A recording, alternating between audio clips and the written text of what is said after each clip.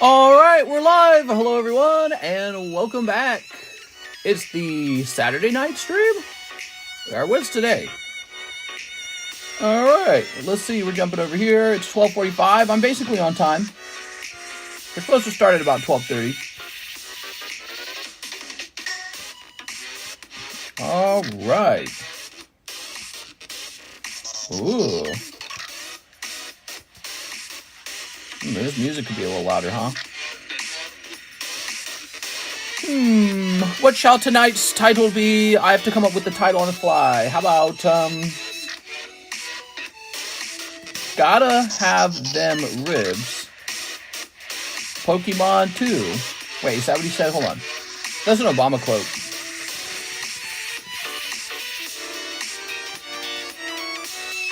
Oh, it's and. Hold on. Let me go back here then.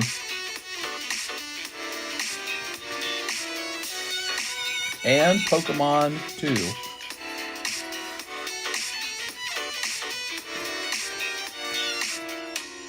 Obama. Real quote.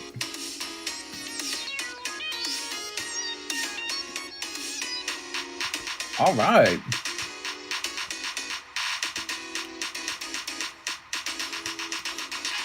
Oops. We're going live for Saturday night. Did you guys see Quip's Saturday morning stream?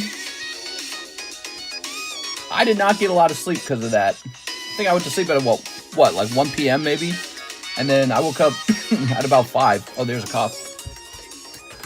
Is it okay if I watch today's stream in my underwear? No! I did see the Quip stream. She's very new to this. You know, at the end of it, I was telling her, why didn't we have you doing this for the last 6 years? Should have had her doing a weekend stream every weekend. You know, because we have this thing that goes on where I kind of sleep in the daytime and she's off on the weekend. JFK file soon, yeah. All right, so she couldn't service all these. Let's do it. Let's knock them out one at a time. Let's see what's going on.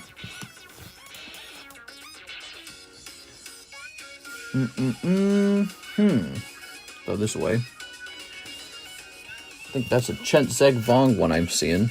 Here it is.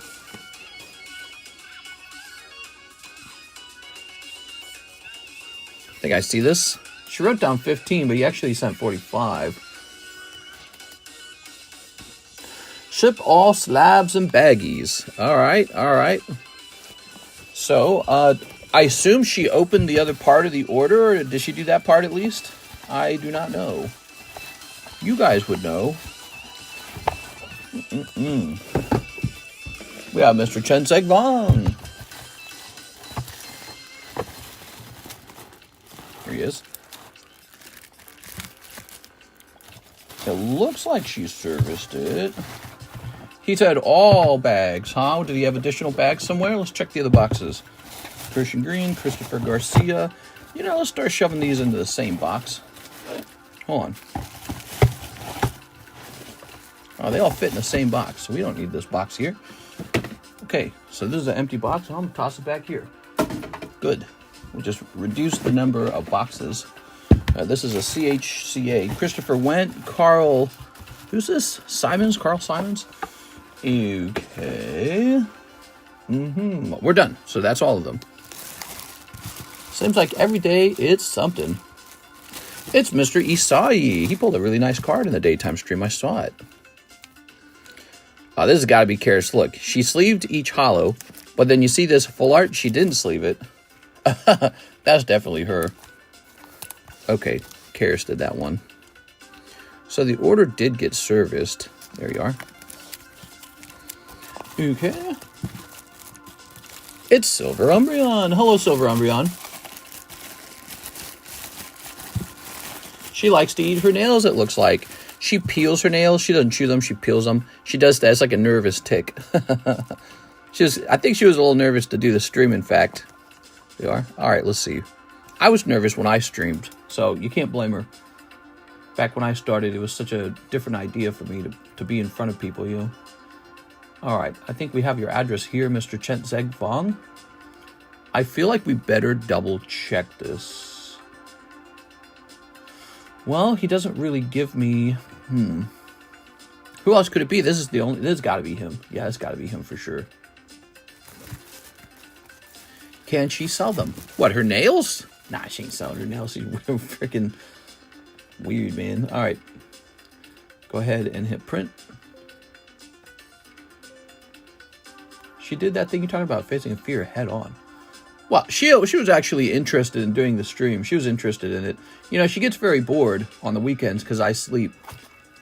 So she just sort of waits for me to wake up before she does anything. And we had talked about it a few times. She was kind of interested in hosting a stream. Okay, so stamps.com just crashed. I got to open the software back up because it's so freaking terrible. Boy, they could use a programmer like her. She could probably go fix stamps. She's pretty good. They probably wouldn't pay her though. I bet they don't pay their programmers. I bet they hire like offshore programmers to make the software. How could it be this bad? I thought she did okay. Yeah, she did okay. I thought she did pretty good. I added up all the orders to show her how many cards she opened, and she was like shocked. She was like, "Really?" I was like, "Uh-huh." She'd never done anything like that. You know, it's a weird thing to see so many cards get opened. I was like, "Yep, people love to open cards.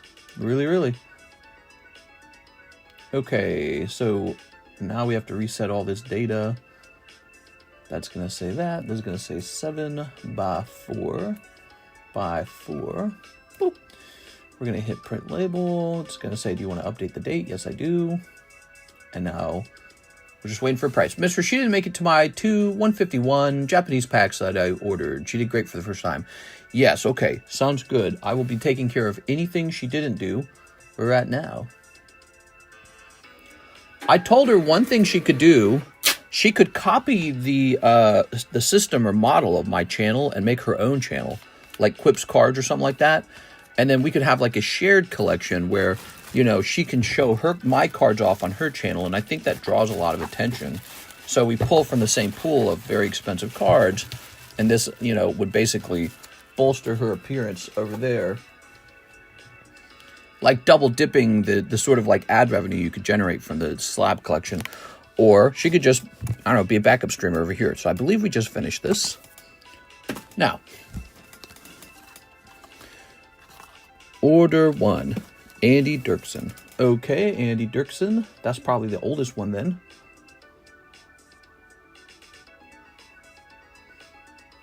Looking for an Andy Dirksen.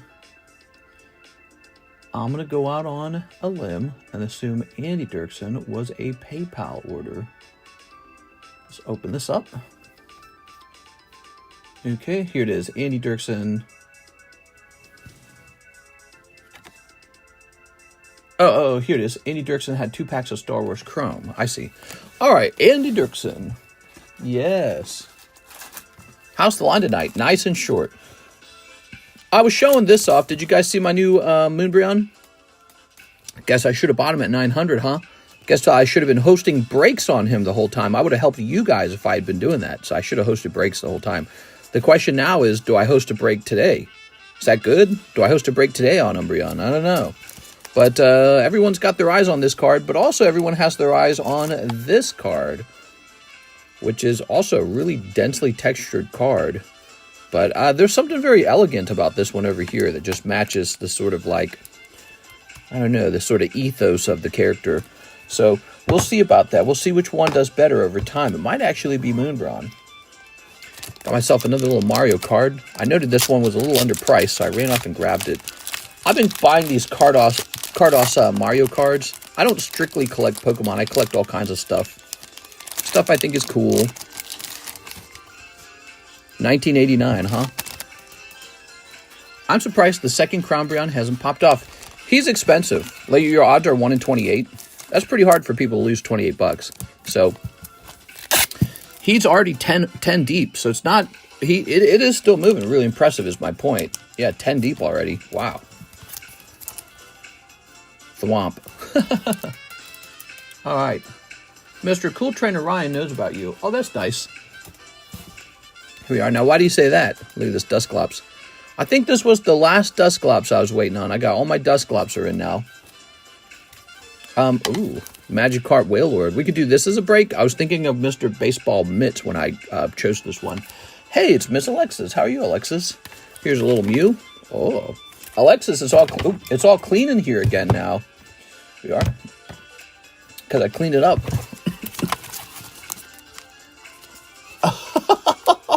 Cool Trainer Ryan, like half an hour ago, called you a bitch and said he hates you. He literally said that in his stream.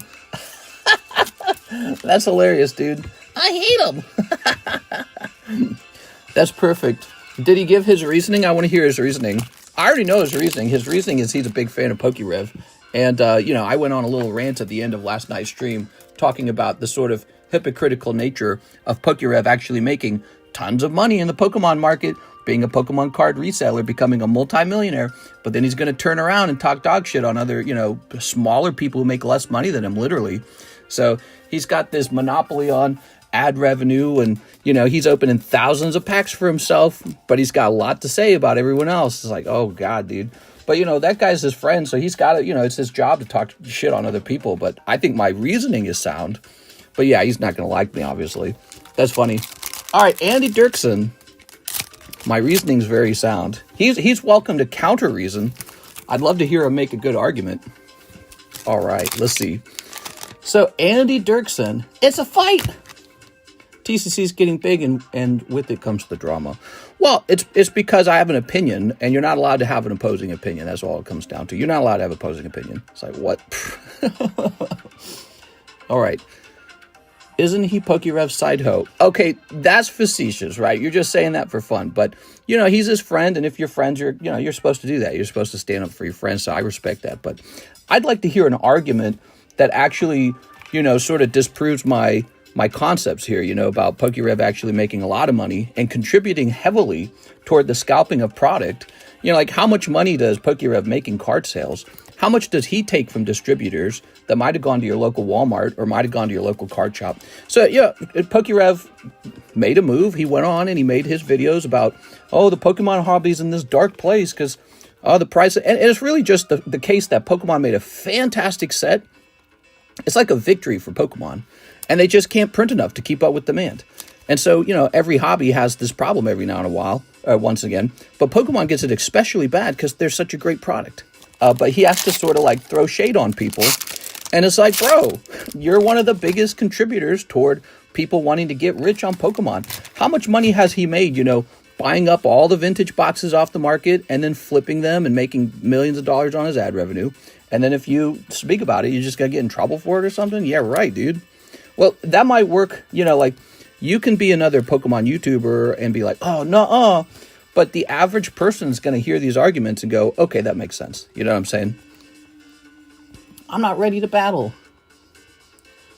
He has the same haircut as my lesbian aunt. Oh, my God. All right, look at these beautiful cards, guys. Enough about that. Let's look at these beautiful cards. Ooh, Darth Maul. Beautiful. Ho-ho. He will fall soon, just like Leonhardt. No, we're not hoping for anyone to fall. It's just like, come on, dude. Take it. In my opinion, you want to talk about the hobby going in the wrong place. I would say what would take the hobby in the wrong place is people acting like a typical celebrity, becoming a multi-millionaire, and then turning around and saying, see, I'm on your side. I'm for the poor like you. And it's so unfair that these prices are so expensive. Dude, didn't you become a millionaire selling Pokemon by flipping it to people? Come on, dude. It's a very typical behavior. You see this in Hollywood. They cry about the poor, but they never give up their own wealth, which they very could easily do that. They don't want to do that. So it's like a guilt thing. I swear to God, it's a guilt thing. They feel guilty about the wealth gap between them and the average person. So they feel obligated to do don't they have a term for this? They have a term like a suffering thing. What do they call that? Oh, I can't remember. I used the term last night. Now I can't remember the term. Somebody here might remember it. Andy Dirksen. Okay. It's like a self-flagellation kind of thing. Oh, the working class. Oh, woe is me. The working class. I care so much about them from my mansion. It's one of those. And, it's just kind of annoying to hear. And that's my commentary. And, I have a right to my own commentary. We are. That is funny, though.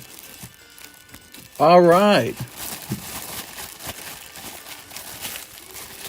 Ta-da. I'm not in this hobby for the money. I just want to rip some prismatic and can't because Pokemon didn't print enough.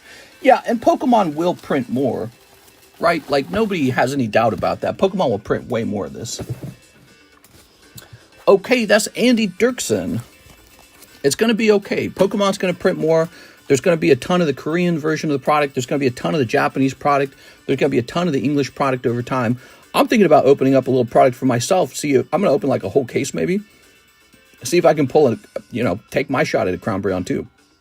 Here's Isai Rivera. Let's get this one done next. So this one says Eduardo Vargas. Prismatic. Okay. Let's see. All right. Grabbing this. There we go. You can do one thing. You can agree with him and shut up. That's basically the concept. You're not allowed to have an opposing opinion or else you'll get him in trouble for it. We are. Cheerlead or shut up. We go, what are you talking about? My girlfriend and I opened our only ETB and got poopy poo. Pull rates are so bad. We need Italian surging sparks. Mamma mia! Oh, look at this Badu Master Ball. You did it. Oh, wait. Eduardo said cut another prismatic pack. Oh, Eduardo. He said cut another prismatic pack. I'm so sorry. I have to cut it, everybody. Oh, you were so close to getting it. No! All right, there it is. Sliced in half. Sorry about that. I didn't see that at first. All right. Oh. Okay, we have one more. Let's see. Oh, I believe this is sold. Here, let's put this in the middle. Isai Rivera, ship PSA. That was a $60 Master Ball a week ago. Sure. Okay. Mr. Isai ordered shipping. You would have ordered that over here, probably.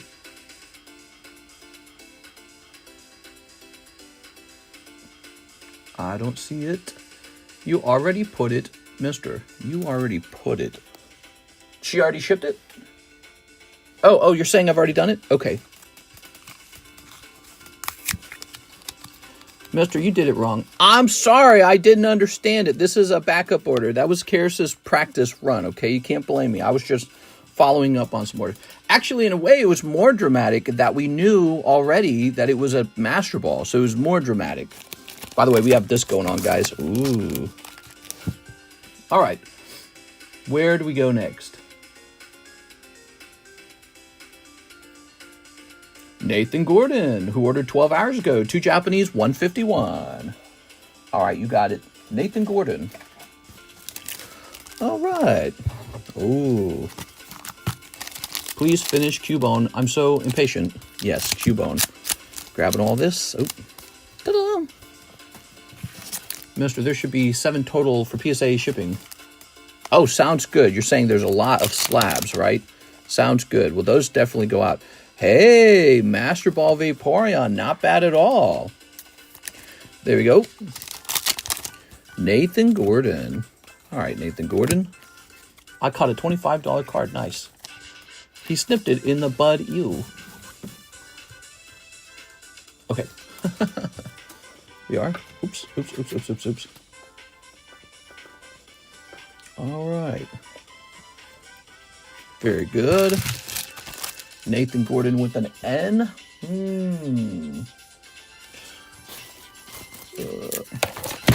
Where am I going to find Nathan Gordon? Aha! Mr. Nathan. All right. Oh, it's called a struggle session. It's not a suffering session, a struggle session. There we go. Have you guys ever heard of that term? Let me look it up for you. That was what I was trying to remember earlier. All right, let's see. All right. A struggle session is a term that originated in communist China during the Cultural Revolution. to describe public humiliation and criticism sessions. These sessions were used as a form of political control, where individuals accused of counter-revolutionary behavior, ideological deviance, or other crimes were forced to confess their wrongdoings to a crowd. So basically what would happen is, if you were wealthy and successful in China, they would make you go through the struggle session, right? You had to apologize for being wealthy and successful. And that's why you see a lot of people, when they're very successful, they have to do one of these sessions. They have to come out and be like, oh, we're so sad and so sorry for the poor people, you know, while they live in some California mansion typically, and they've got $1 million in the bank. So it's just a thing that happens, you know, and it's like a force of nature. You can almost predict it's going to happen. Either they're going to do it on their own, or people are going to get a whiff of how rich that person is, and then they're going to go, oh, we don't like you anymore. And they get, you know, scared of, you know, being perceived that way. Struggle session. Okay. Andy Dirksen. We took care of him. Andrew Wall, PSA 10, Driftloon slab away payment. Mr. Andrew. Okay, let's go over here. The struggle session. Okay, with an A. Let's see. Aha, this goes down to 105. There we go. Esau E. Rivera, 30 prismatic. Damn. All right, let me get all the ETBs necessary for this. 30.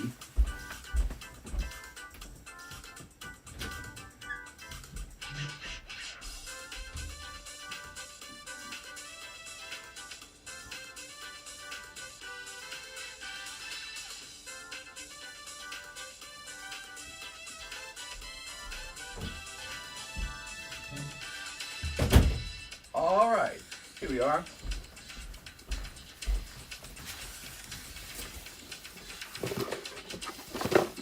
There we go.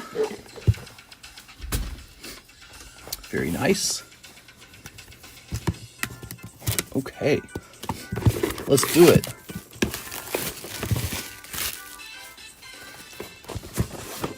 CRT sells his prismatic packs for $30 a pack. Does he actually?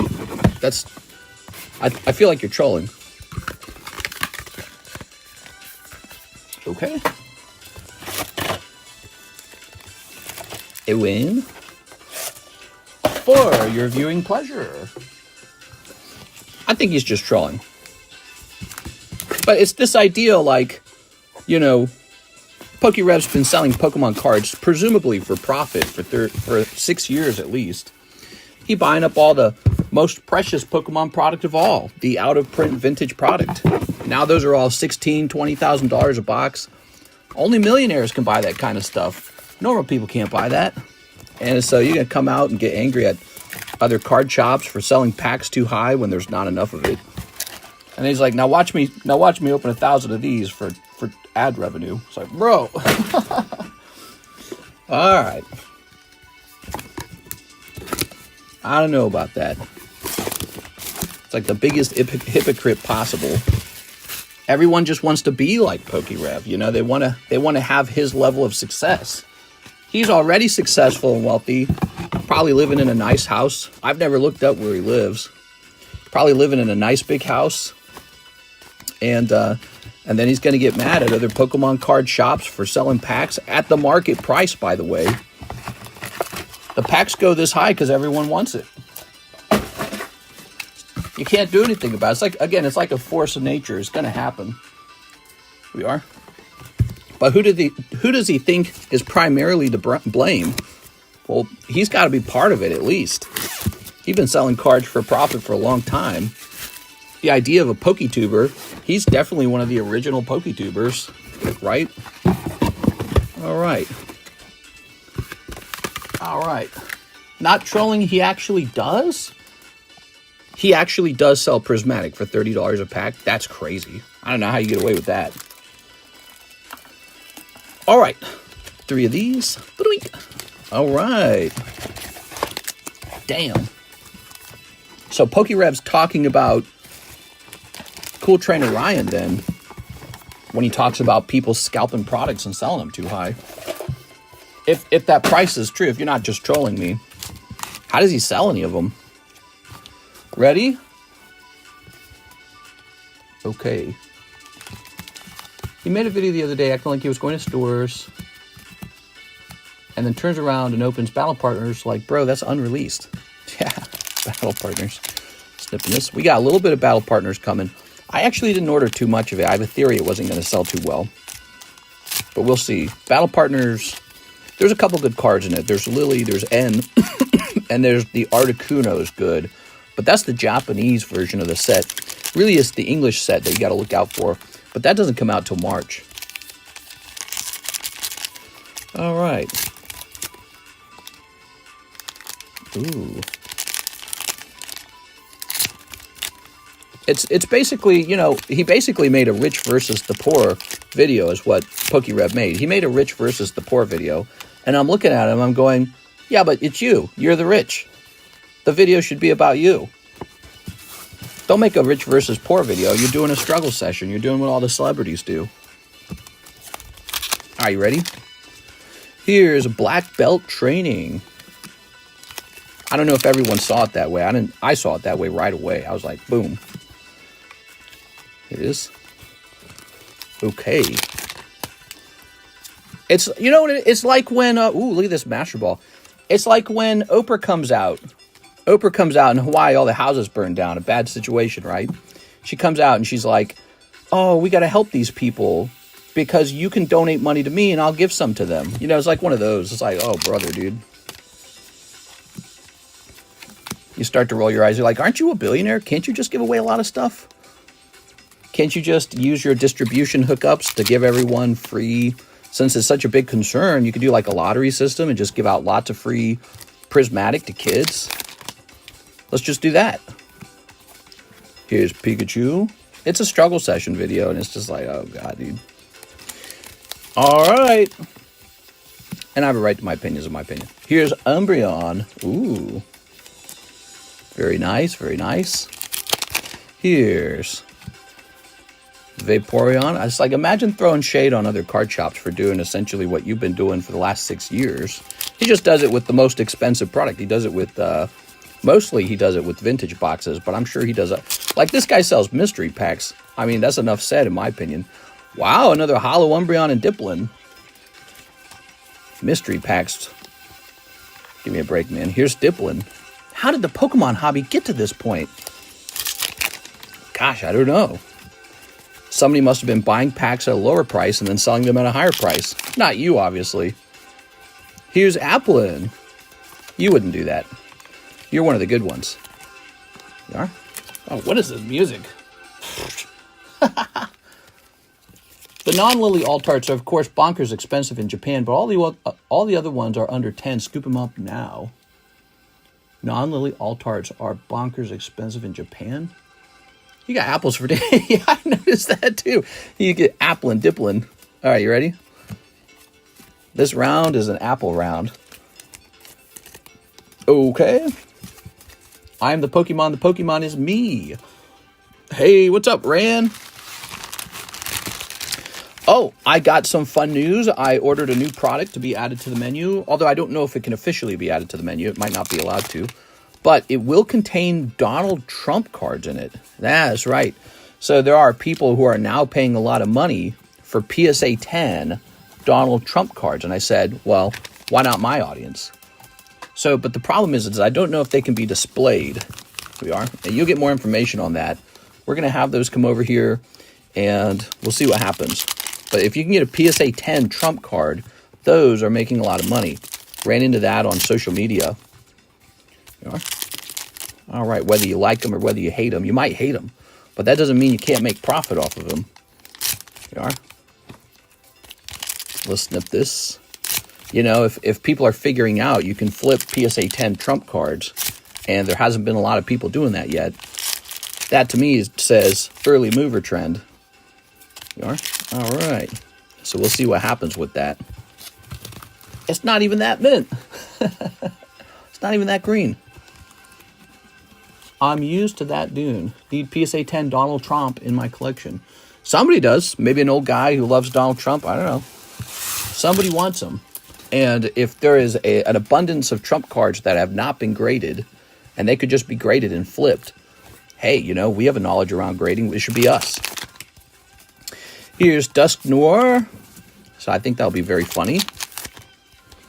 Here's Dirty P. We need a PSA 10 get out of jail card. Like from Monopoly? I like that. I didn't think of that. PSA 10 get out of jail, huh? That could be cool if it's from like a vintage Monopoly board. Another day, another hustle. Yeah, Silva's caught on. That's why we're not so sure if we can display it. It's not clear that it's displayable. We are. I don't know anything about the set. I might have to pop a box open and see what it looks like on the inside because we can't be showing off anything inappropriate. We are. Don't steal my idea, mister. Ah, I didn't steal your idea. I ran into it on social media. Here's Lugia. Ooh.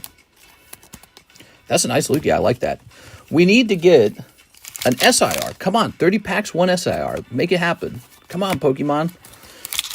Come on. Or a good Master Ball. Here's Scoop Up Cyclone. I agree with the fact that there's a 5th wave of Top Series 1, the long stem Canadian packs. Exactly. They have to be a 5th print wave because the colorations are all different. And also the quality, I would say, on the rays are different as well. So it's pretty obvious they are a higher quality. They are. His signature is worth $30K if he got it authentic. Yeah, if it's not just like a visual reprint of it, you know, like a digital art of it. Yeah, if you got his authentic signature, that'd be. God, could you imagine getting that on a Pokemon card? Imagine Gold Star Charizard with Trump's signature on it or something like that, or maybe just base set. Base set's kind of boring in my opinion. Are any of you guys tired of base set Charizard? I get a little bored of him. You are. You could put the signature on Gumshoes, I guess, but I feel like, I don't know, with Gumshoes, he's such an unpopular Pokemon, even though he looks like Trump. Now, somebody would buy that. Somebody would pay big money for Gumshoes Trump signature. Base set is tiring. We've seen it too many times. Very simple. All right, we're getting close. Come on, still time. No. There's still time for that SIR to pop out or a good Master Ball. 2 packs remain. Come on. Oh, one more. One more. Come on. Oh, this might be a Master Ball. Notice how this front card's a reverse holo, and then behind it is a Pokeball. And it is. And it's Regigigas. That's great. Okay, I like that a lot. That is an improvement. So, I noticed the Master Ball seems to show up in the middle of the hits. So there's 3 hits, the reverse holo, the reverse holo, something like that. Well, if it's a Master Ball, you can tell right away because of its location. There we go.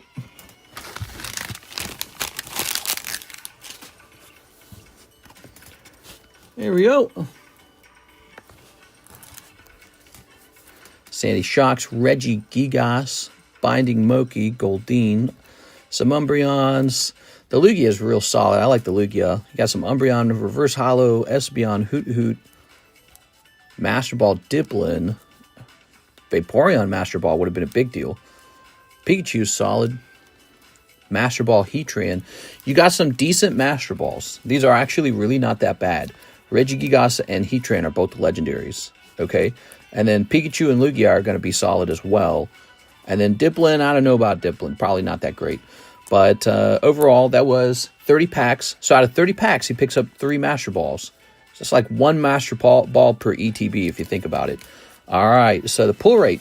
In my opinion, you get a Master Ball in place of an SIR. I think that's how it's working. That's crazy. Mr. Isai, you are a big customer, man. I appreciate you being here. Very cool. Okay.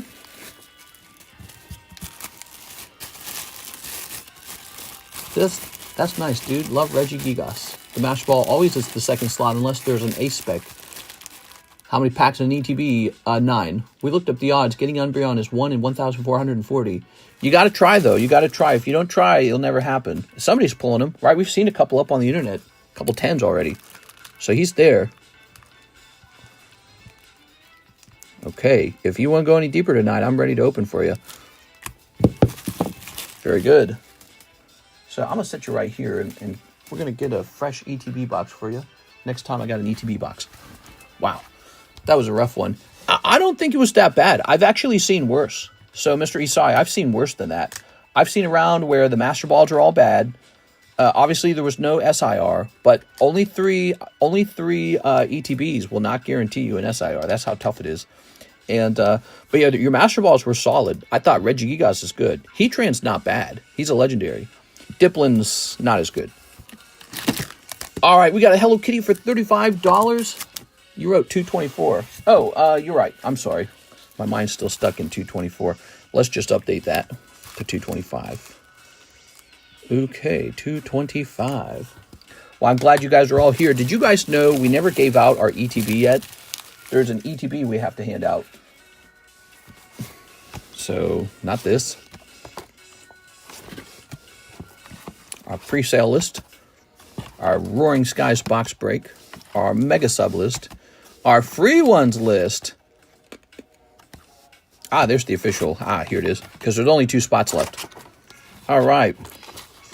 Isai, you are without a doubt the biggest customer today. You're going straight onto this list. Okay, guys, there's 1 spot down here, and you guys are going to be typing in TCC for a chance for that. Let me go set it up, though. It needs to be set up. So, it's not set up. I haven't set it up yet, so typing doesn't matter for you. Step number 1, I'm going to hit refresh. If I win, I snip the whole box. Well, that is another reason not to put you on the list. we want to pull a Moonbryon and get it to grade 10. Crown Bryon, whatever you want to call them. TCC. All right, so we're hitting save on that. And now you can type in TCC. It's ready to go, guys. So we have an order from Mr. Blake. He is ordering our beautiful Eric Cartman here. All right, there it is. Blake Santoro. There you go. It's not bad just buying the slab direct, you know. No odds, no gambling to it. Mr. Blake, thank you very much. Okay. Now, here's Israel Rodriguez, Korean Electric Breaker Box. I can't imagine we have another box of that still in here. Yes, I need to go get some more. Wow, it's so clean over here. I cleaned up over here for Karis to do her stream. It's so nice. Wow, I'm not even going to trip now.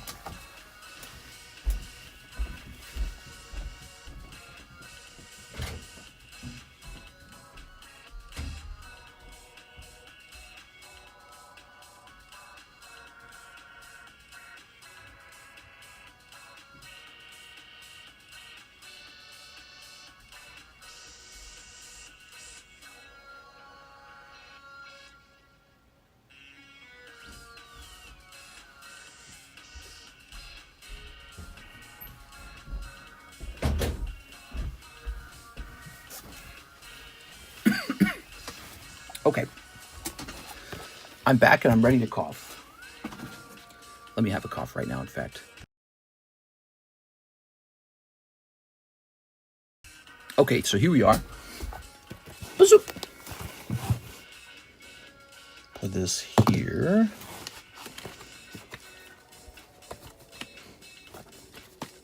Mega break. Ah, right. Let's get someone in on this. Click.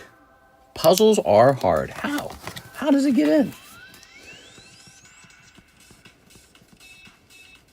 Okay, puzzles are hard. Will Fibro V.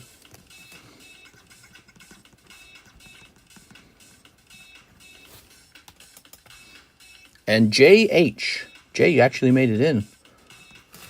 There you go. We'll get more spots handed out as the stream progresses. If you would like additional free stuff, help us get our stream goals. We have some pretty modest goals. 145 viewers, which we're like, I think we're already there. So then we just need 95 likes. And then we'll do some free stuff. All right. Good. All right. Come to me now. I have the same pen. Does that make us friends? Means we have the same taste in pens. It's like if we found the same girls pretty. Blush. All right. Ooh. Ah. Ah. Tossing this away. Let's start sneeping. By the way, how's the camera look? Are we centered well? We might not be centered as well as I'd like. How about that? A little bit better? Okay, a little bit better. I noted when Karis was streaming, the camera wasn't centered as well as I would have liked it to be. And I noted as a viewer how annoying that gets. It's like, it's a little off center. Snipping that. Snipping this. Having everything look nice and neat is valuable. Do you watch anime? I watch a little anime. There they are. I watch the news a lot. You know, if you want to talk about what I do the majority of my time. So recently I've been studying house prices and studying like the investment value of houses in different areas. I've been spending many hours doing that, but I also shop a lot. And then for TV, we've been watching The Office just for fun. We've watched it before, but we're just kind of running through it. It just kind of plays in the background. The camera was tilting like the Titanic. How long do you think Korean EV Heroes will stay cheap? Could be a while. Just depends on how much there is. But look at how cheap that stayed over time. That proves to you that if you're just a collector and not somebody playing the game, if you're strictly a collector, you could become a Korean card collector and just enjoy the hobby with a different language. And you can collect PSA 10s, and they will be reasonably priced PSA 10s. And yes, there's a market economy for that. It's not the same as the English economy, but there's a market economy for that. And so you can just enjoy all the same artworks. And hey, you should learn some Korean. Who cares, right? There are weeaboos who learn Japanese. So the Korean product's so affordable. But the Japanese product is somewhat affordable too. So you can go a step above that.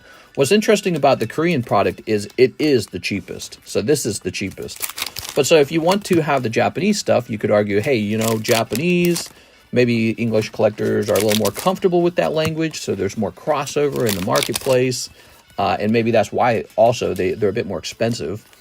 So maybe it has more, reputation for the fact that Pokemon is a Japanese company after all.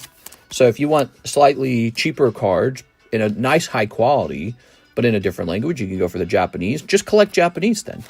Or you could go after the most expensive hobby, which is English. And instead of collecting 10s, just collect ungraded ones. You know, you save a lot of money if you just buy one that's not graded. And you never know, it might even be gradable. You might get it and be like, whoa, this one's actually pretty good. Look at that, Magneton.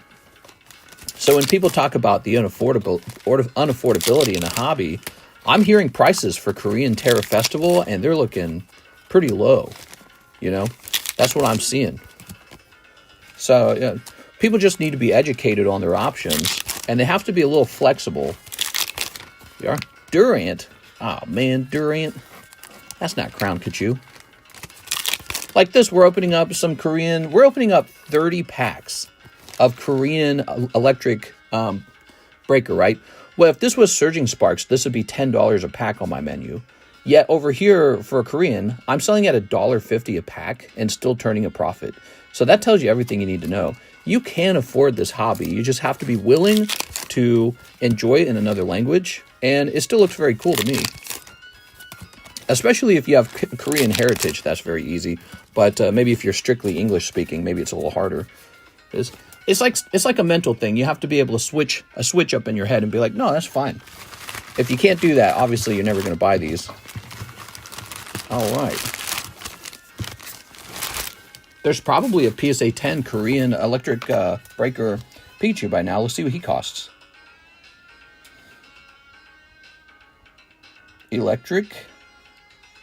Breaker Pikachu Korean. It's gonna be like 200 probably. Illahu, no, Pikachu. My God, dude. Hasn't my phone figured out that I'm a Pokemon card collector right now? All right, hold on. All right, let's see if he shows up. No, I don't see a Korean one yet, but I see that the Japanese one's an affordable $340. So, I mean, look, here's the Japanese one, and he's just $380. So this idea that the hobby's unaffordable, I actually think, once again, you can go back to this idea that it kind of just is a struggle session, just it's so bad for you that it's so pricey. You know, it's one of those sad things, isn't it? And it's like, it's not as doomy and gloomy as you think it is. right at the launch of this product, it's going to be really bad for a while, and then more options will come out over time. We are? Ooh. All right. Manifest the Umbreon. We're going to manifest it. All right. Mr. Israel Rodriguez. Let's see. Oh. I want Spanish Modern. Yeah, where's the Spanish Modern? We are. Tell Claudia, the president of Mexico, to get it going. We are. How do you guys feel about her, Claudia? There you go. All right. So it's mostly, so Israel Rodriguez, that is a mostly Star Wars bag. We'll start you a second bag. No more buying singles. We're buying the whole ETBs tonight. John has a point. We need Spanish surging. I saw she's denying deportation flights to land in Mexico. I can understand that. Why would you want to acquire all these people all of a sudden? You don't have resources for that. Only thing I'd have to say is she kind of also let them through too. You know what I'm saying? Number 2. She didn't say, you guys can't be doing that. You're just going to get sent back here eventually. There you go. All right. They're printing Latin American Spanish packs starting with Journey Together. Really? I didn't know that. That's very cool. We'll probably have that on the menu. We'll give it a try. Okay, so Mr. Blake is done. We've got Mr. Jonathan Morris, 10 prismatic for CTR. Sounds like he needs help. What? All right, but here's the rule. If you actually pull an SIR, I'm giving it to you. I think you're being funny here. All right, Jonathan Morris, 1 ETB. Who is she? She is the current president of Mexico. We are. Okay. Very nice. More Pokemon accessibility is always great. We are. It's Lucky Ducky. Pokies sometimes have different names in other languages. Sure. All right.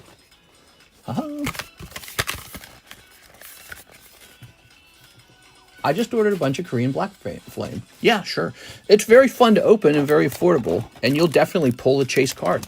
You'll spend less money pulling the chase card, and you'll have that moment where you pull the chase card. It's just, and same for your kids. If you got kids and you want them to have the experience of pulling the chase card, you can just open some Korean product. It's not that, it's not that impossible. And kids, you think kids will judge that? They won't judge that. Kids love that kind of stuff.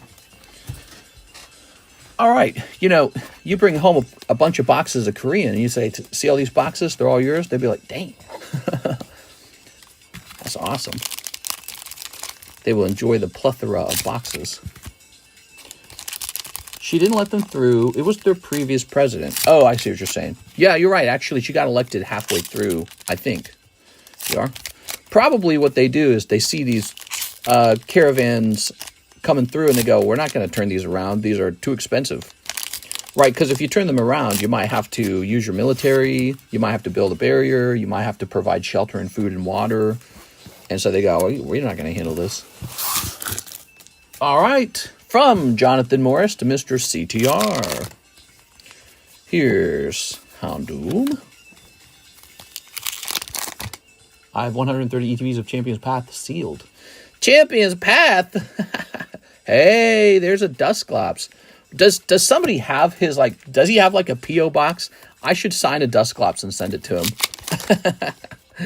Here's a Vaporeon. I don't know, maybe it'll upset him.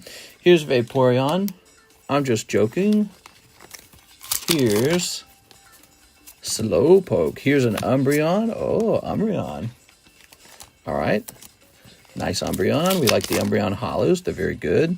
Here's Executor. Oh. Call Mary. Bloody Mary. Here's Poopy Tar. He's going to take a poop. He's flying through the air somehow. He's like a football. Weird. Okay. Here's Champion's Path is just Garbo. Leafy Blown. And Dude Sparse. And that is a perfectly cold ETB. Damn. Ta-da. I bought an Articuno art rare from Battle Partners. Sure. Like the one really good card from the set, I think. He's going to be, I don't know how valuable he's going to be in Japanese, but in English, I think I'm going to steal this Dusclops. Does anyone care if I'm stealing this Dusclops? Here we are. I'm going to steal that Dusclops. You know how I am. All right. Wait, does he need this one as well? What's this pack here? Oh, shoot. Nah, steal it. Did I not... Is that like pack number 11? What's going on here? 1, 2, 3. I don't even know. I ran through like 200 ETBs and got a bunch of Zards. Yeah, let's see. Let's snip this. Champions Path. I don't know, dude. You pulled 9 from an ETB. Ah, okay. So he needs this one too. There it is. Done sparse. He got dude sparse. All right. Nothing too crazy. That was a sweep. He's stealing Dusclops. It's okay. It's not a good one like Dust Noir. Hey! Do you have that Umbreon VMAX slab on the table? I do. He's, let's see, where did I put him? So recently what I did was I acquired, these are two of the biggest cards from the Sword and Shield era, Umbreon and Giratina. And it's time, you know. When this card shot up in price and we saw Prismatic go to the moon, all I could think was like, so that's proof that there's not enough Sword and Shield to go around. And I think for the Scarlet Violet time period, they might begin printing much more than we've ever seen before. You know what I'm saying? So the amount printed might be astronomical here on out. But, you know, from Sun and Moon era, I always had like Burning Shadows Charizard, which I kind of theorized that was the best card from that time period. Although I think you'd have to say it's the Latios.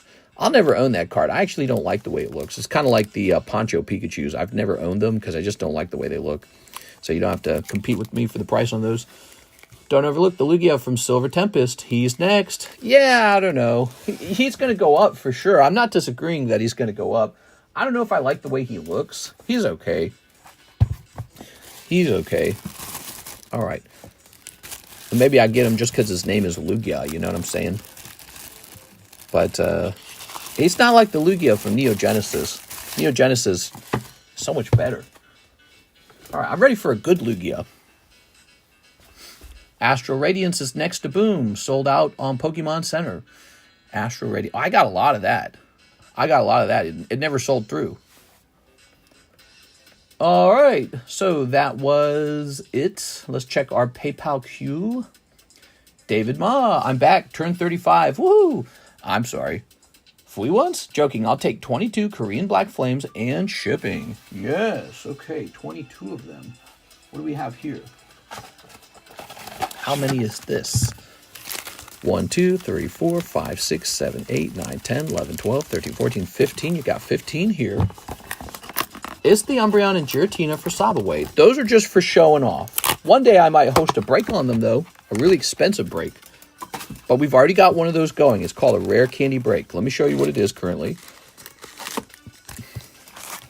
So this is the current Rare Candy Break. When it's over, we can pick another really wacky card and turn that into the Rare Candy Break. Ooh. Okay. Very nice. He's a big one. It'll take a while. By the way, isn't this almost done? This is the clearance break with 2 spots on it. The Cubone break with 2 spots on it, if you guys haven't already bought that. PokeBruh, Umbreon break. Yeah, we got some. These two are real close. They're both 2 spots. So I need to go get some more Black Flame, I think. Unless there's more hiding back here somewhere. One of the things, as I was cleaning up this area, I realized I had so many, like, double open boxes. I'm not seeing a double open box for it, though. All right, I'll be back. Black Flame, flame on!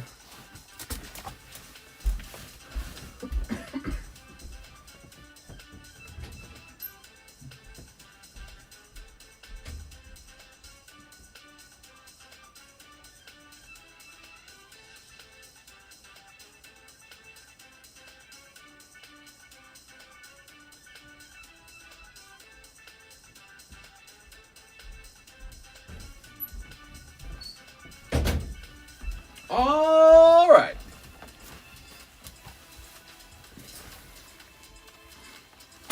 What happened to the Suicune break?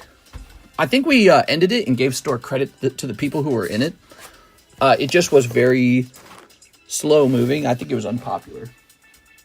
We can try them again later. If a break ever moves way too slow, we end it early. Doesn't happen very often.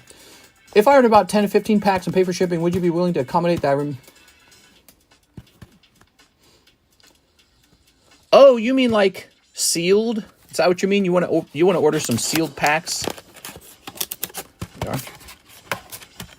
What sealed packs you want to order? There's a point where the equation doesn't really work out too well because of the increased cost of shipping.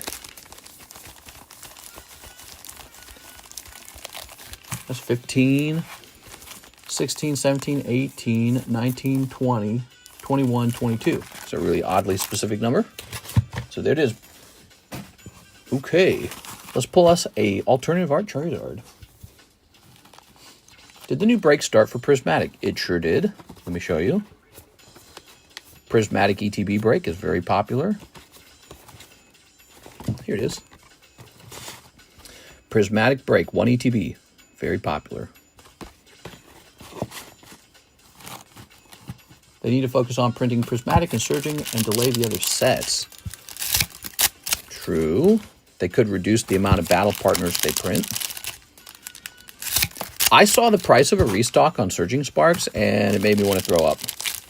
I actually didn't buy any. I might not buy any. So I might just literally wait on Surging Sparks. I might not do any kind of restock on it. So we might have a limited amount of that. Okay. Ooh, is EV2 good? We are still waiting for EV2 to arrive. I don't think I opened all my boxes today.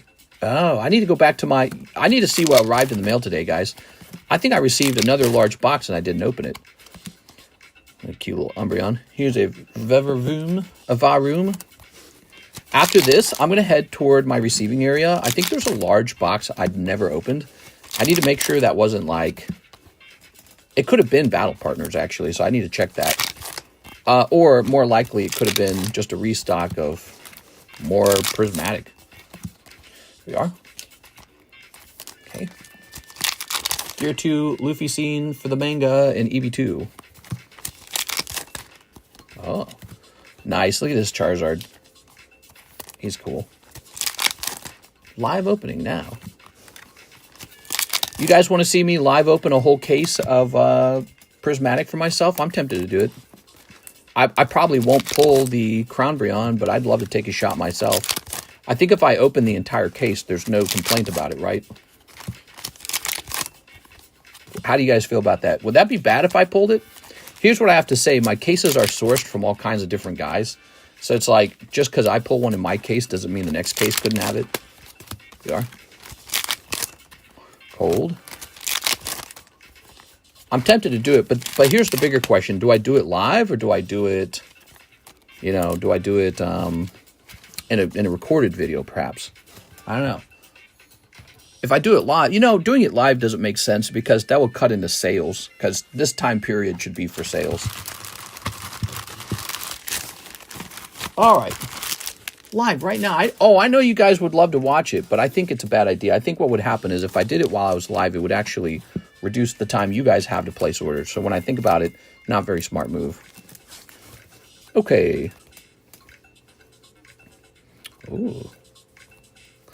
Well, you got a lot of ARs. Look at that. That's nice. The Houndoom AR is really pretty. Houndour, I mean. And Charizard solid. Okay. David Ma. And he says he wants shipping as well. Let's go find him.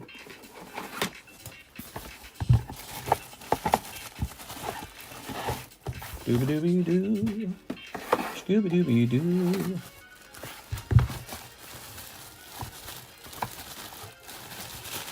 Ah, David Ma. Very nice. All right.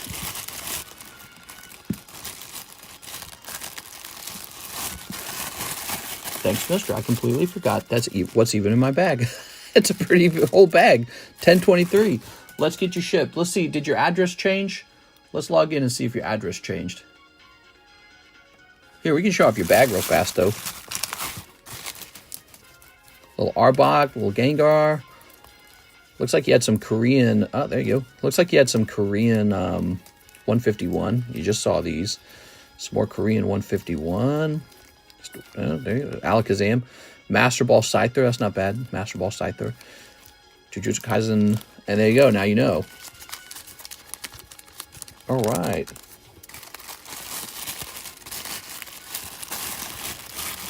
January almost over. WTF. Actually, it feels like January took forever, doesn't it? Probably because it's so cold out. You don't get to go out of your own home. You don't get to exercise. Very cool. Thanks for the spread. Spread it.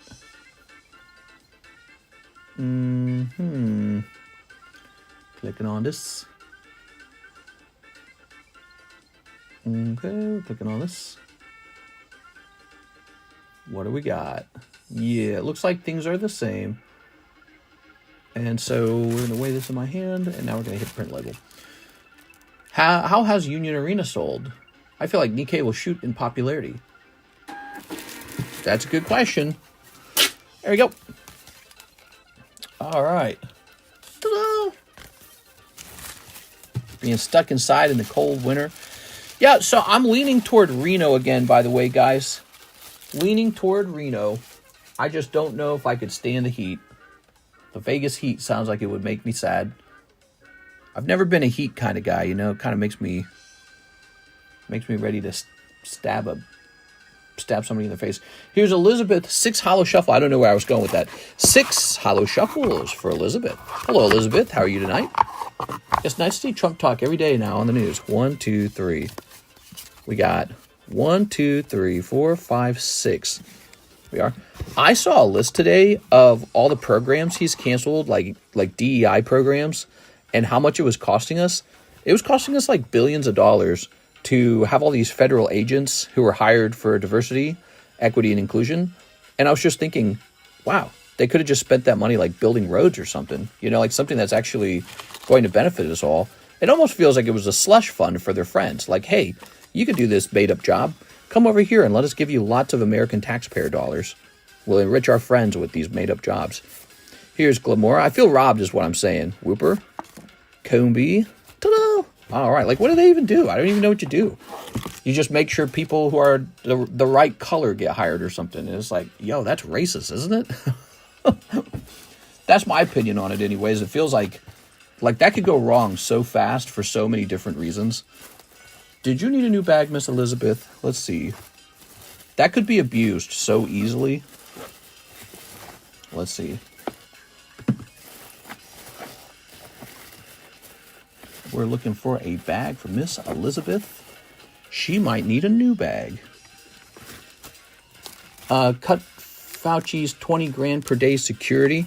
Yeah, I heard about that. That was a bit controversial. $20,000 a day, guys. Think of all the spending that was going on. And we can't figure out why we're trillions of dollars in debt. It's like, well, isn't it obvious? We're just spending money on everything, man. Okay. Okay. Yeah, I am concerned about the national debt and the interest we pay on it. That's one of my biggest concerns about our country is the national debt just growing bigger than GDP and always growing it higher and never lowering it. It's like out of control. And then, you know, this new party gets in power and they're like, yeah, we'll just cut this, we'll cut that, we'll cut this. And it's all this weird stuff. You're like, oh my God, dude, we were paying for this? 4 billion here, 20 billion there. I was like, Jesus, dude. Really crazy. He's rich. He can just hire his own security. An hour to the stream, 148 viewers. If there's a fear worthy of 20,000 a day on a public servant, then why weren't they just fired? Well, I'm not saying that that's not worth it to protect people, but I think that is interesting to say you got to hire your own security. It's kind of interesting, the thought of it. Yeah, it's just, I'm sure that's a topic that can be debated from either side. But I think what's important right now is the United States has record-breaking amount of debt that we pay interest on. It is time to cut spending, and it is time to pay that down and get out of it. So I really like that perspective on things, you know, reduce spending as much as you can.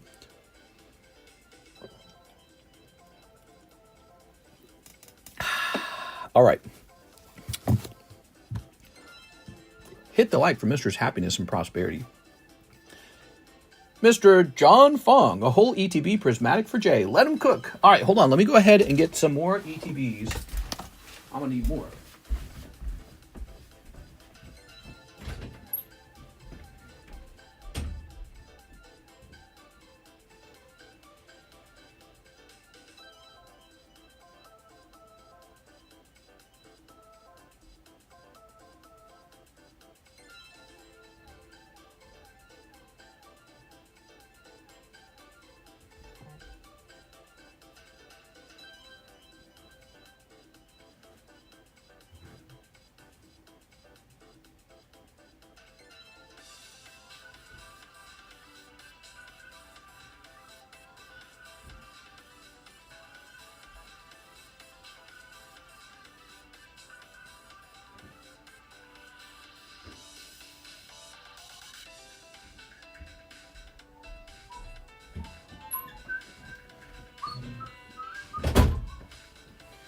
So something else did arrive in the mail. I actually forgot that I bought this, but it's really cool. I want to show it off. All right. Whew. You ready? Will it fit?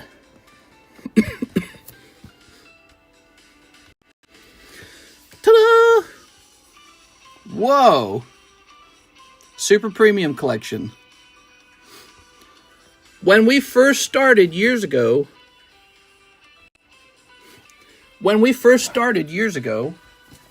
I bought a bunch of those for cheap. Back then they were cheap. And that is where you get all of our boxes from. These boxes, that says Shining Legends upside down. So when you look at the design of the table, we got all these Shining Legend ETB boxes.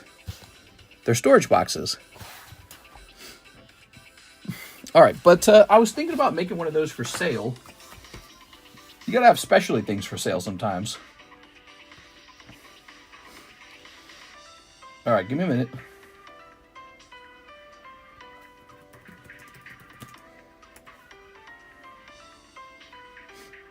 Oh yeah, I paid an F-ton for those now.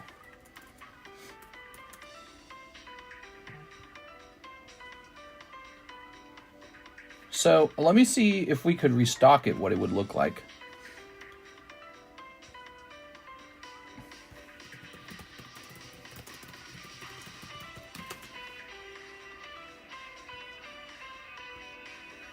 I paid a lot for that.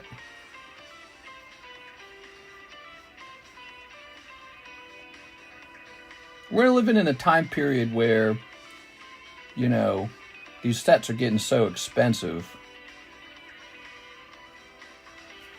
All right.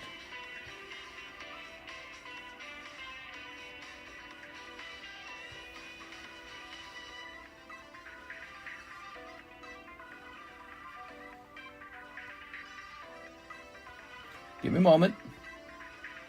You're all sitting here anticipating.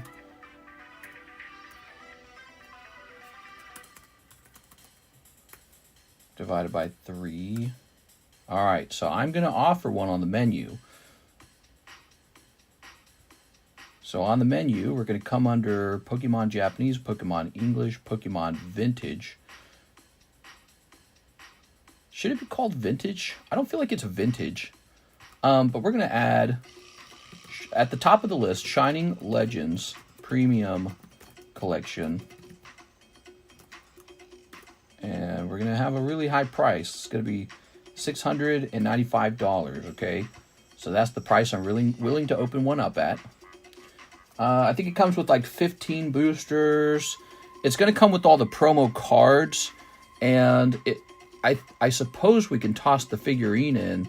The figurine's this fat little Ho-Oh, isn't it? I don't think it's worth anything. The figurine's kind of annoying. So you can keep the figurine if you want, but you'll have to remind me to ship it, okay? If you don't remind me, I won't ship it. I'll forget about it. So there you go. And yes, you get all the promos, including Shining Lugia, Shining Celebi, and it's very cool. So that's on the menu, just one of them, okay? I only have one of them for sale. Okay, cool. So, back to it. Mr. John Fong, 1ETB. Mr. John. Ready? Very nice. Put that like that. I want the Eevee promo so bad. Great, eccentric, who's counting? I'll buy that for 6. Spam the 100 button. All right. There we go.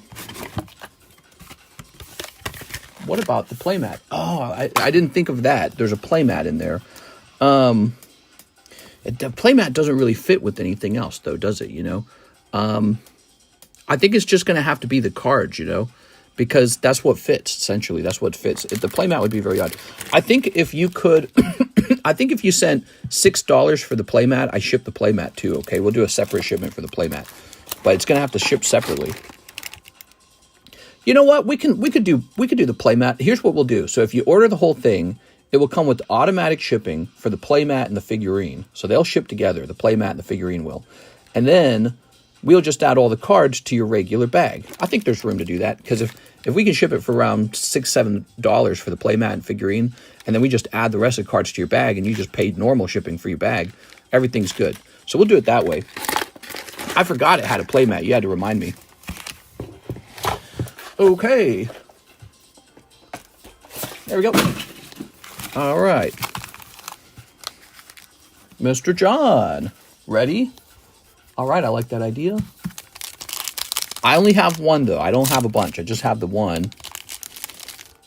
Snipping this. Snipping this. I don't know how many booster packs are in the set. Let me tell you how many booster packs are in the set. Give me a second. I feel like people should know. Probably like 10, 11, 12, or 15 or something like that. It says here, oh, it's 10 packs. Okay, there you go. It's 10 packs, 4 promo cards. 10 packs and 4 promos. The Lugia by itself, if it grades 10, is very expensive. The Lugia is very expensive if it grades 10. All right. Back in the day, I graded a bunch of those Lugias, and about half of them graded 10. Maybe 50% of them. But the Lugia 10 by itself is probably like a $300 to $400 card. Just that one card. Lesbian. Janine Dusk Noir. Here's Pupitar. All right. Hippopotamus. Okay. Here's Dreepy Master Ball. That's the one you were looking for.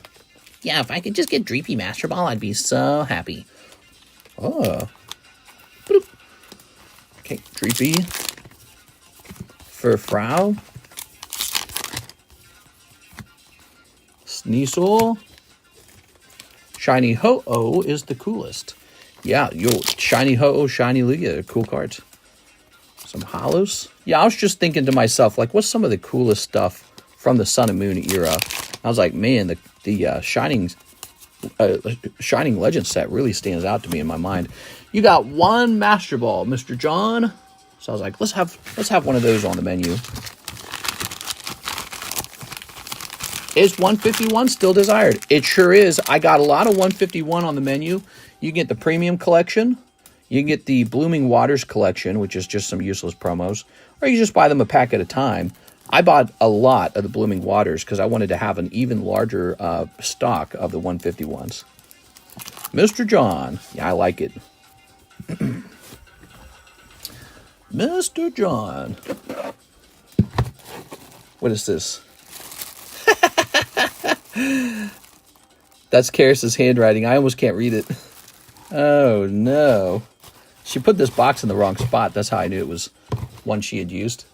Oops. All right, so give me a second here. She wouldn't have known this, but Mr. Joey Maycumber has a bag right over here. All right. These rates are horrible. She sleeved up his hollows. Here you go, Joey Maycumber. Pretty tough. They're pretty tough rates. One Piece. We got Brutal Pull. Prismatic Evolutions. Hold My Beer. We are? Ooh. Hold My Lemonade, I think you mean. Let him cook today. So, John, did you have... Let's go ahead and move this around. Did you have a bag? Here it is. Thank you, John, for going deep. Sorry about the tough pulls, man. All right. Root beer, Mr. G's. Oh, no, I'm just pointing out that in the Pokemon video games, lemonade is something you get from a vending machine. It wasn't a reference to no alcohol. I don't care about alcohol. Hold my lemonade, right? Like from the Pokemon game. Hold my moo milk. I should have said that. You would have understood that right away. Hold my moo milk. All right. Very good. Oh. Oh. Okay. He just put in another order for another box. Nice. All right. Okay. This is Daniel Del Barrio, Mr. DDB. Okay. Mr. John Fong, have we ever shipped you before? I think you're brand new, right? Is it safe for me to give you a free round of shipping on what you already have? I think you're brand new. When you're brand new, I like to do that. I like to get an early round of shipping going before you go too deep. Yep, Jay never goes bankrupt. All right. You're going to need hella luck. Here's Duskull, Umbreon. Look at that Umbreon. Bazoop. Okay. Oops. Here's Okie Dokie. Very nice. Here's Shaman, Dragapult. Okay, Shaman and Dragapult. Oh. Oh. Very good. Here's Duskull Master Ball. I think the Duskull Master Ball is going to be a nice one. Look at that. Duskull is somewhat popular. He got that earlier design. Bronzor. Okay, so we've got one Master Ball in this ETB. Hold. Low Punny. I got a Pokemon, Batman. All right. Mr. John Fong, is it all right if I send you a free round of shipping on your current bag just to establish an address with you? There you are. Pikachu. There you go. All right. And here is Buddy Poffin. Mr. feels funny when he sees Dusclops. Mr. JH says yes. So is the address in the PayPal account, is that accurate? Can I ship to that address? Let me look it up real fast. There's no laws against the Pokemon, Batman. Joker, no. Dang, another cold ETB. I don't know if this is considered a cold ETB, though, because it actually had something in it. Master Ball Duskull was in this one. Oh. All right. DDB, you're going to be... Where are you going to be? I don't actually know where I keep you anymore. Used to know where I keep you. Okay.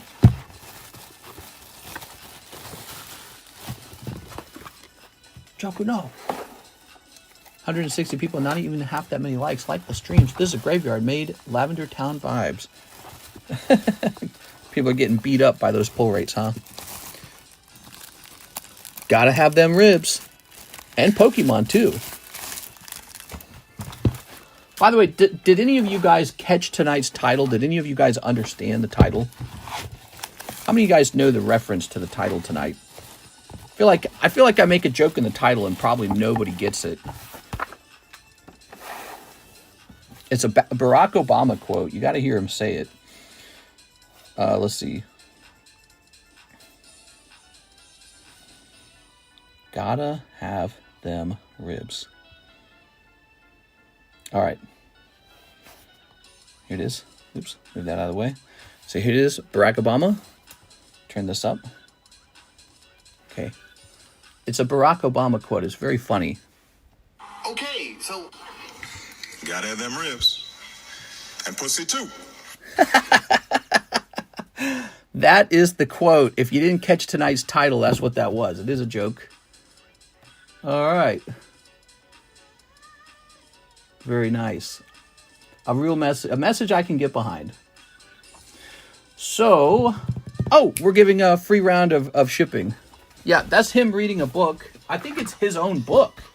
I think in that part of the book, I think I looked this up. I think in that part of the book, he's like talking to a friend or something. But it's a really funny quote. All right. Yeah, he's having a conversation with a friend at that point.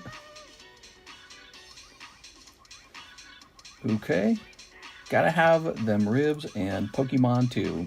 My thoughts exactly. All right. Grabbing this. We actually do have a lot of ribs out here in Lake of the Ozarks. So, Mr. John, I am shipping to the address on file. Okay. Also, the PayPal email address that it is associated with will receive a tracking number. You're getting a free round of shipping because you're going so deep as a new guy. When that happens, we give you a free round of shipping on your early purchases, okay? No, another address. Oh, okay. So what I need you to do, I have an email address. And I need you to email me the correct shipping. Or in PayPal, you can send 1 penny. If you do that, if you send 1 penny in PayPal, you can add a message. At that point, you can just send me the correct address. Okay, sound good?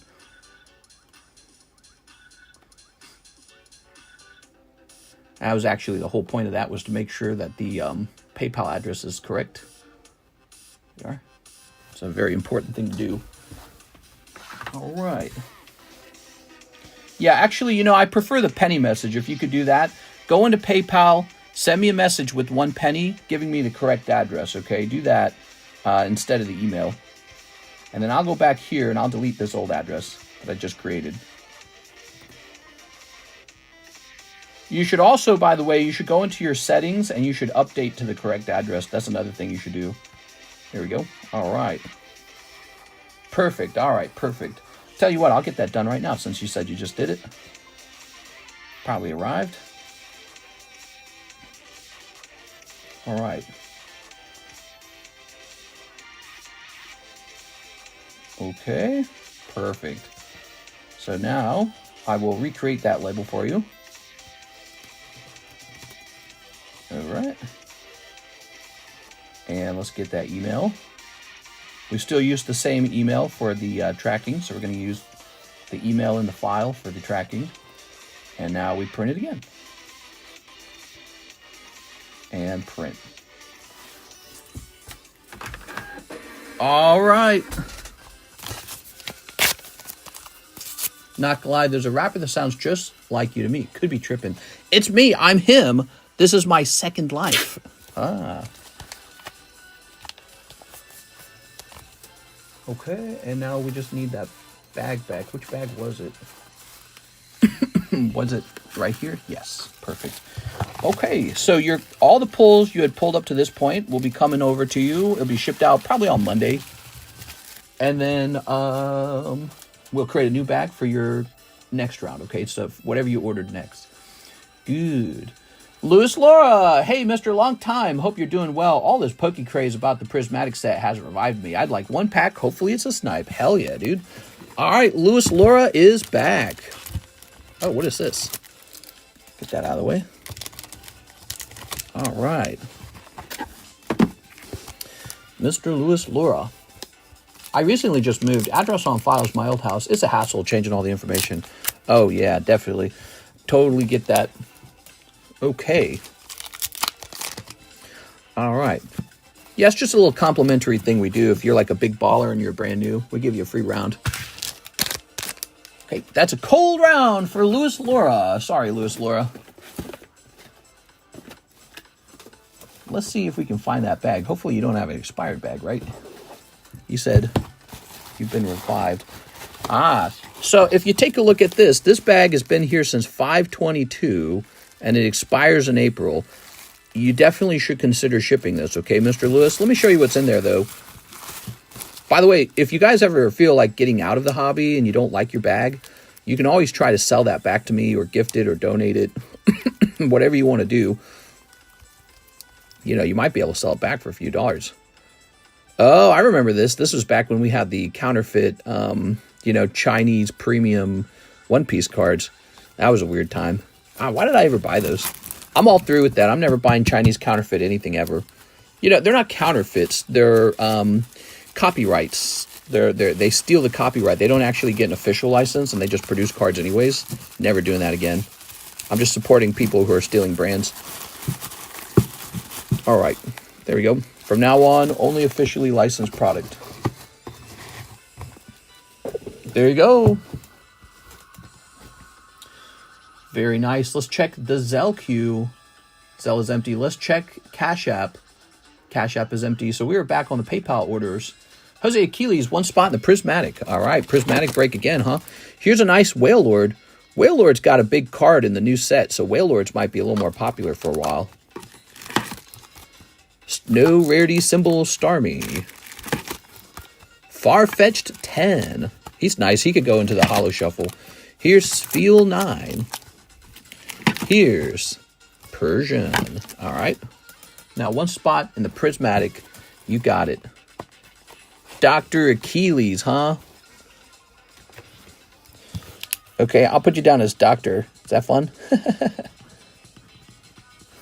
How about that? All right.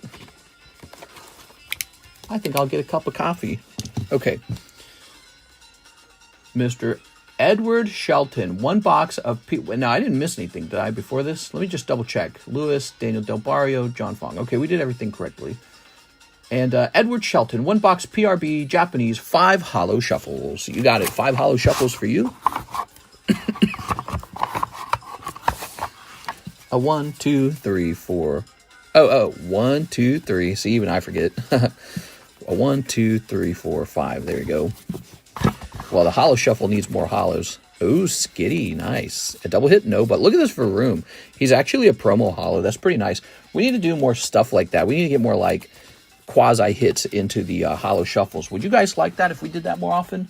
What kind of quasi-hits could we get in here? Just little things, right?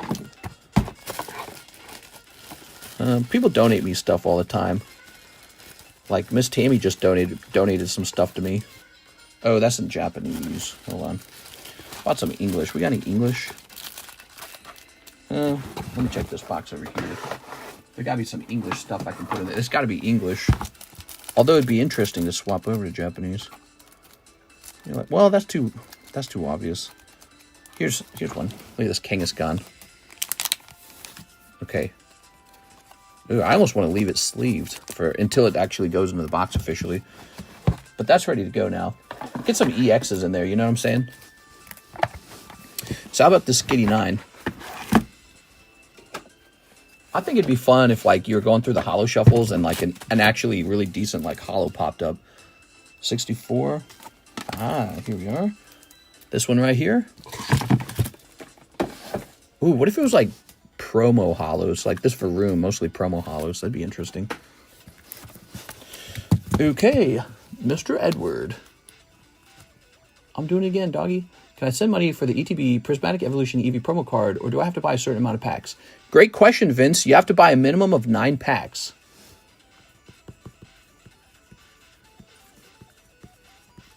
Edward Shelton. Thank you, Edward. I'm going to grab some more holographic cards and put them into the Holo Shuffle box. We're having a nice night tonight. Pretty much everything's going up into that Holo Shuffle box at this point. We're running low on slabs. We really are. Okay, good. Next up, we have a Mr. John Fong order. Another ETB box for Jay. All right, another box for Jay. Come on, Jay. There we go. Ooh. When did you say those Playboy cards are going up? Maybe in a week. I don't know if they can go up. I don't know what happens if you display the Playboy logo. I don't know if that changes your ranking in the algorithm or what. Definitely, it's an adult content website or brand, so it feels probably not appropriate to show off. Here we are. So I don't know how you might do it. What I could do is I could take them, open all the product, pull all the trump cards, grade them all, and list them exclusively in our Discord server. I don't know. I don't know what the rules are. I will study it. Oh, yeah, whole ETB. You ready? Mr. Stop. Mr. You forgot his box. Stop.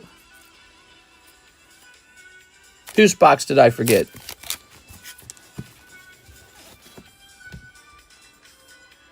Oh, Edward Shelton's box of PRB Japanese. Okay, we're gonna take care of that. My bad. We're gonna take care of that, Mr. Edward. I'm gonna do this first, just because these are already snipped. I don't want to leave them. You know, we want to make sure that they're already snipped, so we got to prove what's in them. So here we go. We don't want to take them off the table. Does that make sense? So let's just get this done, and then we'll go back to you, Mr. Edward. All right, Spiritzy, some Espeons. That's pretty cool. That whole pack was psychic. Don't worry, Eddie. You're next, Eddie. My bad, dude. You pulled that card, the Skitty, and it looked really nice, and I got, like, sidetracked. Here's Tyranitar. Here's Monkey Dory. Slowpoke. Okay, here's Raolu. And Duraludon. Oh, yeah, he got displaced, so he wasn't a Master Ball. That's interesting. Interesting. Treasure Tracker. Look, you're hit. Treasure Tracker. Okay. Oops. Here's Atticus. Look at that, Atticus. All right. And here's Black Belt. Wow. So tough. That is really tough. All right. Wow. Wow, wow, wow. Just a reminder, I don't really make much on these packs, these prismatic packs. These are pretty sparse for me. But we have blasted through the boxes pretty fast already, if you didn't know that. Luckily, I ordered a good chunk of them, but we're just belting through them. I said belt because black belt right there. All right, so let's get you a fresh bag now. You've got your other bags shipping out to you, but we're getting you a fresh bag, okay? So get Jay some tissues. I don't even think that box had a Master Ball in it. That shows you that, you know, a box with a Master Ball is not that bad. Having anything, having a Master Ball is a bonus, like a good one. Okay. We're putting you up in the John box. Now we're going to get that PRB1 for our good friend, Mr. Edward Shelton. Thank you for your patience. Let's go get that. Get a fresh box.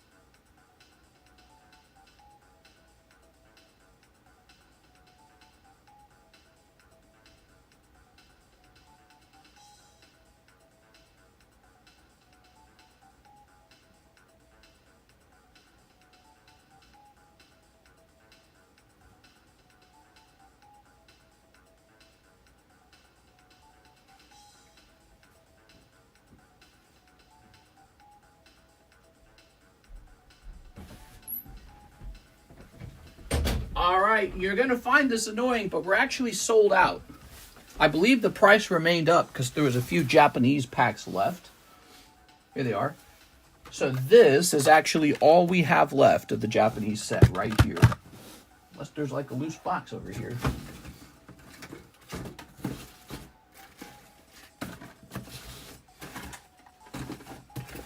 All right, no, there is not. So we still have the price up because we have those packs left. But I'm afraid there's no more sealed boxes. I remember this.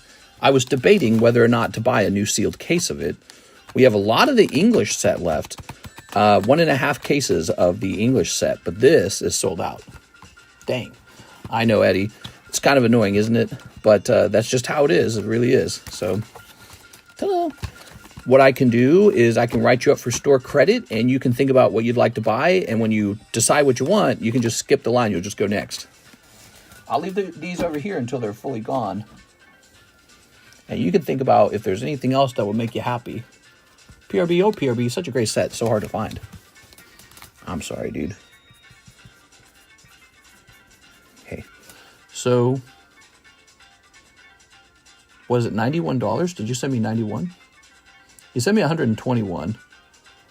I'll write you down for 91. Spend that check. Get it right back. All right. There it is. Let me go get some holos for the holo shuffle.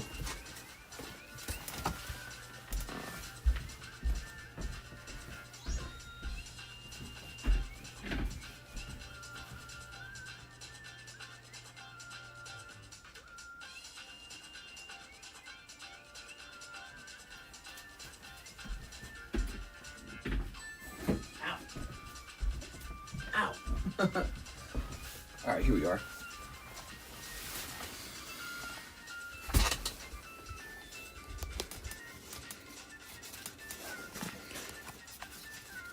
These are from your guys' generous donations. Little Tyranitar, huh?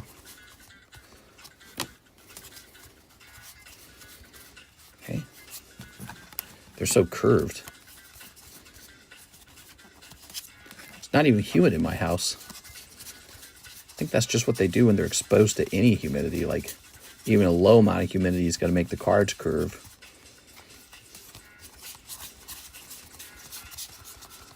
Okay.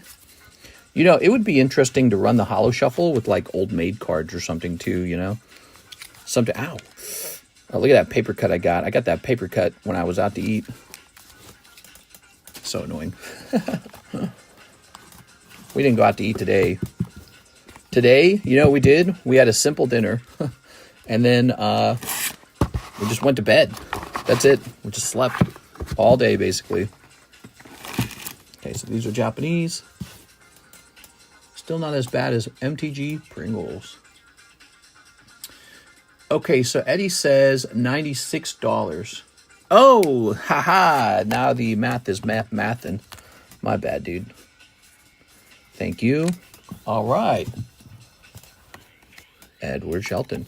You think it over, okay? And you can jump the line when you're ready to open something. Now, in the meantime, let's start stuffing stuff into the... 1, 2, 3, 4, 5. No, 4. Spiel's going in. He's a cutie. Who should I write on? I feel like Tornadoes is the most annoying to look at. Has anyone pulled Cronbreon? Not yet. Remember, whoever pulls that card on this channel gets a special roll in Discord. Think of it like a challenge roll, you know? Like you defeated the boss. Okay. Spiel's going in. We like Spiel. Okay, we have an order from Mr. Daniel Del Barrio. 2 packs Prismatic. Okay, 2 packs of Prismatic. Oops. There's that 151. We went so long with no 151 on the menu. I'm actually really glad I didn't sell it. I stopped selling it, and I just held on to the product that I already had. There we are. And that play worked out for me really well. Here's Eevee. Just an intuitive gut feeling not to sell the ones I had left. Here's Pikachu. All right, Pikachu. Look at that Eevee Pikachu. That's not bad. Eevee Pikachu. So cheap. By the way, if you guys look on the menu, we now have the Trick or Trade is back up on the menu. Also, another thing that needs to be done,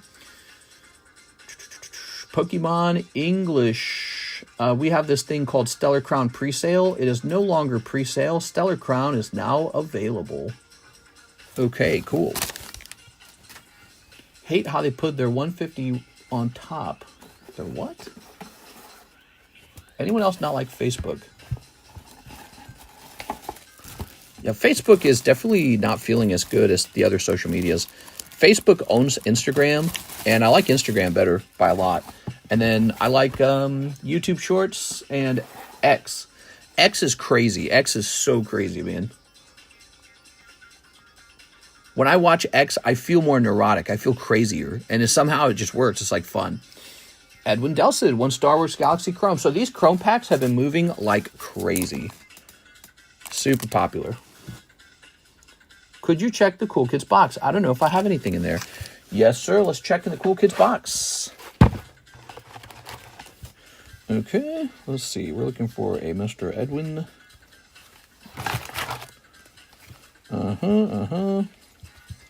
Caleb, Mark, Michael, Caleb, Ramiro, Ethan, Fabian. Some of these are getting quite old. Let's see. Wow, this one's really old. This one's from 523. This one's from 423. Damn. Wow. 423 is almost 2 years ago now. I think those guys are abandoned. All right, Edwin, it appears you have no cards in the Cool Kid box.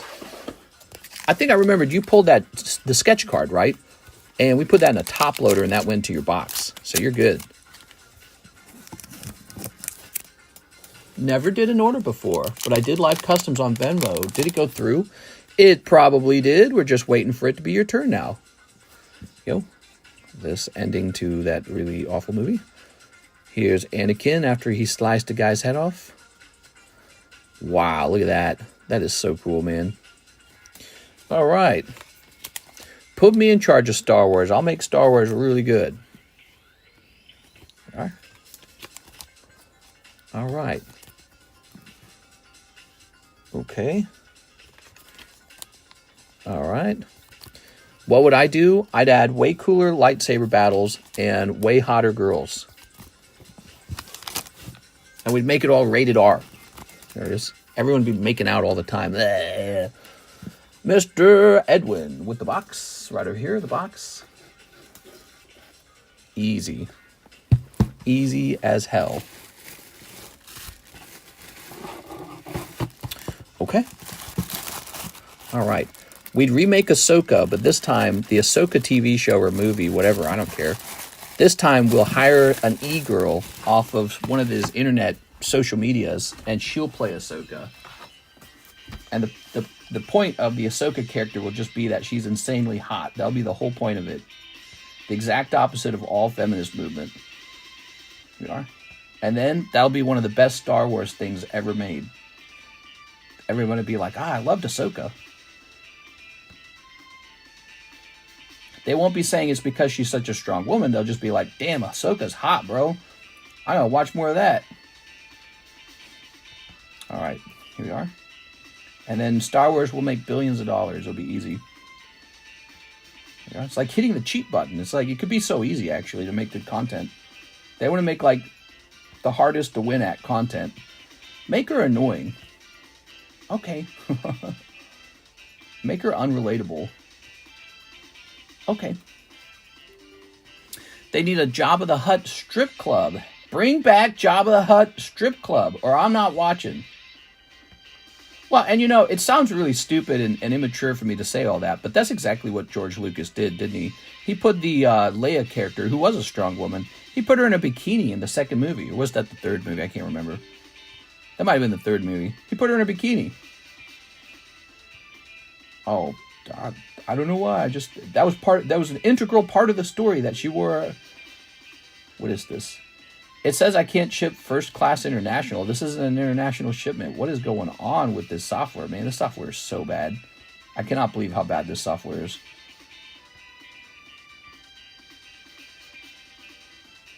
There we go. I was shipping domestic, and it was telling me I can't ship first class international, which is a totally different tab. I was like, what are you talking about? Crazy. Eddie could go first on the Prizzy ETB. I'll go after. I don't know what you mean by that, but the order that your stuff gets opened is strictly in the order that you purchased it, okay? So if he ordered his before yours, he does go first. If he ordered his after yours, he must go after you. Okay, so that's the way it works. There's no way to edit your spot in line, really.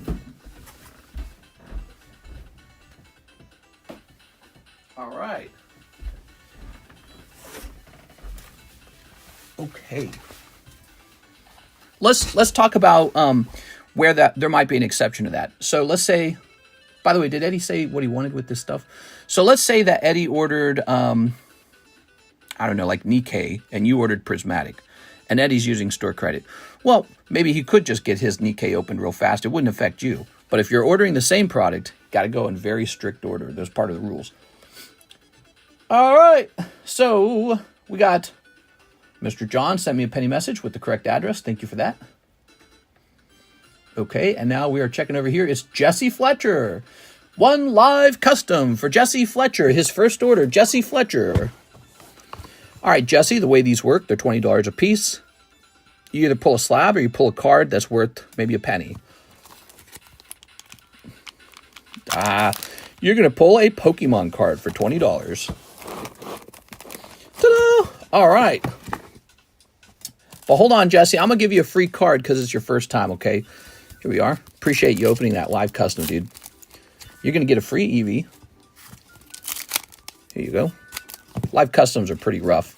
I don't like someone to get like one card like this on their first order.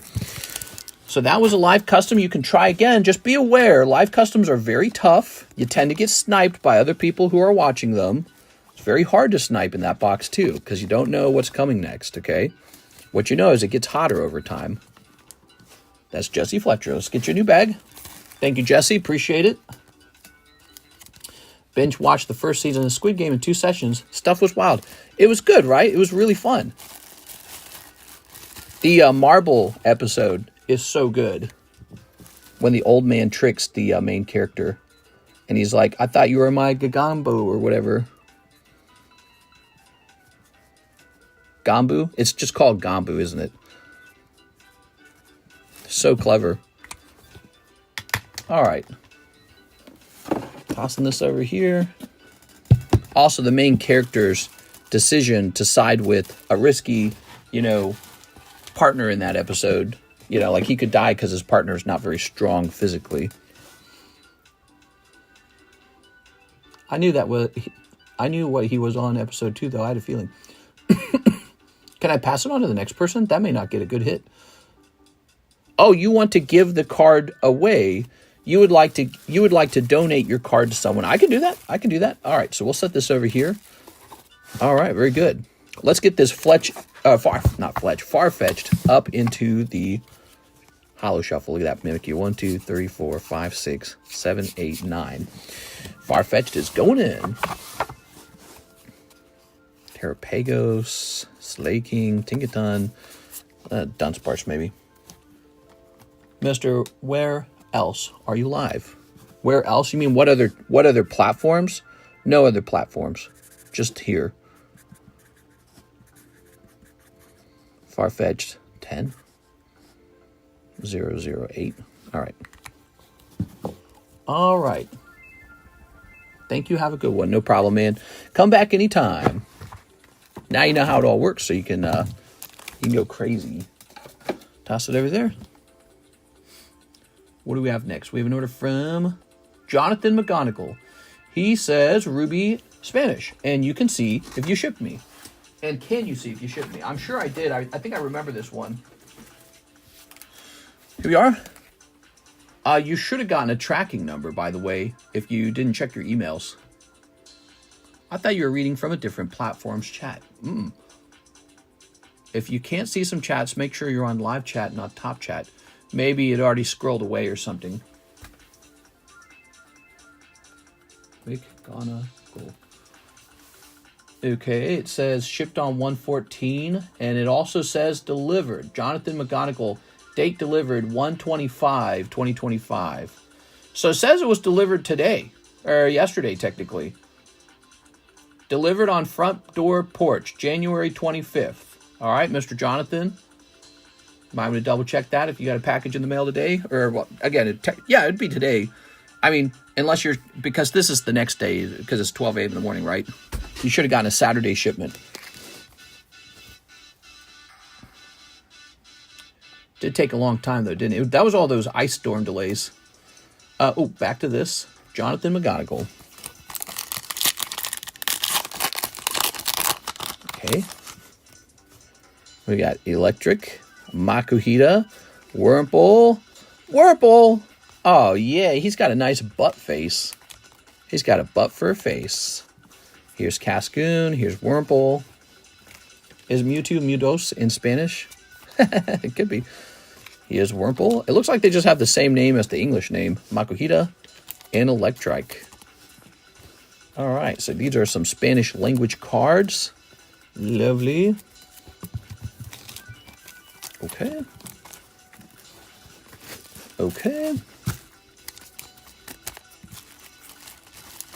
All right. Jonathan.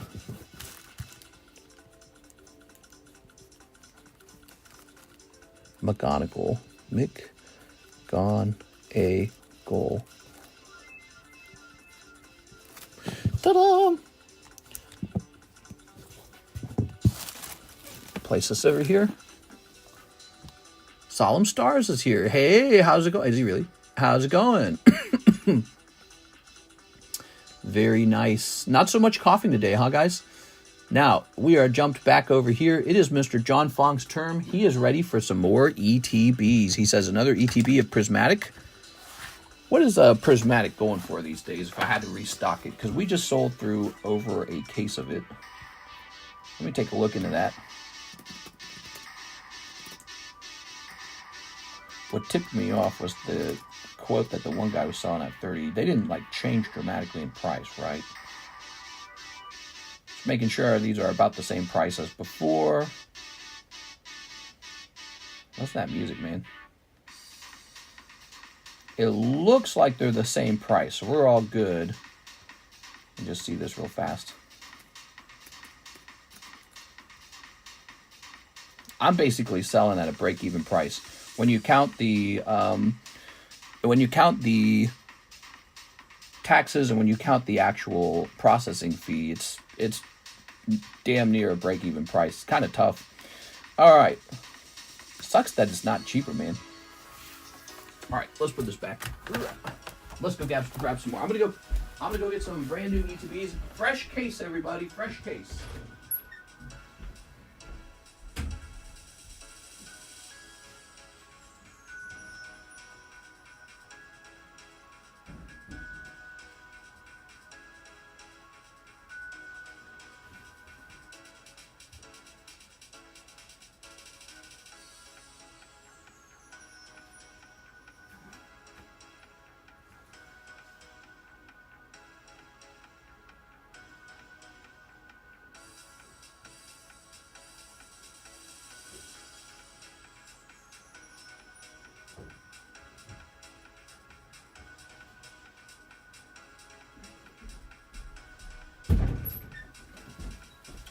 Oh, that's why.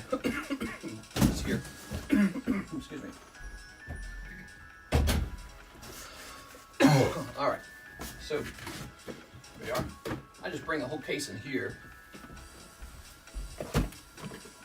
Okay.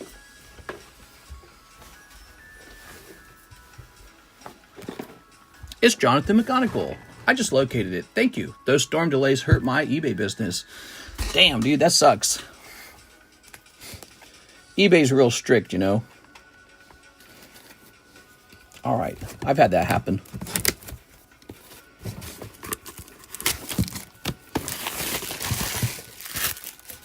Okay. eBay. All right.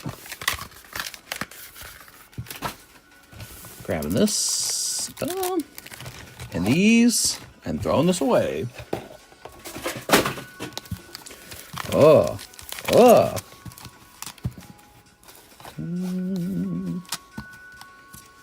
I did a weird thing again in Discord. You did a weird thing. What's a weird thing? You having trouble with your account? I think Terrestrial is better than Prismatic. Terrestrial's on the menu. Here we are. All right. Very nice. All right, what we got here? We've got Area 0. I think since we're, well, I can't make up my mind. I feel like I should actually move the price to 18. We are. Just based off of the price to restock. Here's Sylveon. All right, Miltank. I feel like I probably should not break even on these. If I'm just breaking even on these, I shouldn't be buying anymore. Kind of working for nothing. Here's Noibat. It is nice to host these at as low of a price as possible, though, to be nice. You know what I mean? Hey, wait a second. That's a Master Ball. All right, we got our Master Ball. It's like a little charity work. Here's Ogerpon. It's not even good charity work because it's not like you're getting these at retail. Here's Ogerpon. Screw the Happy Meals. Make it 20. Well, I was thinking if we made it 18, at least I'd be making like, I don't know, enough to go to Taco Bell after the stream's over. Here's Dreepy. Yeah, I'm basically selling at break even. Here's a Lugia. I know that sounds crazy, but it's really just like that. There we go, because I know what I paid for these. Prices fluctuate a little bit. I think the friend request make any noise even. Let me see. Did you need me to accept a new friend request? Is that it? I don't see any new friend requests. So I think with this fresh case, Prismatic Evolutions goes to 18, guys. If you've already placed your order at 17, you're set. Any future orders will do 18, okay? It's $1 extra. That's probably pretty annoying, but I think it's the right thing to do in this case. Here you got Master Ball Noibat. All right. We update prices live. That's a pretty common thing to do. All right. After we sold through a case, I decided to look at my restock prices. Mr. John. Okay. We'll check that price again on Monday, okay? So for Saturday, Sunday, it'll be 18, and we'll see what happens on Monday. All right. Taco Bell. Yeah.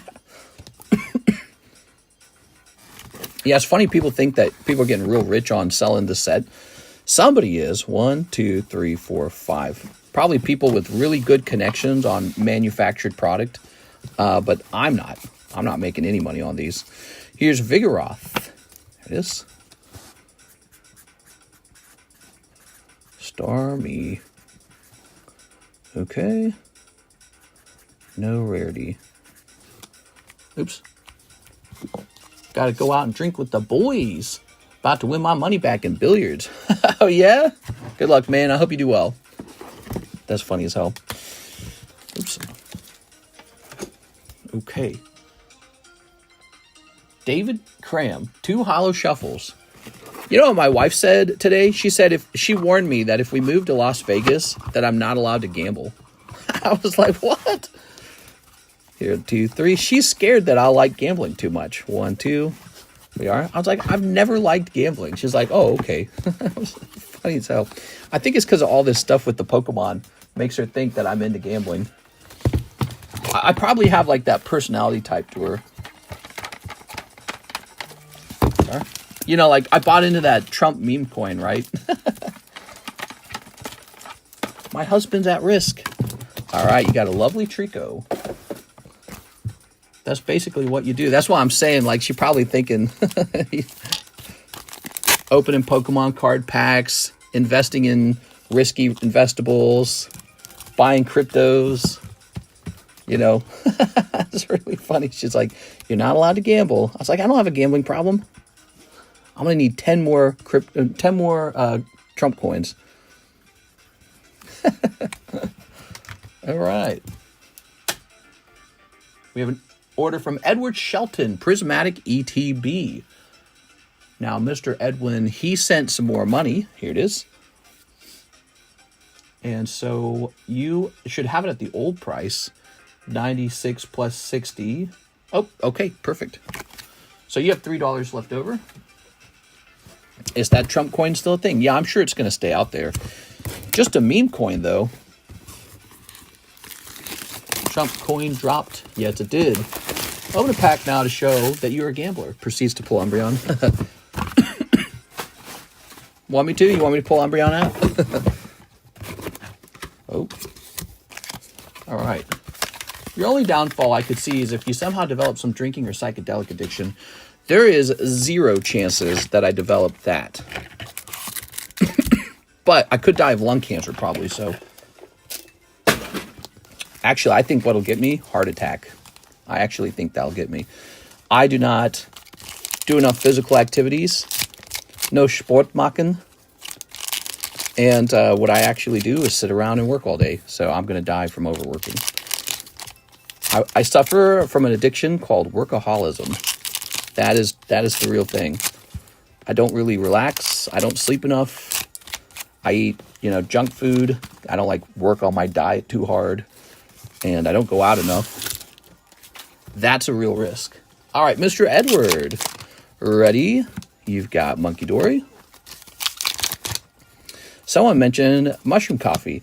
Yeah, I've had the mushroom coffee advertised to me on social media, but I'm not I'm not going to play around with it. Mr. Ortega, here we are. Taking SSRI. I feel way better now. Roaring Moon. I guess the other way I could die that would be acceptable is an avalanche of beautiful women fall on me in the middle of lovemaking. Here's Jolteon, his Hippodon. I'd be like, this was a life worth living. And then I'd go, ugh. All right, here's Friends in Paldea. Ooh. Mr. I sent a friend request. Ooh, okay, give me a second. Friend request time. Ah, there it is. Pending. Click. All right, there you go. All right, lovely. All right, I've accepted it. And now let me open these up. And then after this, I might use the little ladies' room because I got to go take a tinkle. That can be arranged in Vegas. You're probably right. Oh my gosh. Yeah, isn't Nevada one of the only states that legalizes prostitution? What a crazy state. I'm really interested in moving. I think we'll go to... Wow. Tough round. You got Ortega as the hit, I'm pretty sure. Wow, man. That's tough. That is tough, guys. That was for our friend, Mr. Shelton. Edward Shelton. Okay. Henderson. Some countries, prostitution is legal. Has anyone in here ever had that experience? I cannot imagine that it's very good. There's no love. There's no affection. You know, when it comes to like sexuality, there's like an investment you make in a person when you do it with them over and over again. You get to know each other real well, right? You know, little ear nibbles, that kind of stuff, all the tricks. You learn all the tricks. If it's a complete stranger and you're just doing it for money, I can't imagine the quality is very high. All right, I'll be right back. I'm going to go take a tinkle. You guys talk about it amongst yourselves.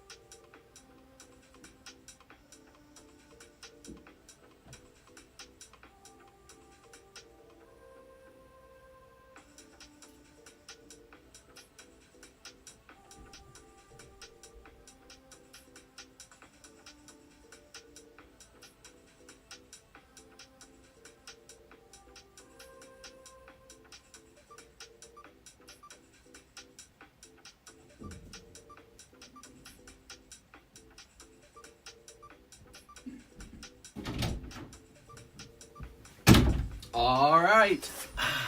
Feeling good. Whew. Who's beeping? I feel like I don't socialize with you guys. You seen that guy of that video of a guy who pulls an escort and says how much to wash his car, and she's like, "No, I'm not washing anything." All right. Ooh. 1, 2, 3, 4, 5, 6, 7, 8, 9, 10. He's going in. Whale Lord. Vintage Whale Lord. Grisha. No one nibbles my ear. No!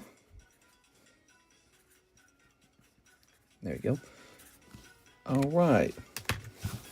Damn it. It's just some days I deserve an LA 10. Let's see. Very good. Who do we got next? I don't see a heavy Q. It's pretty low, actually. Here's a Jonathan Morris order. 10 more. Prismatic. Oh. Okay, let's get this. Instant SIR, Mr. Jonathan Morris.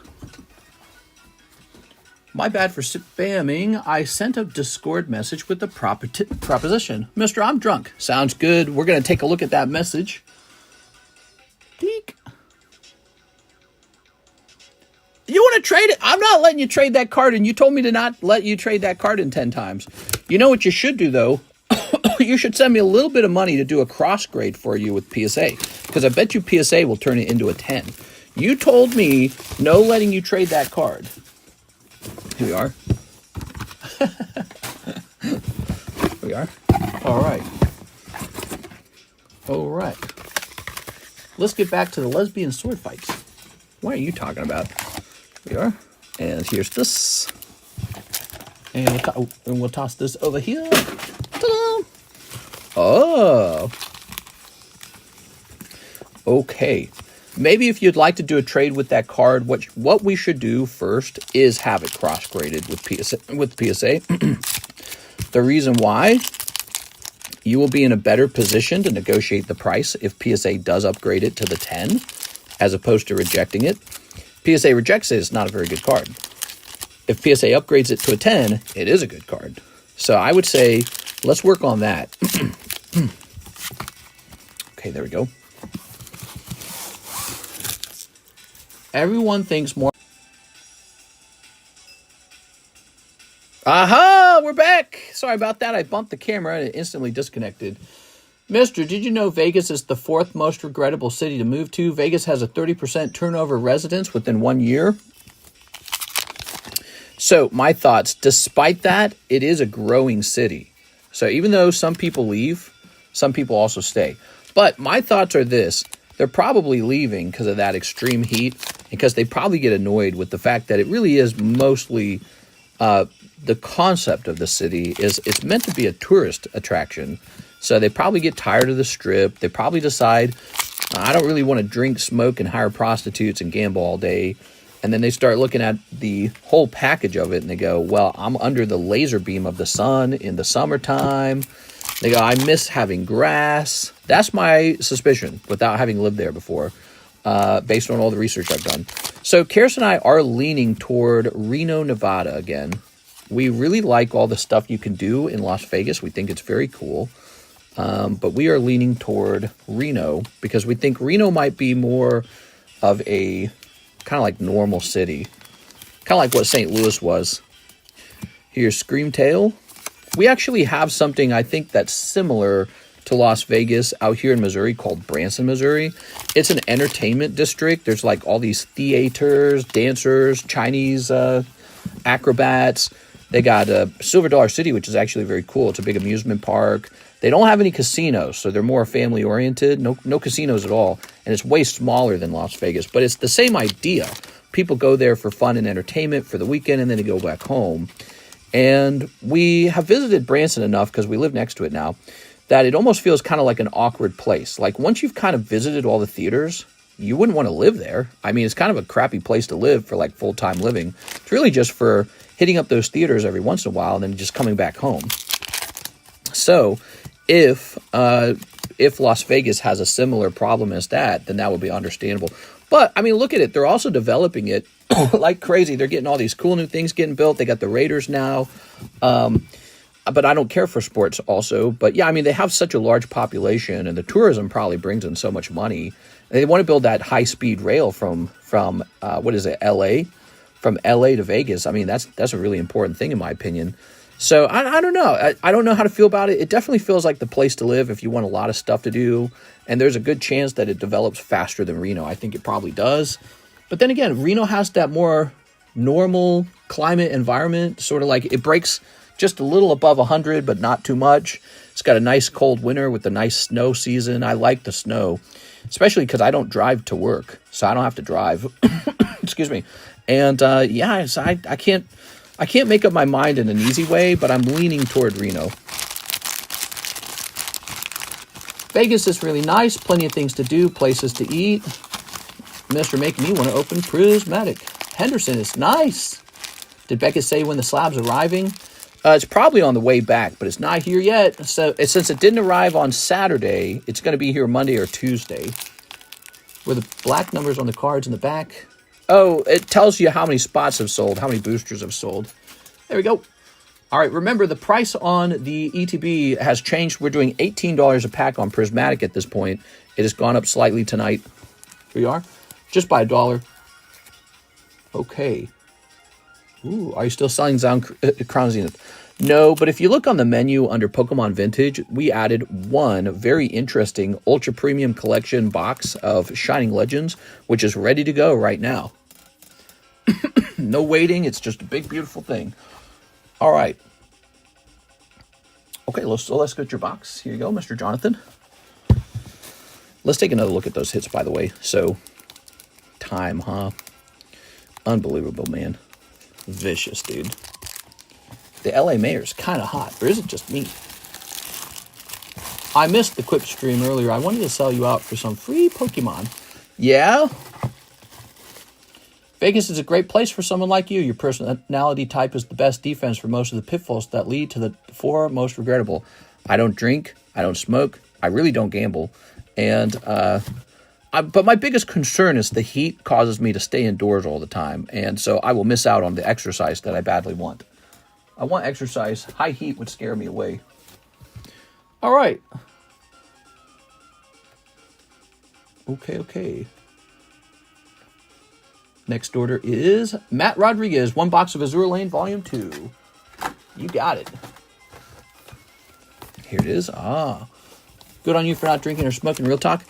It's not a superpower because it's not like I have this iron will to avoid these things that you're told not to do. The thing is, I just don't like them. Very easy. Very easy. I just don't like them. Girls aren't a bad thing. Well, prostitutes might well be. Yeah. I might have a weakness for girls, but that's not a problem either. Here we are. All right. I do like girls. Maybe Vegas is a bad place. Am I able to trade the slab for a lesser value slab? You talking about the Ani's slab? You can technically train it, but you told me a lot of times you didn't want me to let you give it up.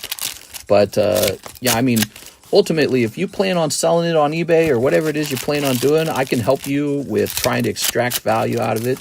I do think that before you try to trade it, you should cross-grade it so that you're bargaining from a stronger position. Okay, that's my recommendation. That could take a while, but it's worth the wait to extract the most value. You wouldn't like Azure Lane if you didn't like girls, right? Here we are. All right. Ready. Very nice. Be real with us. Are you a synth? I enjoy human music. Do you like human music?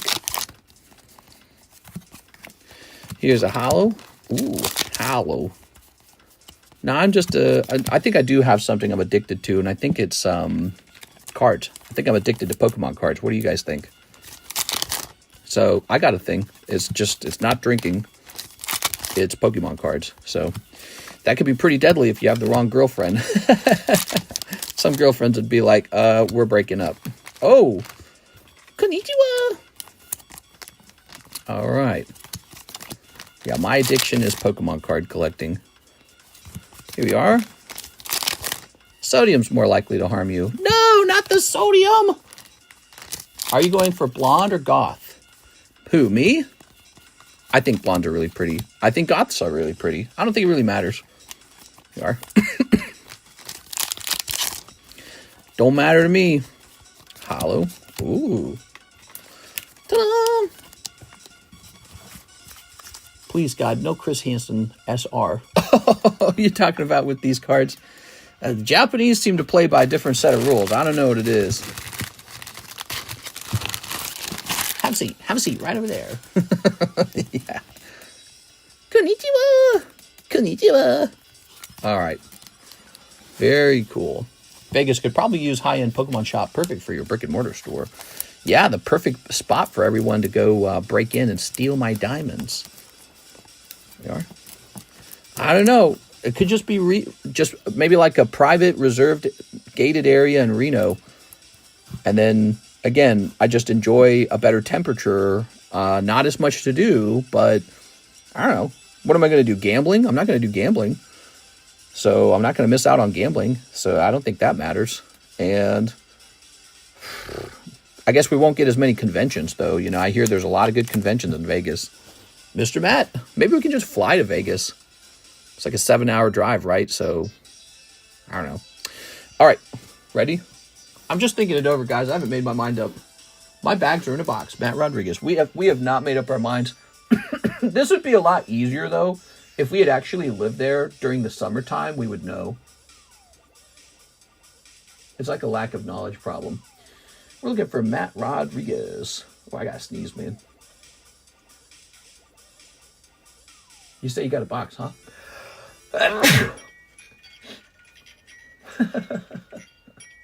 Sneezing into my shirt here.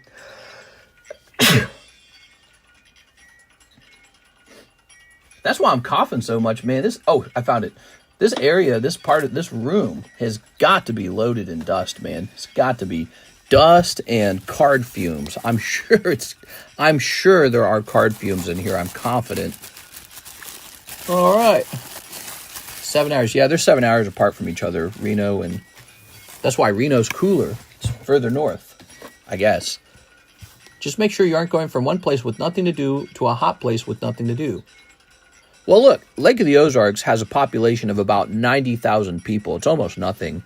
And if you get real specific down to the little towns, that number gets really small. Because we're talking about a big wide area. But if you're talking about like Camdenton, Missouri, where I actually live, it's nobody. It's like, I think it's like 4,000 people or some silly amount. And so I live in the countryside. This is the countryside. We have a special rural post office for people who live in the middle of nowhere. We have this most gorgeous lake, beautiful lake. Can't use it. That's the problem with Lake of the Ozarks. You can use it June. July is amazing. So if you ever come down here, go for July, okay? That's my advice. 4th of July is so good because you can swim in the water and it's like 90 degrees. And everyone shoots off fireworks from their docks and it's so cool. July is very good. And then you get a little bit of August too. End of August starts to feel a little chillier. But yeah, it's June, July, August. So we can swim in the lake for 3 months. And it's kind of lake water, right? It's lake water swimming, It's not as good as like crystal clear water. It's not swimming in a big, beautiful pool. Which, by the way, we don't have many of those big, beautiful pools out here. They are building an indoor-outdoor one, though, at that amusement park development. And yeah, it's just not very many restaurants. But there's bigger problems. Here's the bigger problems. I'm getting my packages late. Where's Battle Partners? I don't have it. Everyone else has got it. Where's my Battle Partners? It's Saturday. I didn't get Battle Partners. My opponents, my competitors, they all get it. I don't get it. What's going on? Well, I'm out in the middle of nowhere. Just can't have it that way. It doesn't make any sense. Driving me nuts. There's a lack of places to go walking, too. So, ironically, we came out here for extra exercise. Nowhere to go walking. You can walk, like, in the middle of the woods, and it just gets, like, creepy at night, So, you can only walk in the woods in the middle of the day. Well, I'm streaming in the middle of the day. So, yeah, the opportunity to go walking is super limited. Yeah, it's no good. In the wintertime, when it's freezing cold, no mall. So you can't go walking it. Well, there is a mall about an hour and a half away.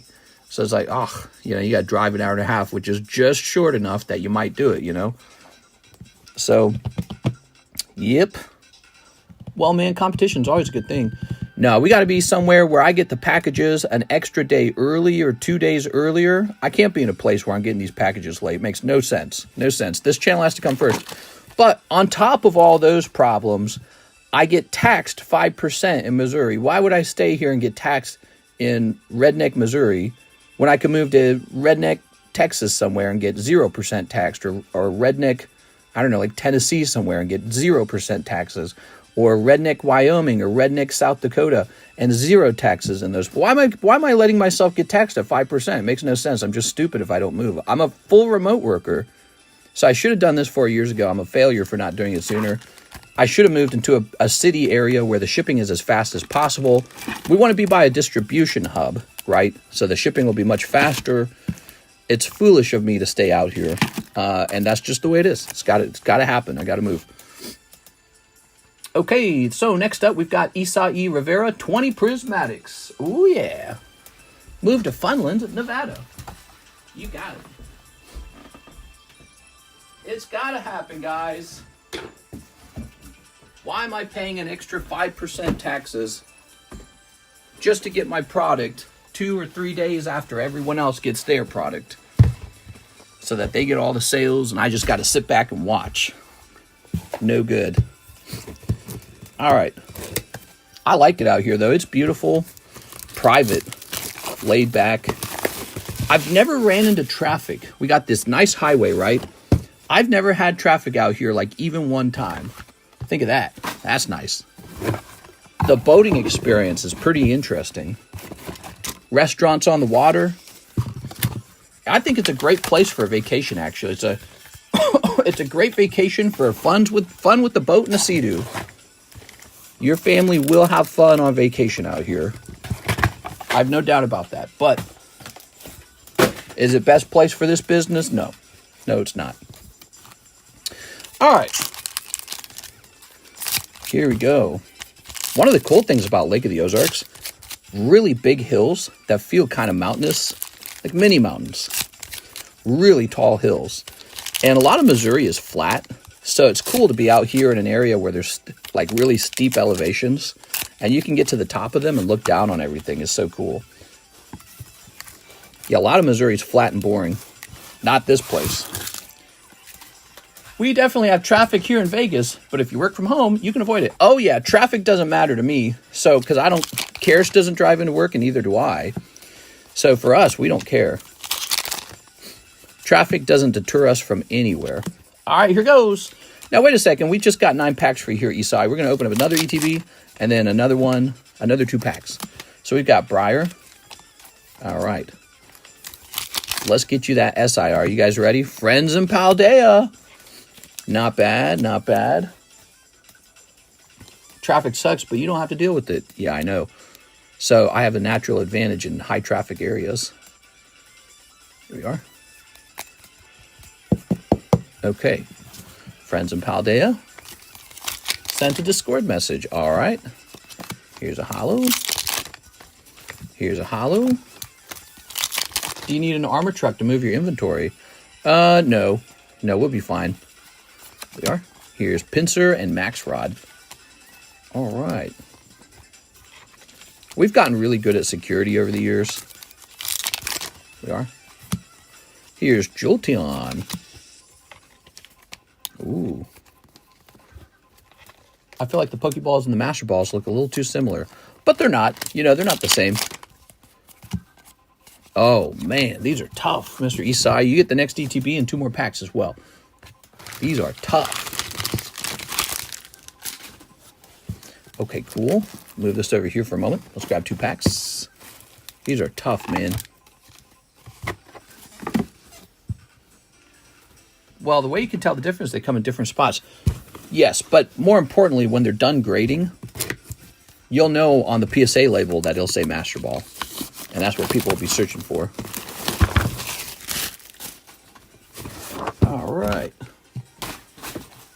Nice. Okay. Unless there's an ace spec. All right. There it is. Here we are. Jesus, dude. That's going to be such a mess to clean one day. You should see the pile of ETBs. All right. Save 5% taxes. That alone's a good reason to move. We could move to middle of nowhere, South Dakota, middle of nowhere, Wyoming. Laid back, quiet, not too much happening. And it'd still be a good idea. Just keeping more money. I got all these Pokemon cards to sell, you know. I have this fantastic inventory of cards. And so one day I'm going to sell through that entire inventory. You know, I'll probably liquidate a large chunk of it one day. I'll probably liquidate. And when I do, maybe I just want to not pay 5% taxes on that entire inventory. Think about it. I don't want to pay 5% taxes on the value. Oh, no, another Friends in Paldea. Does that mean this ETB will also not have an SIR? Let's see what happens. All right. Here is a Noctowl. Ooh, Noctowl. Building a fort from those boxes. Here we are. I have a question. Is this just a job for you? Can you still enjoy the hobby? Oh, I just bought a $20,000 Gyarados. What do you think? You know, for me, I just have to do stuff that's a little more extreme than simple modern cards. But, you know, the modern cards is a fun thing too, right? Like, so I can spend like $20,000 acquiring a chunk of modern cards. and then like speculate whether or not these are going to be good to hold over time. So it's sort of like a betting sort of game for me. But more importantly, the really cool, valuable cards, I just buy those for their own sake. I don't really care if they go up or not. Here's a great example. I got Gold Star Charizard, right? He hasn't done very well at all, but I never sell him. I could sell him, but I don't want to. I just like him. So yeah, I actually genuinely enjoy collecting cards. And, oh man, you got a Master Ball of Dusclops. But he's off center. I can see it. He's then on the left side. See that? That's too bad. I'm about to buy it from you, man. I'm about to be like, please. I'll pay double.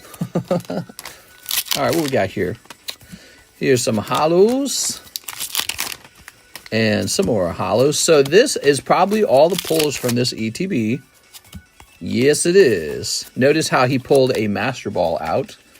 And the previous one, he pulled a Friends and Paldea. I just don't understand this set. It's so bad. I kind of understand it.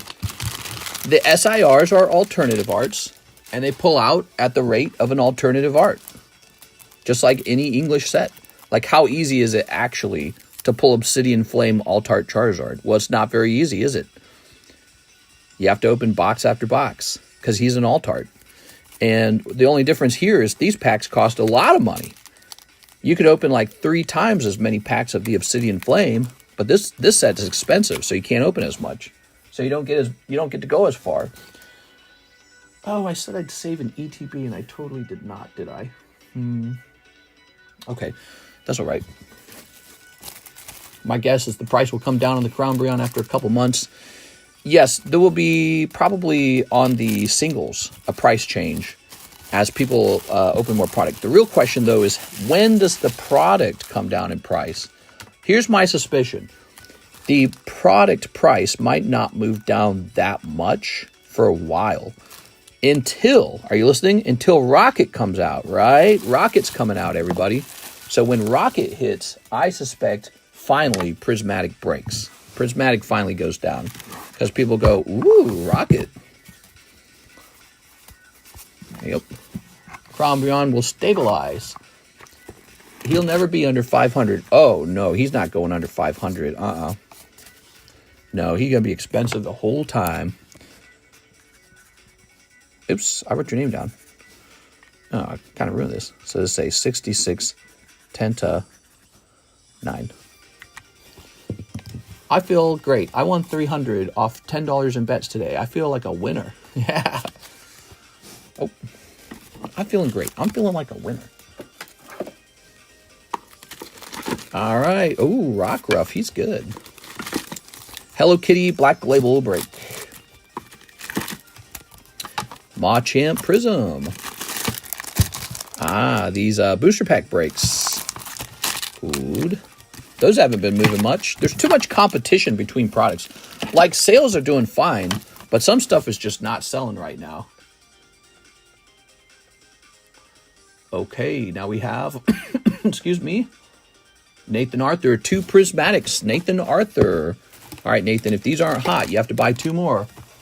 Nathan, you've bought them at the old price. They're now an $18 pack, okay? You owe $2 on these. I'm going to hold these until you pay that, all right? So I apologize. We did change it to 18. They're $1 more expensive. I can also refund you if you're like, that's outrageous. But that is how it is. They're going to be 18 for now.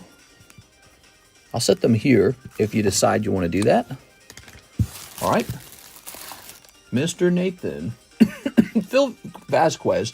Let's gamble on a box of Prismatic. Feel free to clear my junk hollers from my bag. 2 moments, dude. All right, sounds like he's sending in. I'm going to get his first so he doesn't have to wait. Mr. Nathan. All right. I would keep buying below 20.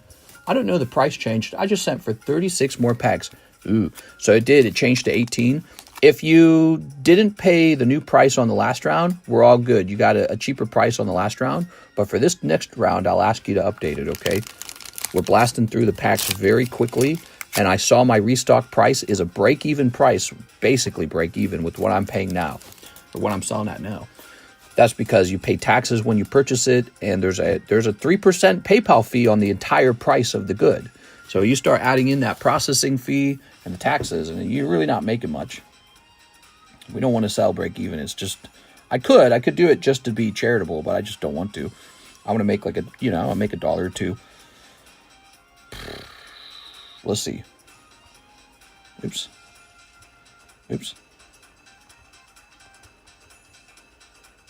Okay. Toss it back over here. 36. Let's go. Mr. Nathan, are you ready? Here's Fludda Main with the Fludda. Here's Seeking and Mela. Ooh, you got a Mela in your round. Okay. She looks like a character who I have no clue about. Seeking. It's Bob McFreewen. Hello, Bob. Is McFreewen win Bob? All right. So Nathan and Arthur. Here we go. Thank you, Nathan. Hey guys, let's hand out more spots for the free ETB box.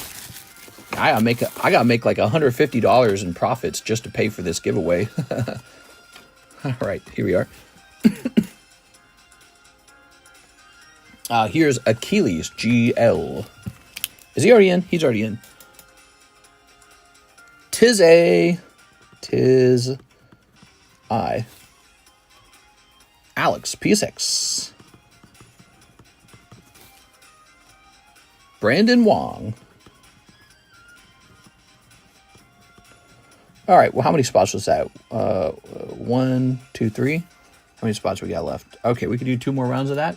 So I'm going to go ahead and reset all entries. So you have to type in TCC to get in. Type this in, TCC, to get into that giveaway. It goes off tonight. It finishes tonight. I sent the remaining ballots for the price change. Thank you so much, Mr. Isai. All right. So, Mr. Phil Vasquez. Actually, Mr. Phil Vasquez, you are also short. Let's gamble on a box of prismatic. Wait, is he? Hold on. I think I might be doing my pricing wrong, or my math wrong in my head. It's because, no, you're completely fine, actually. It's because stupid Pokemon decided 9 packs in a box. Isn't that annoying? They should have been 10 packs in a box. It's such a solid round number. $9. Jesus, dude. Where's the nice lady from last time? She's sleeping. She's snoring. You know, didn't she sound nerdy? I was watching her a little bit. Oh my god, dude. Nerdy as hell, dude. Alright. Insanely nerdy. Toss this empty ETB here to be used for Mr. Phil. I'm sorry, to be used for Mr. Isai. Was it cringe for you? Oh, no, not at all. After it was over and she woke me up later at like 5:30, I asked her, I was like, why weren't we doing this for like 6 years? An extra 2 streams. I think all the potentially lost sales. Here we are. We're all nerds. She fits right in. She's very nerdy. She's peak nerdy. She's truly a nerd. There we are. She just doesn't do Pokemon cards, that's all. All right. Ready? All right. Here's Umbreon. Whoa! Okay. Here's Screamtail. Scheme! Oh. I'm a nerd, but I'm a cool nerd. What is she nerding out to? Oh, I don't know. We are. Oops. Okay, we got Friends in Paldea. Blessed Beyond. Whimsicott. Leafeon. You got a reverse holo Lopunny. That's pretty good. Ooh. Here's Rescue Board. Oh. Ah. Knockdown. There you have it. Wow. Insanely tough set. Not for the faint of heart. Ow. Rescue Board, Leafeon, Eevee. Eevee's nice. Screamtail, Umbreon. Holy bleep. Wow. Gotta have them ribs. And Pokemon too. Mr. Phil. Wow. That's wild, man. Hey, oops. Mr. Phil. He said donate holos. I'm going to accept your donation. These are holos from different sets. And I would probably you want to keep these holos, though, right? You want to keep these holos from the latest set. That was rough. Getting crucified by ETB, a prismatic. Jesus. Choking to death on my coughs. Look at this Beedra. Ooh, baby. Ooh, mama. Ooh, daddy. He's a $200 card. We'll do 9. We'll make him 180. Okay. Notice we're making a change to the live customs. No more of the shiny star packs. They're all going to be unidentifiable tag team packs. They all look the same. Oh, wait. These can't be energy cards. Are these just energy cards? Oh. Send it back. Pretty damn good. What's your favorite series to open? To be honest, right now, I am loving Prismatic. It's so, like, breathtaking. You know, you're like holding your breath for something to happen. And then you just see the colossal amounts of money failing to pull anything. There we are. It's very exciting. Yeah, nothing's more exciting than Prismatic, easily. Like, even if we had battle partners, I'd be like, so what, battle partners? But Prismatic, $8,000 Umbreon, yeah, it's a big deal. That's way more fun. All right. It feels like a real jackpot exists for once. Although Surging Sparks Pikachu wasn't far behind, but man, the price on those packs was crazy too. Sun Van Fan, OP9. Okay, OP9. Is that a box of English OP9? I think it is. Box of English OP9. I'll be right back. Excuse me.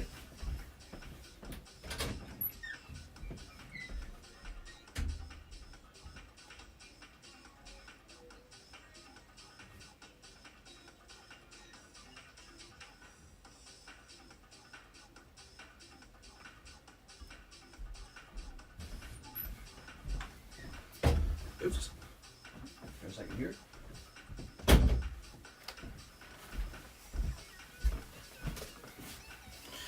All right.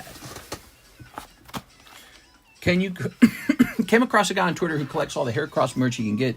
He fills his car with Heracross plush toys. That's interesting.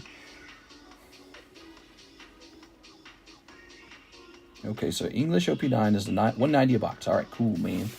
Sun Van Fan.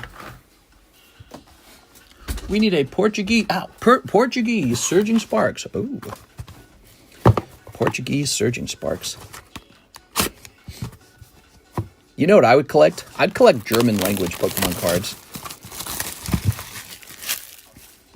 Have you guys noticed the German Pokemon cards are all really funny sounding? Like Glurak or whatever for Charizard. There you are. Ow. They got the funniest names, man. Okay. I think that'd be hilarious. Okay. Glurak. Yeah, like what the fuck? There you are. They had a Russian Pokemon cards in the Sun Moon time period too. Tag Team Russian.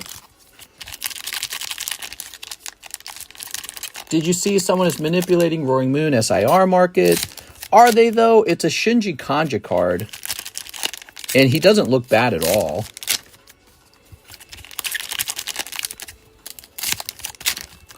All right. Very good. All right. Sent a Discord message. No problem. Let me get this done real fast. So here is some holos like Marshmallow Teach. Oops. Oh, Marshall Teach. Okay, that's going to be a hit. Some holos.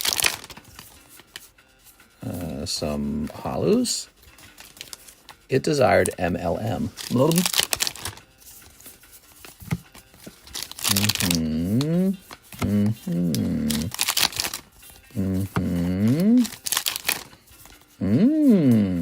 All right, we got Lim. It's Lim. Yuki Tom just sent in for a spot on the ETB break. Did you guys notice we're hosting that? There's a ETB break for the same set. All right, what do we got here? We've got this guy. Do all the teaches mean something? It desired MLM. All right, just reading your comments.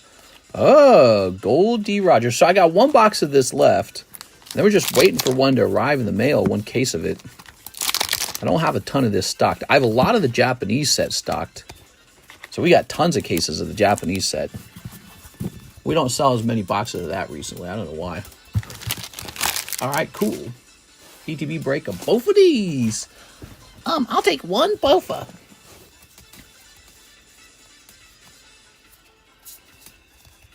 Didn't miss any SRs, right?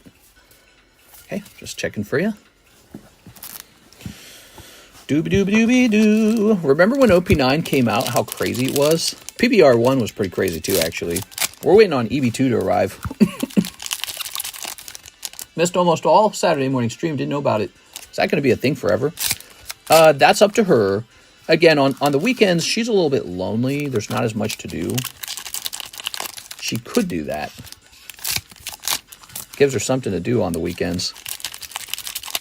There we are. She has joked around about getting a job at Walmart just to be somewhere to hang out with people.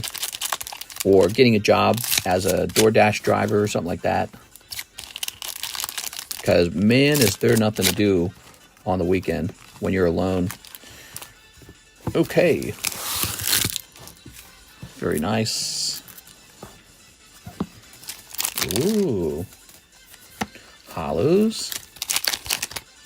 Here's... That's not an SR, right? No, that's a regular R. More Quip Stream. We are. We're going to create a special Quip menu. It's all going to be higher margin. Right. Here's Ben Beckman. No, but I bet there could be something funny to open specifically for a Quip stream. What do you guys think? What would be an interesting thing to have her open? Specifically her and not me. Here's a holo. Here's a holo. Sanji. So she could text you when the card reps restock. Card reps. Oops. Okay. Oh, I love the song that's playing. Bunko, the waifus. You know, girl cards opened by a real girl. I'm a real girl. Okay. That's true for when Alexa streams too, though. She hasn't streamed in a while.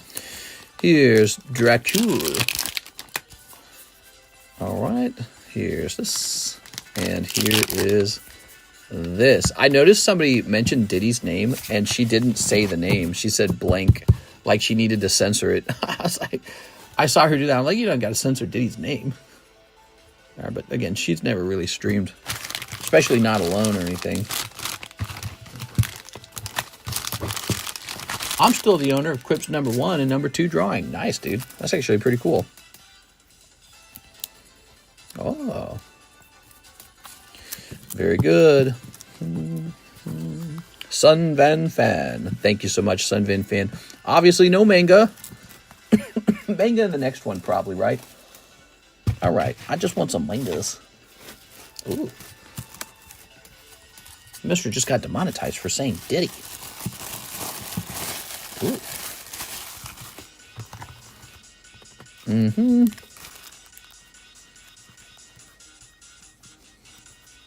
Oops. I can't believe that he became a big story.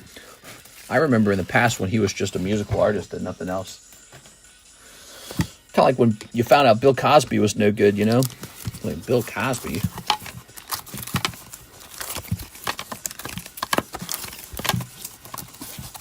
Oh. Boss man, do you have Dark Charizard for sale? Thinking of getting one. My boom with Team Rocket.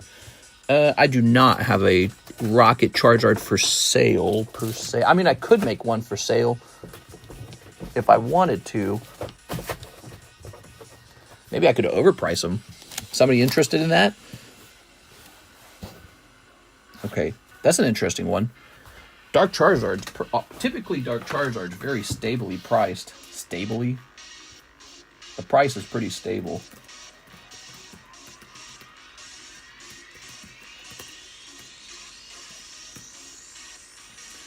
Or Dunkel's Glurak. Yeah, Dunkel's Glurak, duh. I don't know what you're talking about.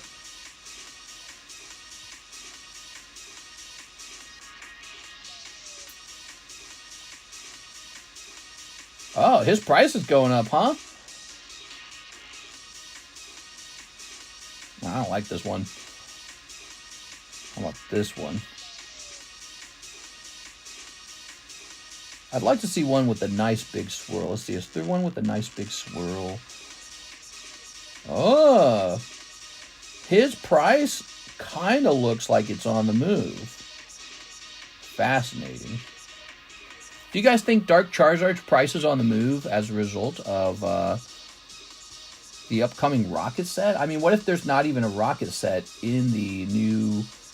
Let's see. What's today? It's the 26th. 1, 2, 3, 4, 5, 6. 6 Charizards sold in January. Wow, very interesting. I don't know what to think about it. Pokemon is going to the moon. My collection's gone up by 4K. Oops, I didn't mean to do that.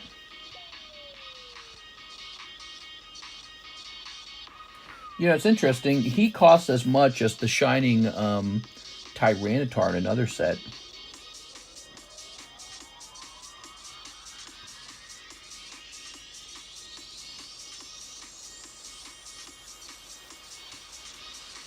Pokemon's going to... Definitely all the Rocket cards are moving. What's the best Rocket card? There's Dark Raichu. Dark Dragonite's a really good one. All right. So this should definitely come in. Give me a second. Click. Yo, mister, you ever been scammed? I've had bad things happen to me. There's all kinds of ways you can consider what a scam is. For example, most recently, I got this really great card in auction, and the seller canceled it on me because he didn't like that I got such a good price on it. What's interesting is that seller, he got, basically, eBay just banned his account. And I didn't even report him because he did it to some other guys too, and they all reported him. So he just got banned. Isai Rivera, 36 Prismatic. Damn, bro! 36. Holy.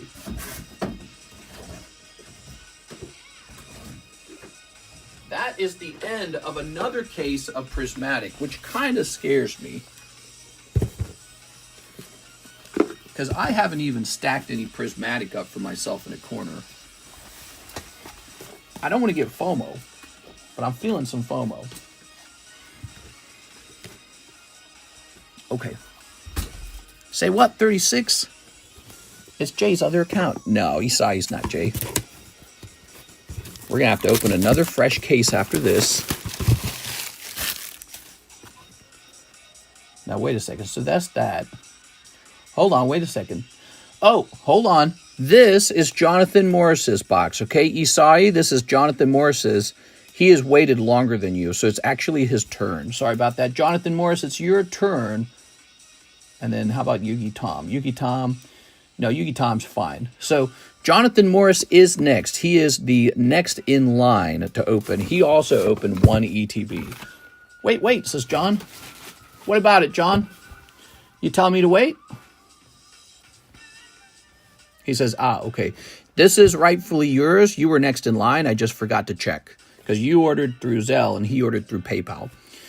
Mister, I've Quip and Alexis do a Saturday stream together. All the guys would be hot and bothered. They probably would. They probably would. You guys would probably find it very fun to have an all-girl stream. But I don't know. Both Karis and Alexis are not experienced at streaming, especially as a, like two people streaming together. I think you have to have some, repertoire or something, or some sort of skill in bouncing, you know, reactions off each other. And I don't think there's no practice for that. They'd probably just both be, I don't know, like, what are we doing? So it probably wouldn't be as great as you think it is. And also, I don't know how that would work. The table seats one person. It doesn't seat two people. All right. All right. I didn't order 36. Yeah, you ordered 10. You're getting 10. Mr. Isai ordered 36, but he ordered after you. So it's your turn, and then it's Mr. Isai's turn afterwards. All right, now don't get mad if an SIR pops out of here, Mr. Isai. All right, because it could. And I know that will be very annoying if it happens, but it's just how it is. He did order first, because this is his ETB. Snipping this. I don't want you to feel sad, because I know how expensive all this is. All right, Jonathan, good luck. What's this? There's Roaring Moon. Here's Maximum Belts. For all you know, Mr. Jonathan Morris might actually be sweeping one ETB for you. And here's Rotostick Iron Hands. Is a population count plus the hype on the Team Rocket set a decent prediction?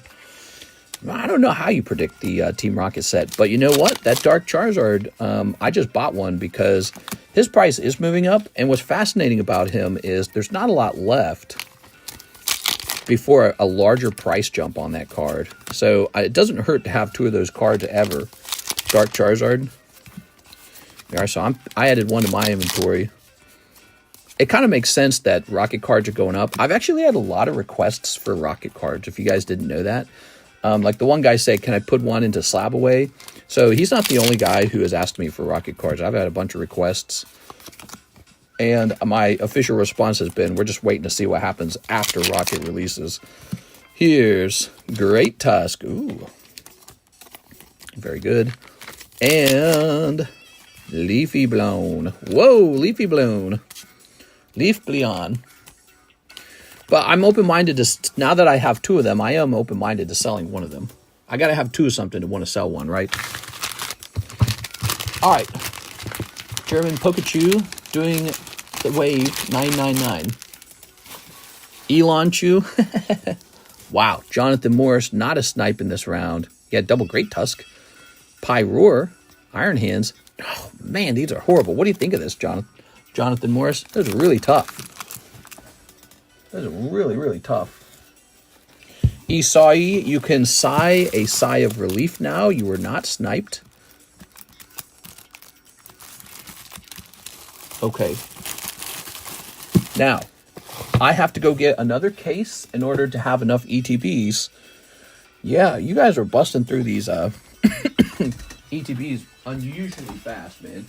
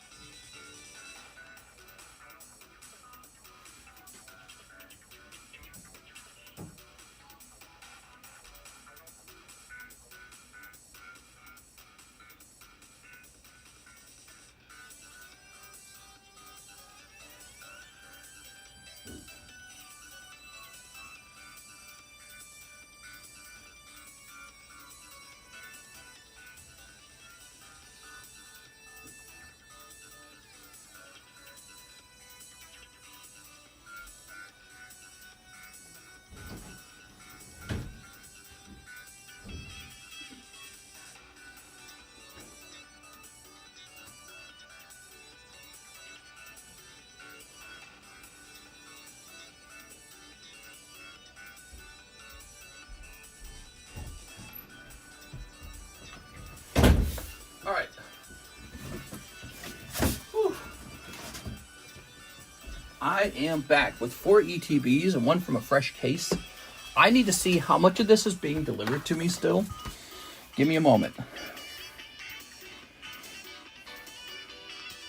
Can't believe we're opening another case right now. We just opened another case. All right, I gotta see how much of this I'm still waiting on.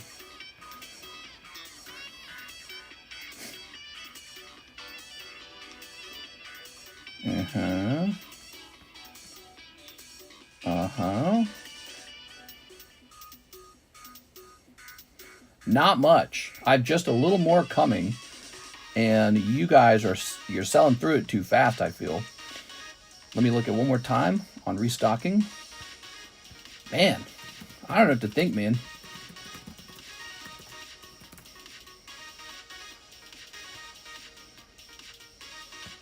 I miss Mister. Yeah, I miss him too. Whatever happened to that guy? You know, one day he just stopped streaming. He said he was having some lung problems, and I guess he had lung cancer. Now he's just gone. You never hear from him anymore. Hope he's doing okay. Let's see. Uh-huh. It depends on how you source these. So you can actually source them in a certain way that's cheaper, but I like them in a real strict way. Okay, let's see. I gotta see the price after taxes. All right, give me a minute. All right. It says here that my normal price would actually be $22 a pack on these, and we're currently doing 18. I'm actually raising it to 19. I think we're just moving through them too fast. I've got just a little bit more on the way, and you guys just busted through 3 cases like it was nothing. But that may slow down now. We still have, by the way, the other order, the Japanese set. Prismatic is moving to 19 at this point, guys. We started at 17 today. It is now 19, okay? That's now the new price. Wow. That's crazy. You guys went through the second case like it was just nothing. Everyone's just buying an ETB, and it's just gone. And I don't have any left over to actually save if you guys keep going at that rate. Can I order a book box with clearing the table in mind? No. You'll have to accept a randomized book box. What your real question is, can you give me prismatic bulk, strictly prismatic bulk? So the way the book boxes work is they are random. So what will happen is one of these boxes will be pretty good. It'll have a lot of prismatic. It might not be the one that you get, though. It is random. All right. I know what you're asking, though. You're saying, hey, what if you were to sell me strictly prismatic bulk? There you go. All right. Damn it. I bought one before you changed the price. No problem at all, Miss Jen. 19 is the new price if you want to keep going. 19's cheaper than 20, and we've hit 20 before. We hit 20 last time that we were running out. And then we totally ran out, and I had none for like 5 days. And it was awful. All right. Bustin'. It's bussin'. Hey. Oh. It's the newest, most desirable set. Need a poster of Bill Goldberg saying, Russia, you're next. The mushroom cloud in the background. What are you talking about? Trump's talking like he's in a bromance with Putin. He was like, I love the Russian people. And Putin's all like, Trump's the only one who could negotiate this deal. They're kind of bromancing. I don't know if you guys saw that. All right, I actually have to do some trash because this trash area is too full now. I have nowhere to put empty boosters. So give me a moment. I have to stand up and do some trash. Crazy, guys. It's a crazy night, man. Trump's weird. Trump. I think he's like a mafia boss. He's like the Godfather.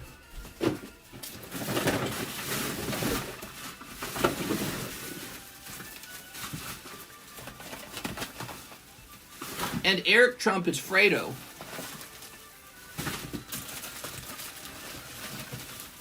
All right, let's see. He's the weird one.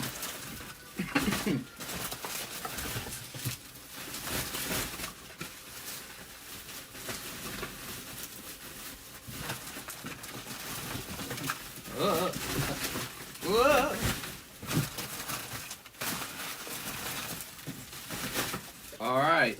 Wow. Wait, maybe I should do some bulk too while I'm over here. Let me get some bulk done. All right. Doing some bulk. Got some bulk to do. Because the table is full. Clearing some room.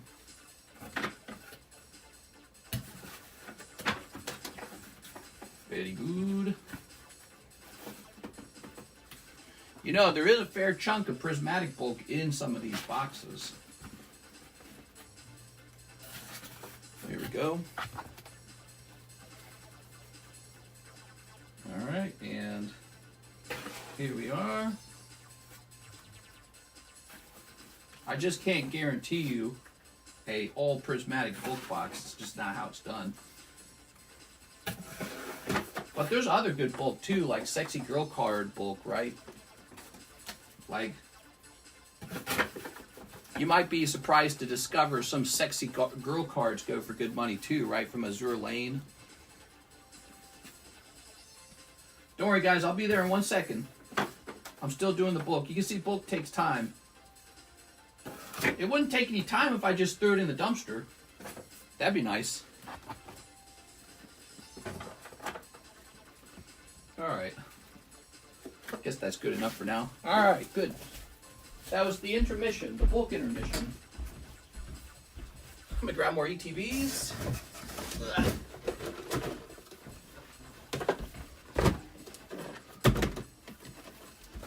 Got more ETBs, everybody.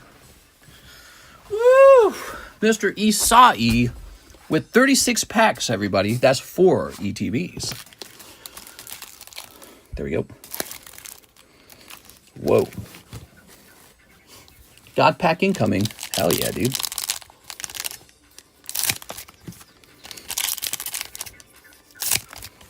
All right.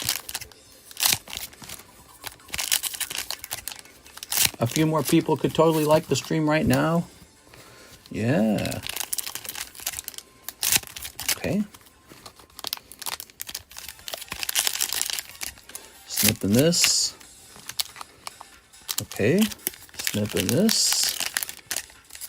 All right. Moving these. Putting these up like that.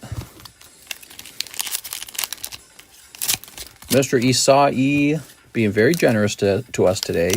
Going very deep. We have a prismatic ETB break for those who like to take a shot at a whole ETB box. What do you guys think? Should we have a ETB, a prismatic case break? We could do a prismatic case break. Let me think in my mind what that might look like.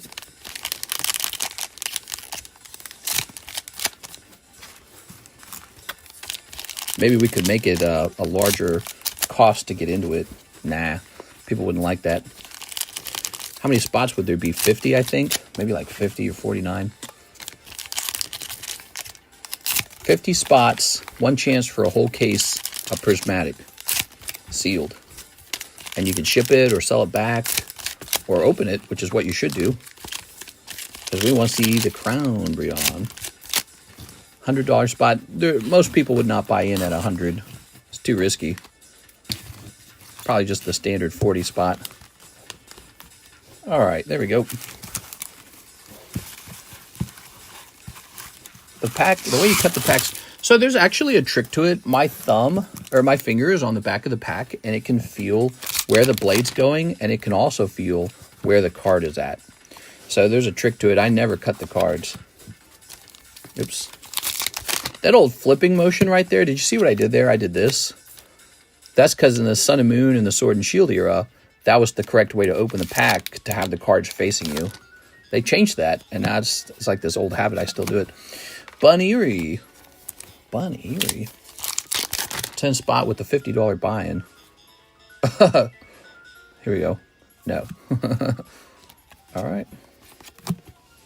You got to go higher than 40 to see the big ballers come out. Well, big baller can just buy multiple spots.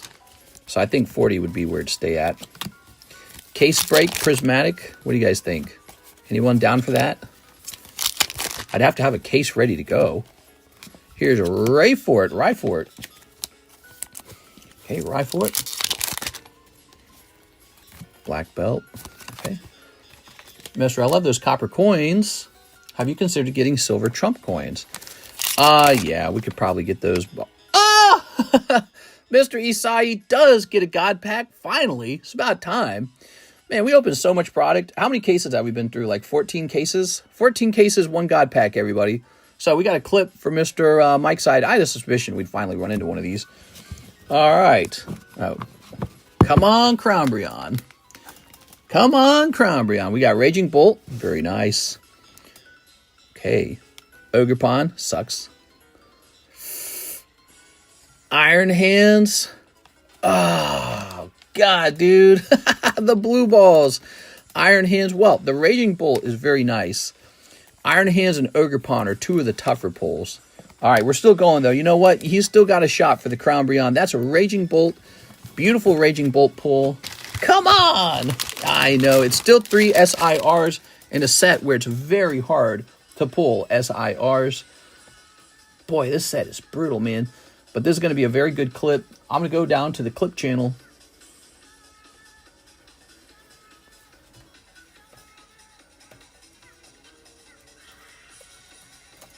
That is a clip. Did your blood stop? Did your heart skip a beat?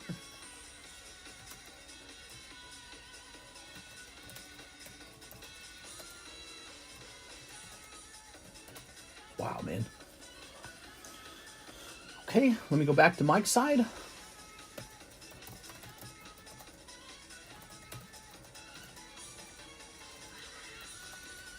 Okay. Miss Jen.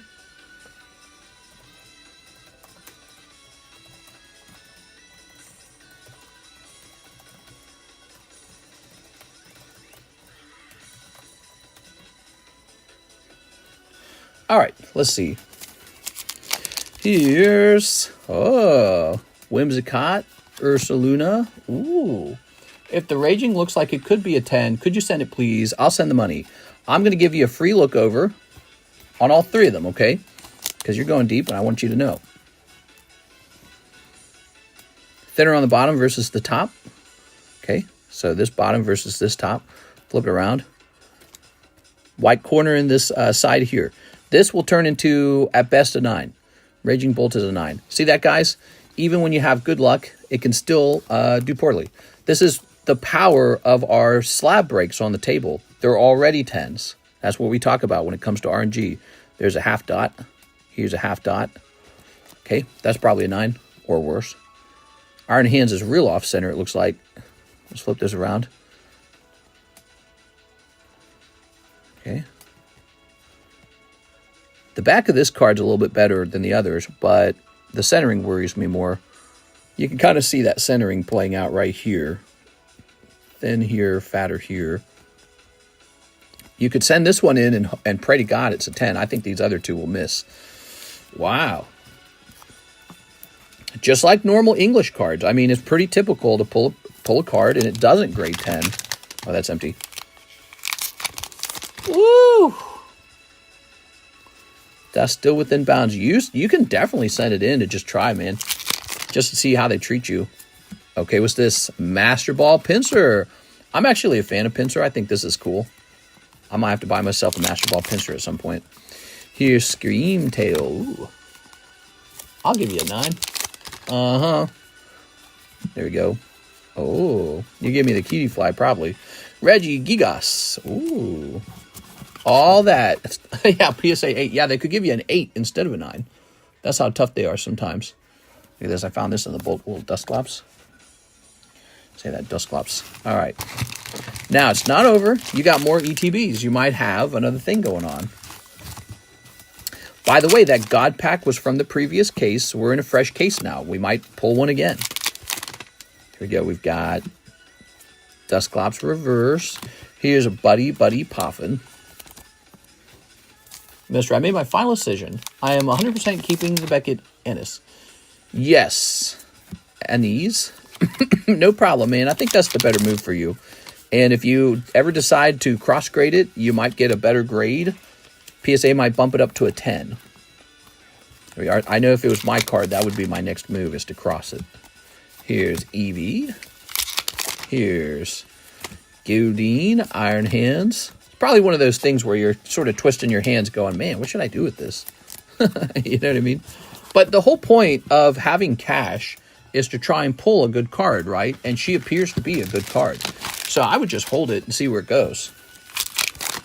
There you are. Here's Larry's skill.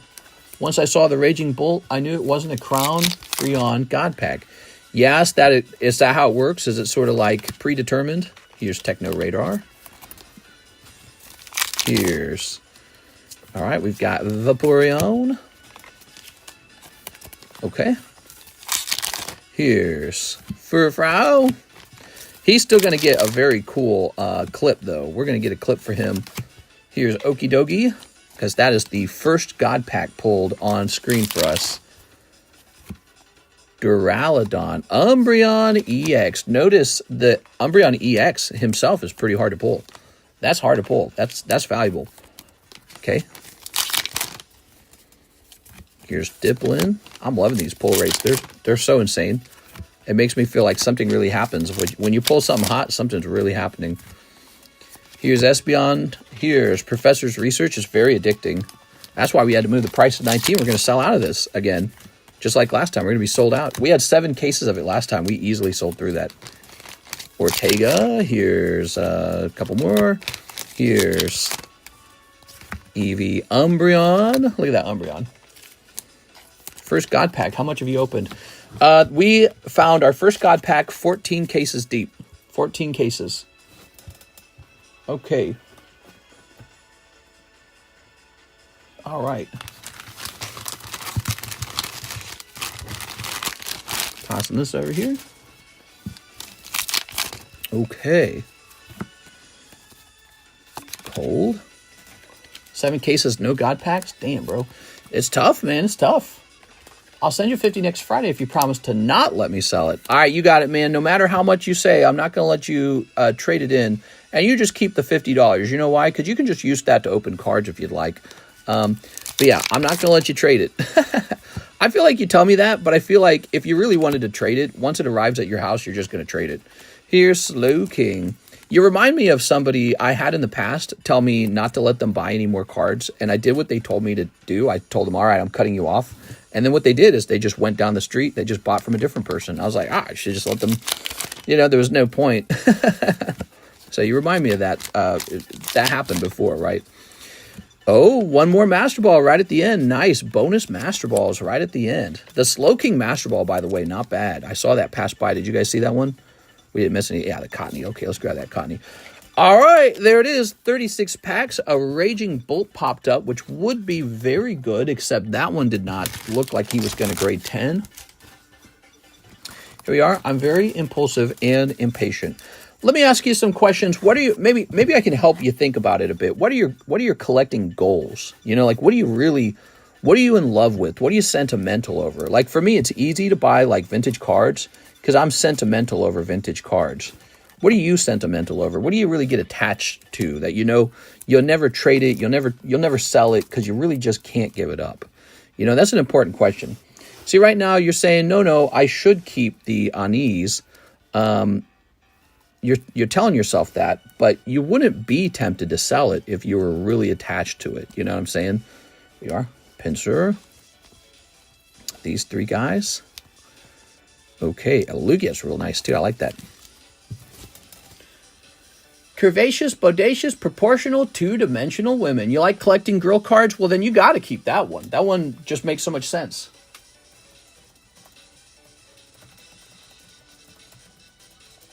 Hold on, give me a second.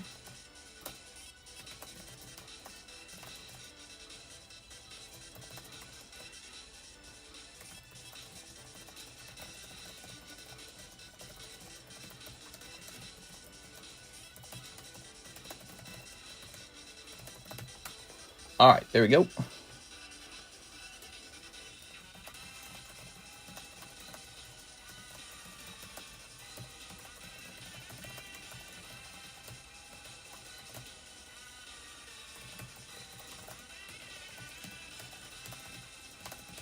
All right.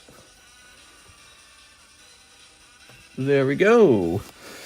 Beautiful. For me, it's probably be the Solgalea Full Art from the Sun and Moon base I pulled. That was my first big hit when I came back to the hobby. Oh, that was a little while ago. Wow, so many cards, man. Isai, you have one of the most expensive, easy to calculate expensive boxes in my room now, just because you're going so deep so fast on Prismatic, huh? All right. Mister, you're typing fast. I type pretty fast. You know, I've heard people say, like, I've been in debates before online, and they're like, you're obsessed. Look at the huge paragraph you wrote. And I was like, I wrote that in like a half minute. There we go.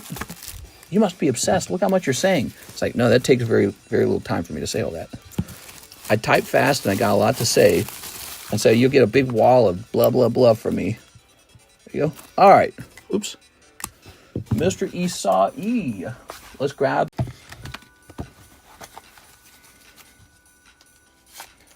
Here we are. All right.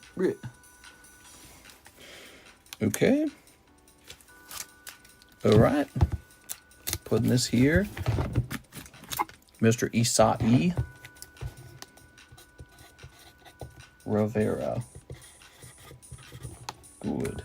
You've got a box, an ETB box. You got your 2 previous bags going in. Good. And now this one. And now this one. Wow. Thanks for all the orders tonight. That's a pretty good order. Pretty good round. I won't ever sell my illustrated cards from your wife. My wife. Get your own girlfriend. Toss this over here. It's funny to hear another guy say that about your wife. I'll never sell her hand drawings. They mean that much. All right. Here's Seal. Oh, these are really nice. Okay. They're so good. I feel so warm and fuzzy when I hold them. Here's Vibrava. Here's Sather. He's got to go down in price, the Scyther does. I know he does. Okay. Hey, that's my girl. I kept her best drawing, though. I kept the Umbreon. Did you guys see her Umbreon? All right. I just recently saw the price on this one. Let me go grab. I got to show you one of her drawings, okay? All right.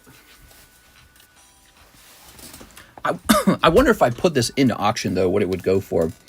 Quips Umbreon, drawn in 2023. Look at that. That's not bad. Her drawing style makes me think of like a children's storybook. There you go. Eternatus 10. I don't know about this Eternatus. I got no clue. What do you think he goes for, huh? He's GMA graded, so he's weird. Mister's ignoring me. He said, can you send the Umbreon EX to PSA? I'll send the money. 100%. I wasn't ignoring. I'm so sorry, man. If I had a way to read just your orders, I would just read your... You know what's funny? So many people have the membership that it's hard to know who is a special person amongst the members.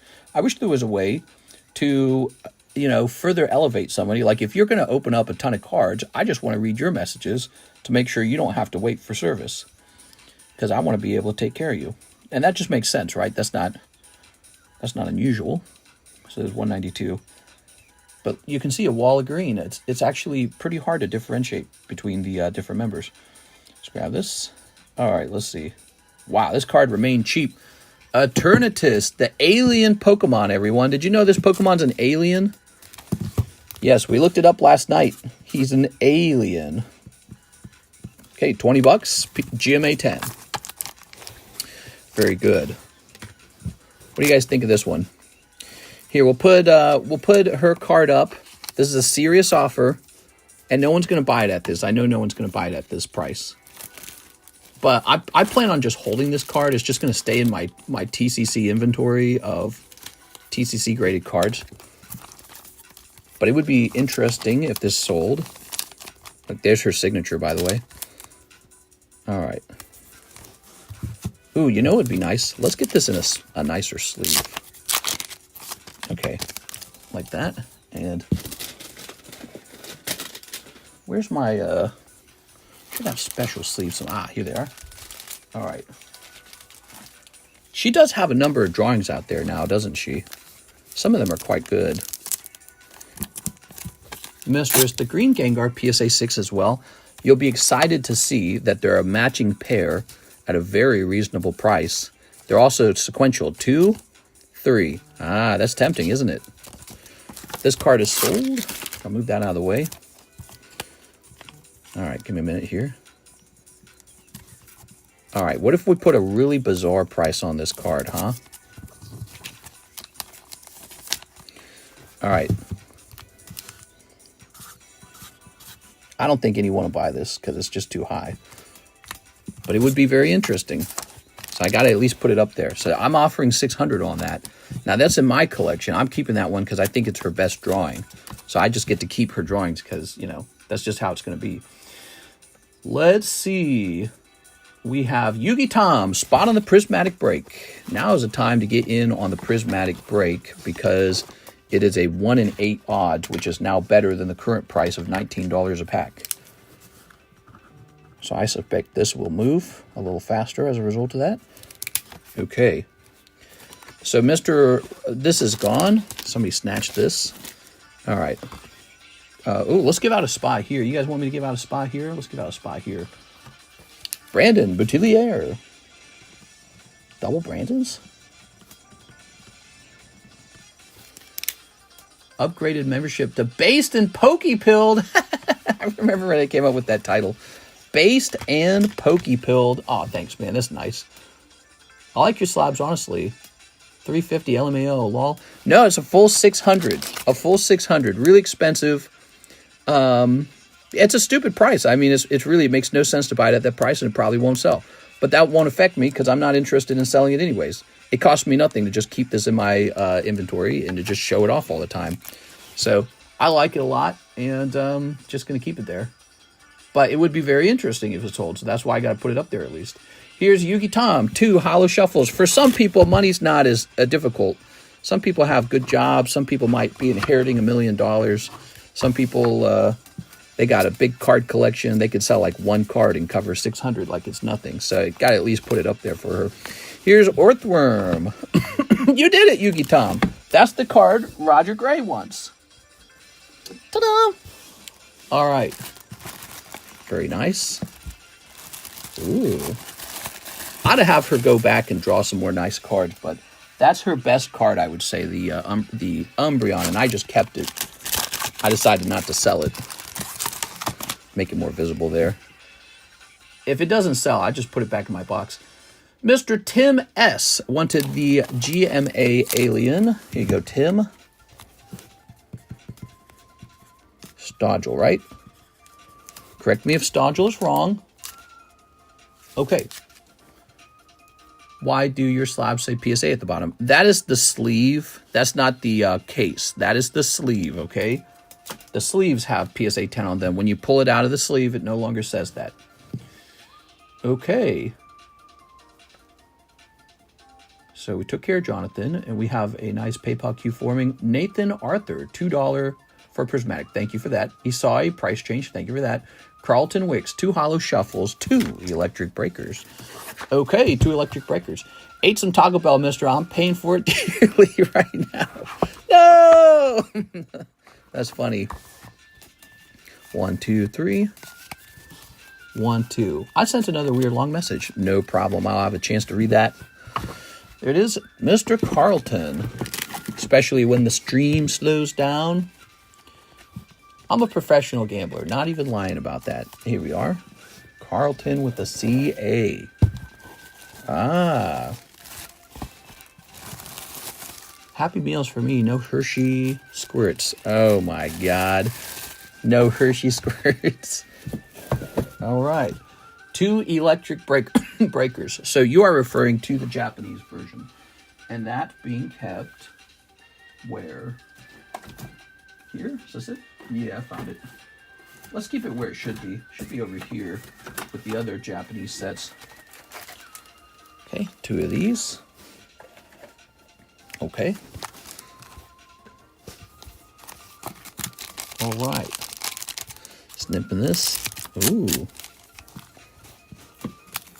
Ah. Here's Durant. Oh. Okay, and cold. You ate the sour cream, that's why. What? All right, Carlton Wicks. The sour cream. What is it, like haunted? I always figured the problem with Taco Bell is that if you're drinking a lot of Mountain Dew which they kind of aggressively market. If you're drinking a lot of Mountain Dew, you know, it's going to get you, right? I got to take a look at this seal. Did anyone buy this seal? This top seal, I don't know when he was priced. He has no date on him. Tops seal. I got to type in the right name there. Okay, so that price of $65 is actually the Topps Chrome price. And I probably was just annoyed with the card and ready to let it go. But that was back then. This is now. Pokemon cards have exploded in value. This is the Topps Series 2 regular foil. Notice it doesn't say Chrome. And so when you scan the front or the back of this, it's going to have a population of like, I don't know, like 5 or something. Let's take a quick look. Okay, you ready for this? This guy's pop 12. He's actually really rare because it's so hard to get 10s out of that set. That's why. So he's a pop 12 card, and I still don't think anyone's going to go nuts on him, but I think he's probably worth more than the Chrome version. So we're going to let him sit at $94, which is probably what his real value is. Okay. We have an order, Andrea Navarra, a couple of 3 Japanese Pokemon packs, your choice. It's been a couple years since I bought from you new bag. Okay, so you sent for $12 my choice of Japanese Pokemon cards. Let me take a look at what we got in the Japanese Pokemon cards. A lot of them are $3, so you just want me to pick some of them out for you. Well, if I were to pick, probably Triple Beat. You know why? Because Triple Beat gives you a chance for that Magikarp, and he's getting more expensive. In fact, I need to do a price check on Triple Beat. So let me get you Triple Beat. Here it is. Now what is this? That's Triple Beat as well. Looks like I need a fresh box. And I need to do, so we got that box is empty. We need to do a price check on Triple Beat right now. Damn, pop 12. Yeah, he's really rare, actually. He comes out of a card set that is very expensive and almost impossible to grade 10 on. And so you're looking at a very hard to grade 10. All right, so let's take a quick look.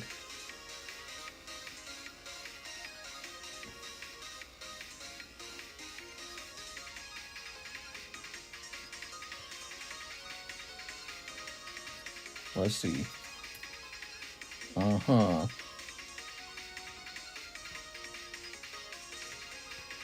This always takes a little research, okay, guys? So give me a minute here. If it stays the same price, that's actually great. Divided by 30. So it does actually go up in price, but it doesn't go up in price very much. It will move from $3 to $3.50, almost no change. However, I think that does reveal that the price is moving on that set finally. So it is now 3.5 per pack, and we are offering the box at $105. We're going to hit save on that, and I'm going to go get a fresh box. Okay. I think to open up Triplet Beat, you're basically just going after that Magikarp. Yo, you can't buy the single Magikarp that cheaply anymore. It used to be you could go buy that Magikarp, and it was really pretty affordable. So you could just go grab one. Now you try to grab the Magikarp Japanese, and he's not cheap. You got to spend so much money paying for that bad boy. Triplet Beat. Maybe we should start a break on one of those Magikarps. You know, I noticed none of the brakes are moving. Let me show the brakes off real fast, guys, before I grab this 4th pack. Let me show the brakes off. So we have Rare Candy Mew. He's all the way up to 8. He's a slow mover, but the Rare Candy is always a slow mover. The good news is he's actually moving. We've got Poker Umbreon. Poker Umbreon has competition. There's a lot of Umbreons up here, mainly this one. So here we have Umbreon, Special Art Rare. This is the Terra Festival chase card. I mean, he looks beautiful. He's a 1 in 28 odds. Pretty low, but hey, I mean, think about how hard it would be. He's 1 out of 35 SIRs, right? So you'd have to open up, on average, 35 boxes to pull one of these, and then you still don't know if he'll grade 10 for sure. So that's not bad. Over here, it's $40 for 1 in 28 odds. Come on, that's just not bad. That's literally better. I mean, it'd be like if you could pull an SIR or SAR every $40 out of Terra Festival. You can't do that. And then look, this is 1 in 28. That's lower than 35. And this is already graded. That's the price of the grading, and the risk of a 9 gone. So the odds are literally better here. Here's Koro. See, I did the math really fast there. Koro Snorlax. He's ticking up. He's all the way up at 5. We have this very close break. It's Master Ball Cubone. We talked a lot about how probably undervalued the Master Balls are going to be over time. And then we also have the clearance break. Heatran's got 2 spots left. He's really close. Rare Pokemon Rumble. You'll see the Rumble portion of the card is actually holographic. It's really cool. Very nice. He is the clearance card. Now, let's go get some more of this triplet beat. Okay. I know it's getting late. I just woke up for the day. Real LMAO. I might not sleep tonight. Triplet beat. Normal night for me. What does that mean? I don't like the sound of that. So, what do we got? What do we got? Ow. Ah.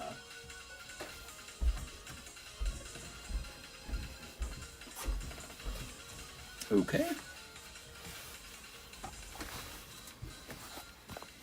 Ta-da! Prices are just a little bit higher for Triple Beat now. Dude, this room is cold, man. This room's freaking cold. I'll put my sweater back on. Holy cow. What's the difference between a Pokeball and a Master Ball? A lot. There it is. So this round is for our friend, Mr. Andrea Navarro. He needs a new bag. It's been a couple years since he bought for me. Andrea Navarro, welcome back. We're still going strong. What do you think of that? By the way, Mr. Andrea, look at those subscribes. We're almost at 100,000 subscribes. I think reaching 100,000 subscribes, really a cool thing for people who held on to my signature or have Cardconomist graded cards, TCCG cards. I think that's a really cool thing. And we'll just keep that growing, hopefully.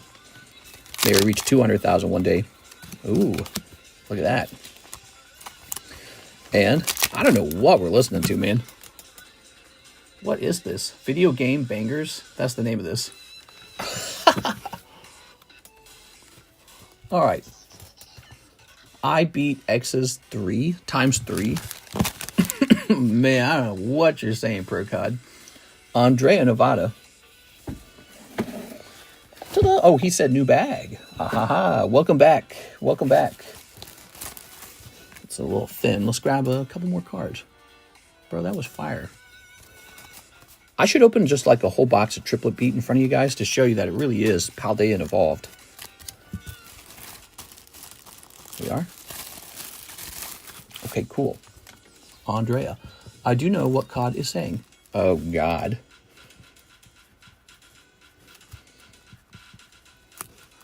Navarro. 2.25. Welcome to my Pokemon Gooner stream with an AN. All right, you're going in the AN box, bro. Bro. Okay. We tapped, Mr. Open Your Case Live. Here's one prismatic ETB for Jennifer Yap. Here you go, Jen.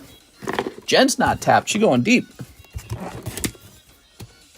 All right. Jen told me she's trading me a Team Rocket booster box for $20,000 of store credit. Basically, all the store credit she would ever need for like a whole year. Here we are. Wow, Jen, that's really cool. Okay. Or however long. That's so cool, Jen. Ooh. For real? No. Although I would be open-minded to some sort of store credit deal. I was just joking. That'd be cool, though. If any of you guys got some, like, sealed booster boxes or anything like that, you want to have store credit, I think I'd be generally pretty, I'd probably be pretty, what's the right word? Agreeable on the price for store credit on a solid product like that. Sniffing this. Jen has all the vintage boxes. Ta-da! All right, there we go. Miss Jen, she's got a box of EVs. The next day, Jen opens 3 cases of Prismatic. Oof. Okay, here's Bronzor. Godin. Giacomo. I've been getting into trades a lot. Trades have been very cool. So if you guys ever want to trade something with me, you know, you can work on it 1 card at a time or 1 booster box or whatever it is you want to get rid of. All right, we got Sparkling Crystals. This would give you store credit for stuff that we sell that's really unique. Like, I don't know, the breaks maybe. Live customs maybe. Holo shuffles maybe. Maybe you see a slab come back from PSA that you really like. Here we are. Just whatever you want. All right. Ooh, dust glops. Look at that dust glops, man. I just want to know when people start giving me these dust glops, man. Jen Crownbrion, right? Jen! Yay! Jen's pulling Eevee. Eevee SIR. Beautiful, man. All right. Oh, man, this feels like a clippable moment just because of how hard it is to pull. You gotta be kidding me, dude. Oh, man, it was difficult. Okay, let me go to the clips channel. Okay, going over here. Okay, so this is going to say, when did this occur? This occurred at 3:36. Oh, Jen pulls Eevee. SIR. Man, that is seriously very hard to pull. I mean, we've seen it now. It's tough. Cool, man. Never let that Eevee go. All right. And there is Buddy Poffin. And Beyond. Super rare card. Is she still here? Is she still watching? I don't know if she... Oh, I did it. You did it, Jen! Yay! You pulled Crownbrion. No, I'm kidding. You pulled Eevee. Eevee's still really nice, though. Look at this. Crazy. Yeah. Wow, man. What is this move? Coruscating Quartz? Okay. I mean, you got to admit, Pokemon helps develop your child's vocabulary if they're using words like that, right? I thought it was a joke when I heard you. No, you actually pulled a card. All right. Miss Jennifer Yap.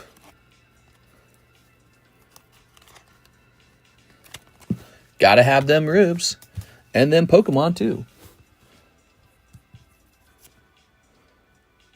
Okay, good. Oh.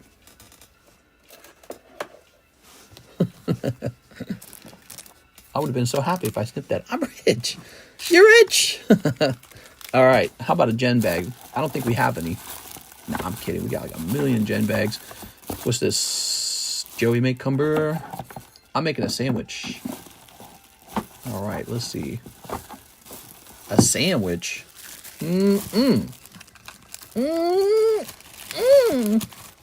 So good and tasty. All right. Wow, man. That's crazy. So, let me check the queue, see what's going on in the queue. Busy night. Mr. Michael Spalding, 4 bulk boxes. Oh, you got it, Michael. 4 bulk boxes. Mr. Michael. Bulk boxes are on sale, if you guys didn't know that, because I'm thinking about moving. You are? And so, probably a good idea to just make sure I don't have any left. Let's see. So they're on sale. If you go right now to the secret menu, you'll see them on sale over there. All right, let me take a look at this. Make sure your address matches. Yes. Okay, good. Now, these are very heavy. So, you got to increase the weight here. Lower this. Good. Jen popping off. I'm making a sandwich when you hit on a break. Didn't even know I won until you check the Discord. I was opening a break that you were in and you didn't even see that you pulled the hit. That's so funny.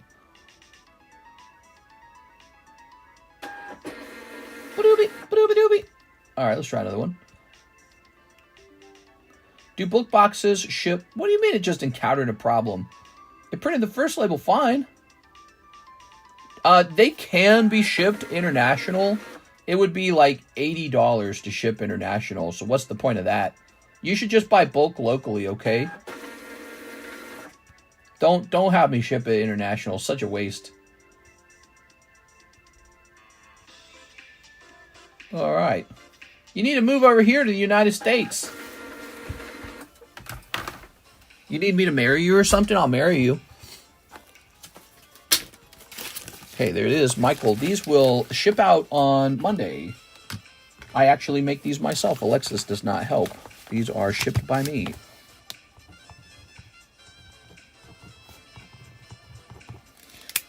Just writing a note.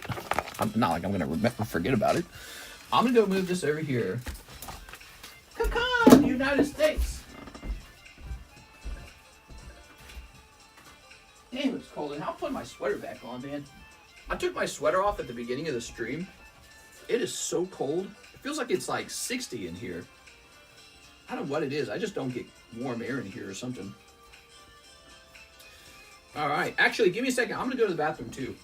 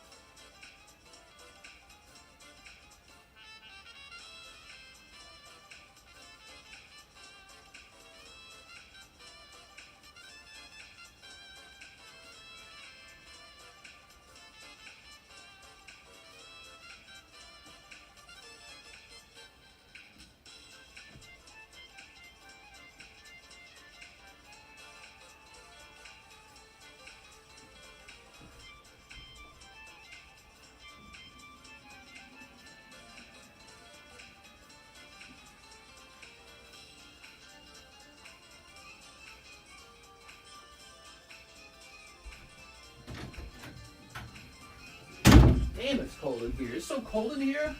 I could wear a jacket, man. Alright, I'm turning on my space heater. I'm gonna catch a cold in my bedroom. Holy Jesus. My God.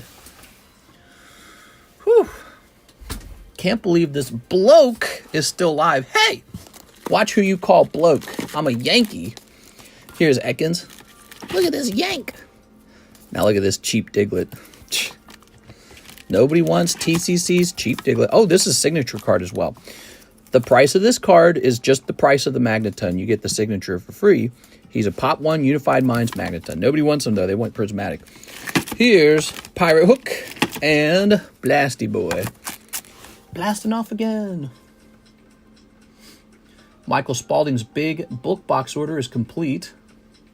Okay. Now we have an order of Zachary M. Stekskowski, Prismatic ETB break. Pull the heater closer. Nah, I ain't doing that. I don't like doing that. Some people do that with those space heaters. I don't like doing that.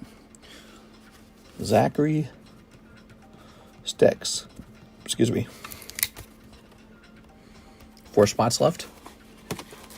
He's one of one. People get him. That's my signature.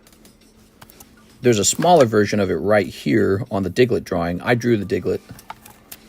So those are some fun extra things. That's just the normal price of the Magneton. You're not paying anything extra for the signature.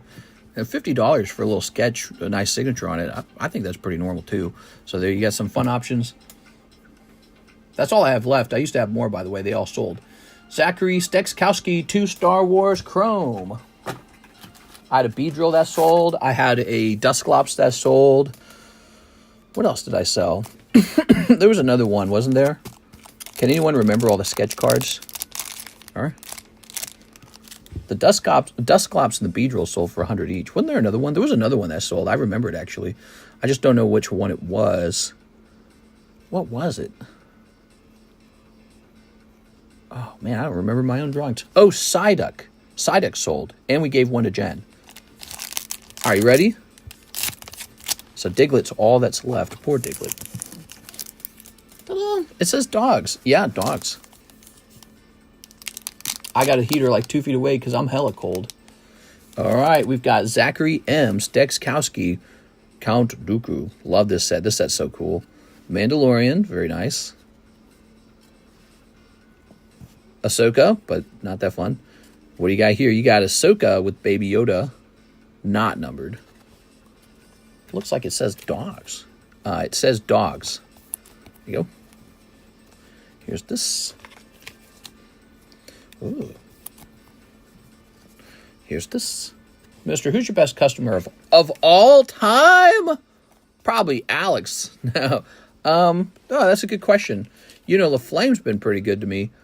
That's because he went really, really deep. He hasn't been around for a really long time. But last April, 2024 April, whew, that guy was making my head spin for a little while. He went real deep. But Jennifer Yap's been really good for a long time, too. Jennifer Yap's definitely near the top, at the top. You guys didn't get to see Mahasvaras back in the day, back in the heyday. The Bounty Hunter's Prize. Mr. Mahasvara, we knew he was a top customer because back then we accepted our payments on Streamlabs, and Streamlabs would actually track how much everyone spent, and he went so deep. And then one day he kind of had to stop.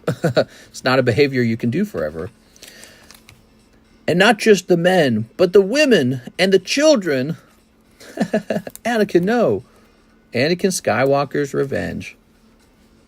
Damien's the best customer. There's a lot of big customers that have come and gone and come back and gone again. And I actually don't know who the top customer is. Like Tammy Lowe, for example. She's been here for a very long time. And you'd be surprised. She's actually bought a lot of stuff over time. You have people who make orders, but they're not as dramatic. But they've been here for like 5 years making those orders. So, 5 years gives you more time. Ooh, Zachary. I miss being a customer. Just can't afford the international side. Sure. All right, Mr. Zach, especially with how the dollar has gone up and a lot of other currencies are kind of going down.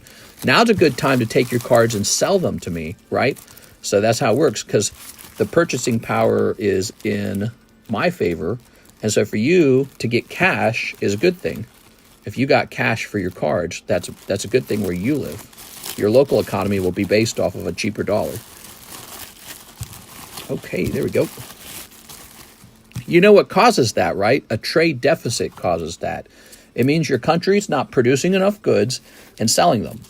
If your country produced enough goods and sold them, you'd have a better dollar. Your dollar would get really, really good. Yep. Wherever it is you live. Zach Stex. It's a sign the United States economy is more productive. All right. Cool. Probably because we're selling guns all over the place. Who knows what we do? But we got like Hollywood, I guess. We sell technology. United States sells a lot of technology. The UK, mister, we don't make anything. We import. Yes. And as you import stuff, you end up with a lot of stuff and no money. You have a trade deficit. And your ability to purchase goods kind of goes down because you have less money. Whereas we got lots of money laying around. And so we're able to demand products at a higher price if we want to. Yeah, trade deficits, man, trade deficits. I feel like there should be like a whole class on trade deficit. Let's see. But it's not just trade deficits, it's also like inflation. So watch this.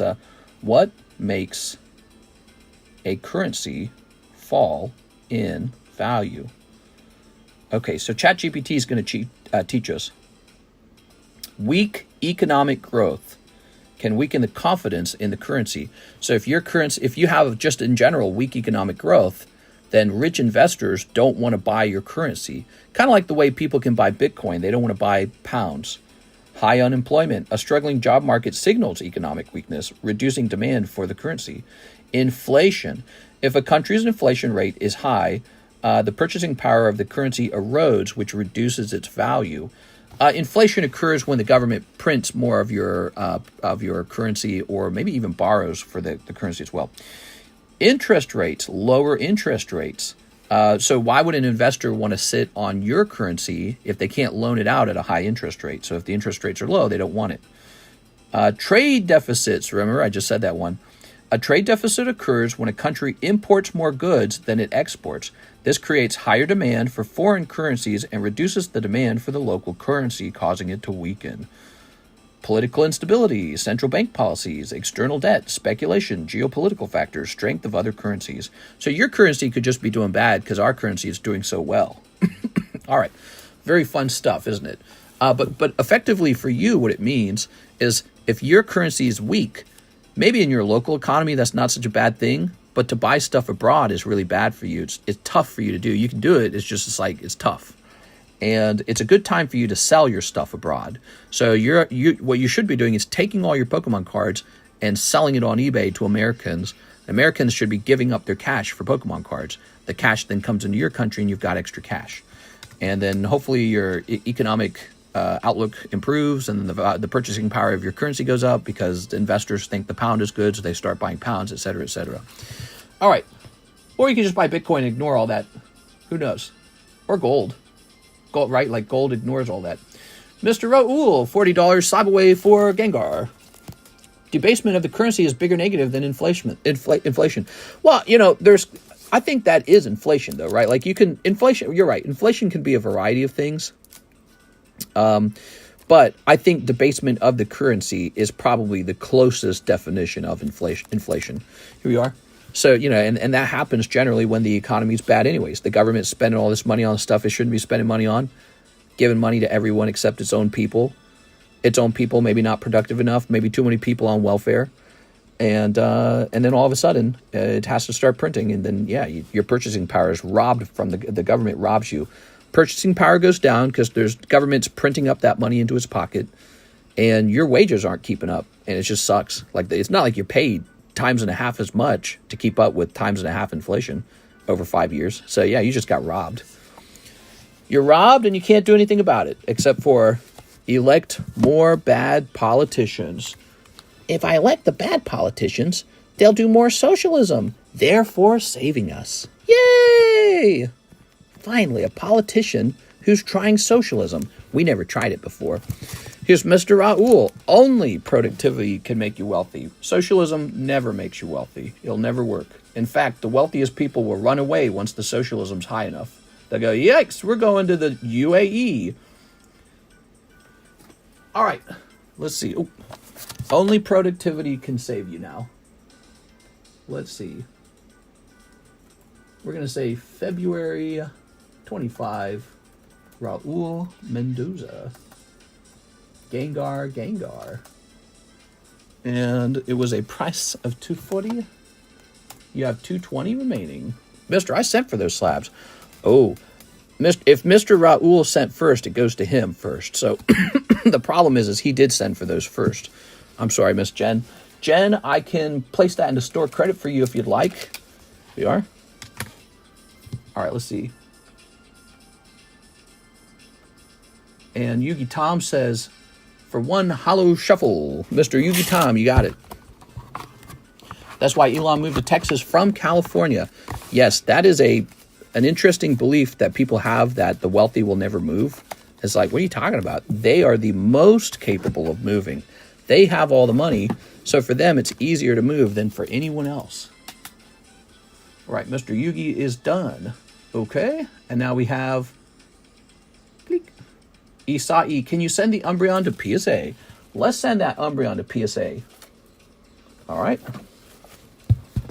When the new Mexican president says that they won't accept any deportations, I don't know. What do you guys think will happen? She's a bit strange to me. Her name's Claudia, and her last name's like, what's her last name? Claudia, like Bushheim or something like that. And what's interesting is it's not like a Mexican last name, because her parents' genealogy or heritage is European. So if I was a red-blooded Mexican man, I'd be kind of pissed. I'd be like, why is she in power? We should have we should have our own people in power. But maybe that's a bit tribal. But I think that it matters. I do. I think at the end of the day, it matters to people, and we pretend that it doesn't. And of course, it does. Yeah, I'd be saying my own people should be in power. This Claudia lady needs to get lost. She can go be in charge in Europe. All right. But apparently she's popular, so I don't know. Maybe it doesn't matter. I wouldn't want the criminals back either. Yeah, that's actually exactly right. Why would they want to receive an import of homeless people who now need housing? They need tents. They need food. They need water. They need security guards to make sure they're not selling drugs or hurting anyone. And who's gonna foot the bill for all that? They don't got money laying around to give away for free. But that's the point. Neither did we. We didn't have any money laying around to give to people for free. And this is why people got upset and voted for Trump. Because Americans need help. Americans are struggling. We don't have free money laying around for anyone. It's the opposite. We're like short on money.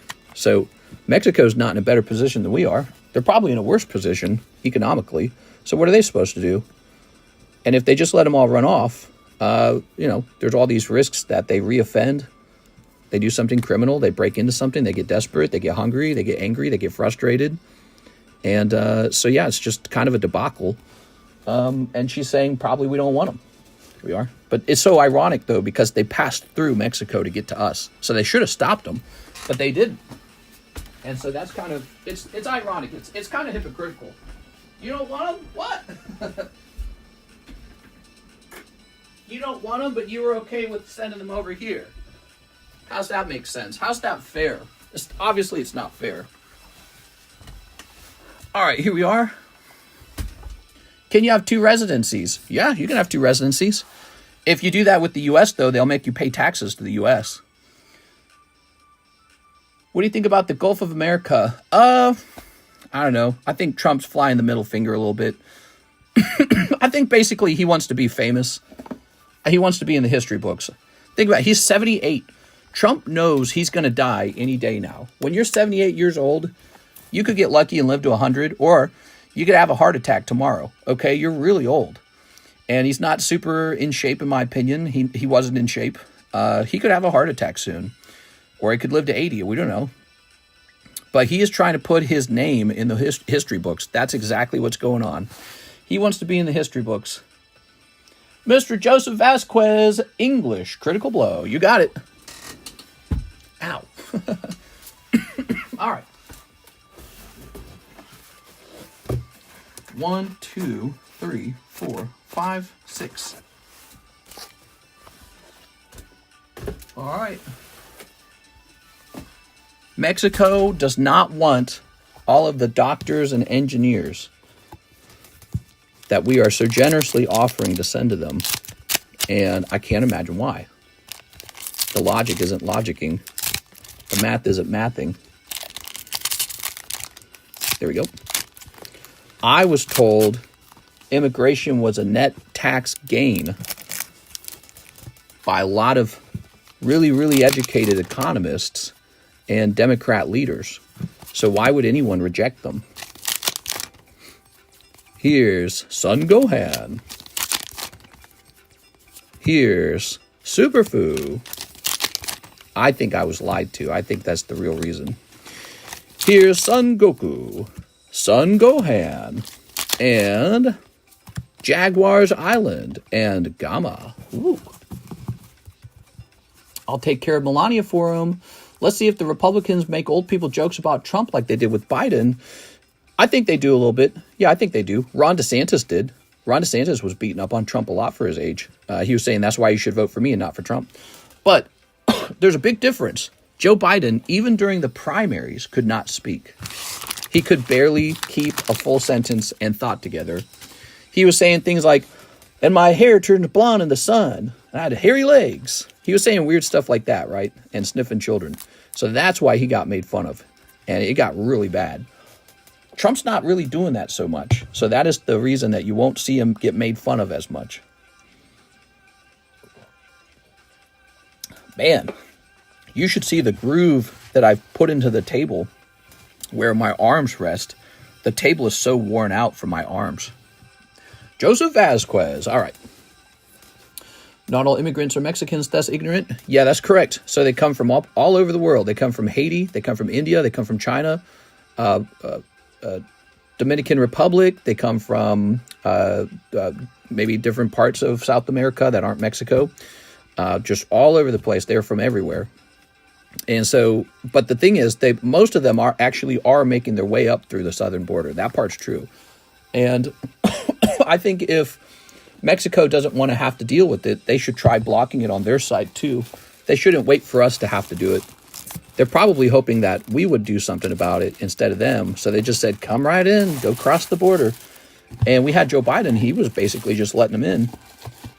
And so some of it is our own fault. That was the previous leader's opinion on how to deal with it.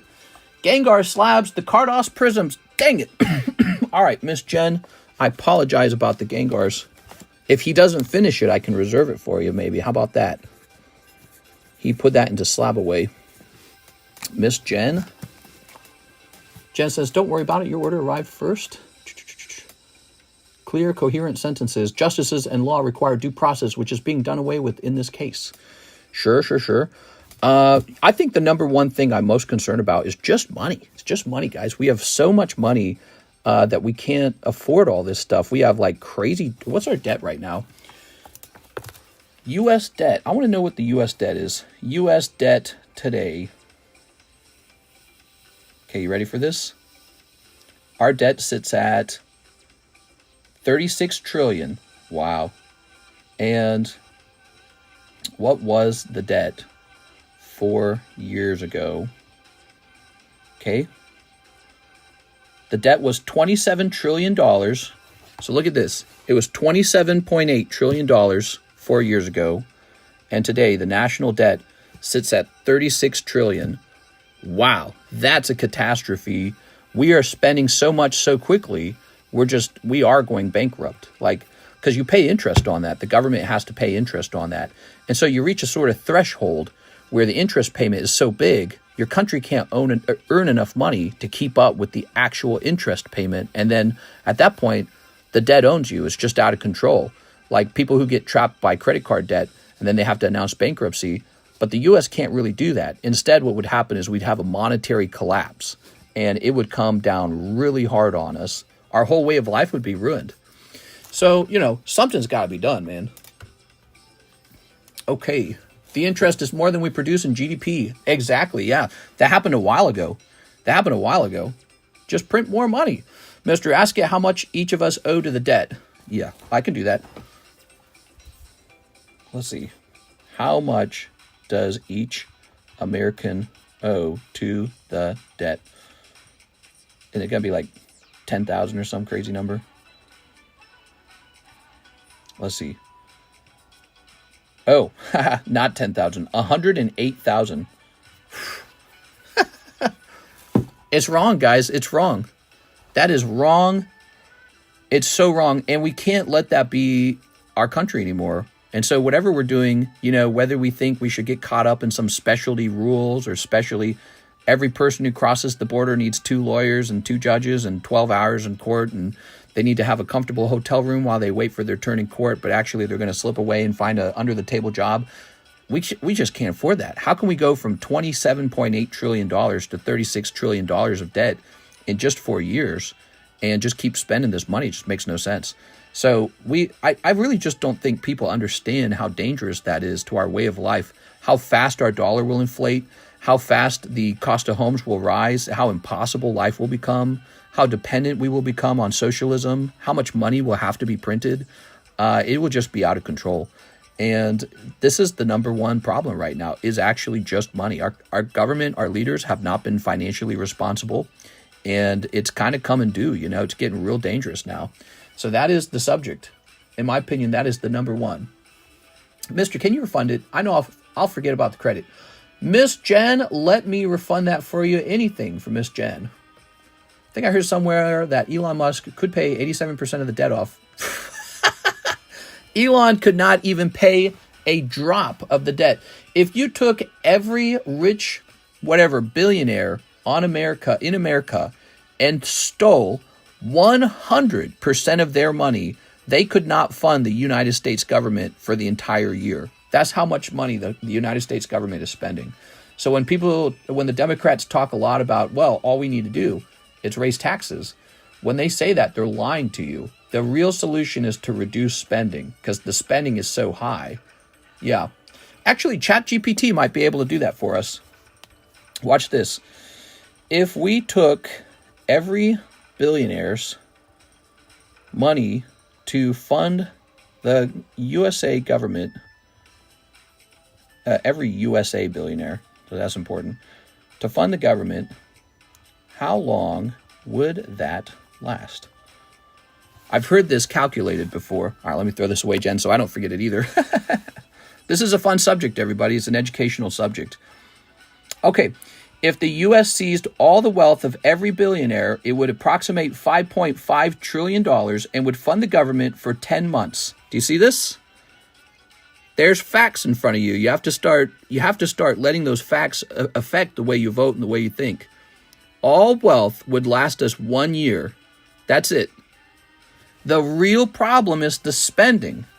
That is the deeper problem. Like, it would be great to tax those guys at a higher rate, wealth tax, whatever. Like, you could raise the taxes on them a little bit and they'd still stick around, right? Because the tax rate would be better in the U.S. Deeper down, the problem is the spending. Think about that. You take all Jeff Bezos, all of Elon's money, all these stinky guys who you hate, and you know, you got Bernie Sanders saying, these are the bad guys. If only we could raise taxes and spend more, we'd be all right. He's so lying to you. They could fund the government for less than a year if you stole 100% of their money. 100%. 1 year. Think about that. Really let that sink in. It is the government spending that is the problem. And they don't want to lower the spending because no one votes for that. Not a single person will vote for that. All right. Okay. Mr. Blake Santoro is next. He says, check my Discord message. Sorry about that. Let's check. So he says, sent for the Crown Beyond break. Oh. Sorry, just seeing this. And then I'll see. He's got a Sky Rich Ghastly and a Mimikyu Trick or Trade.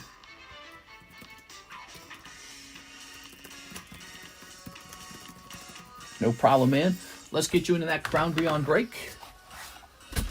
Taxation without representation was when money was sent back to Britain. Your taxes do have representation. It just isn't used properly.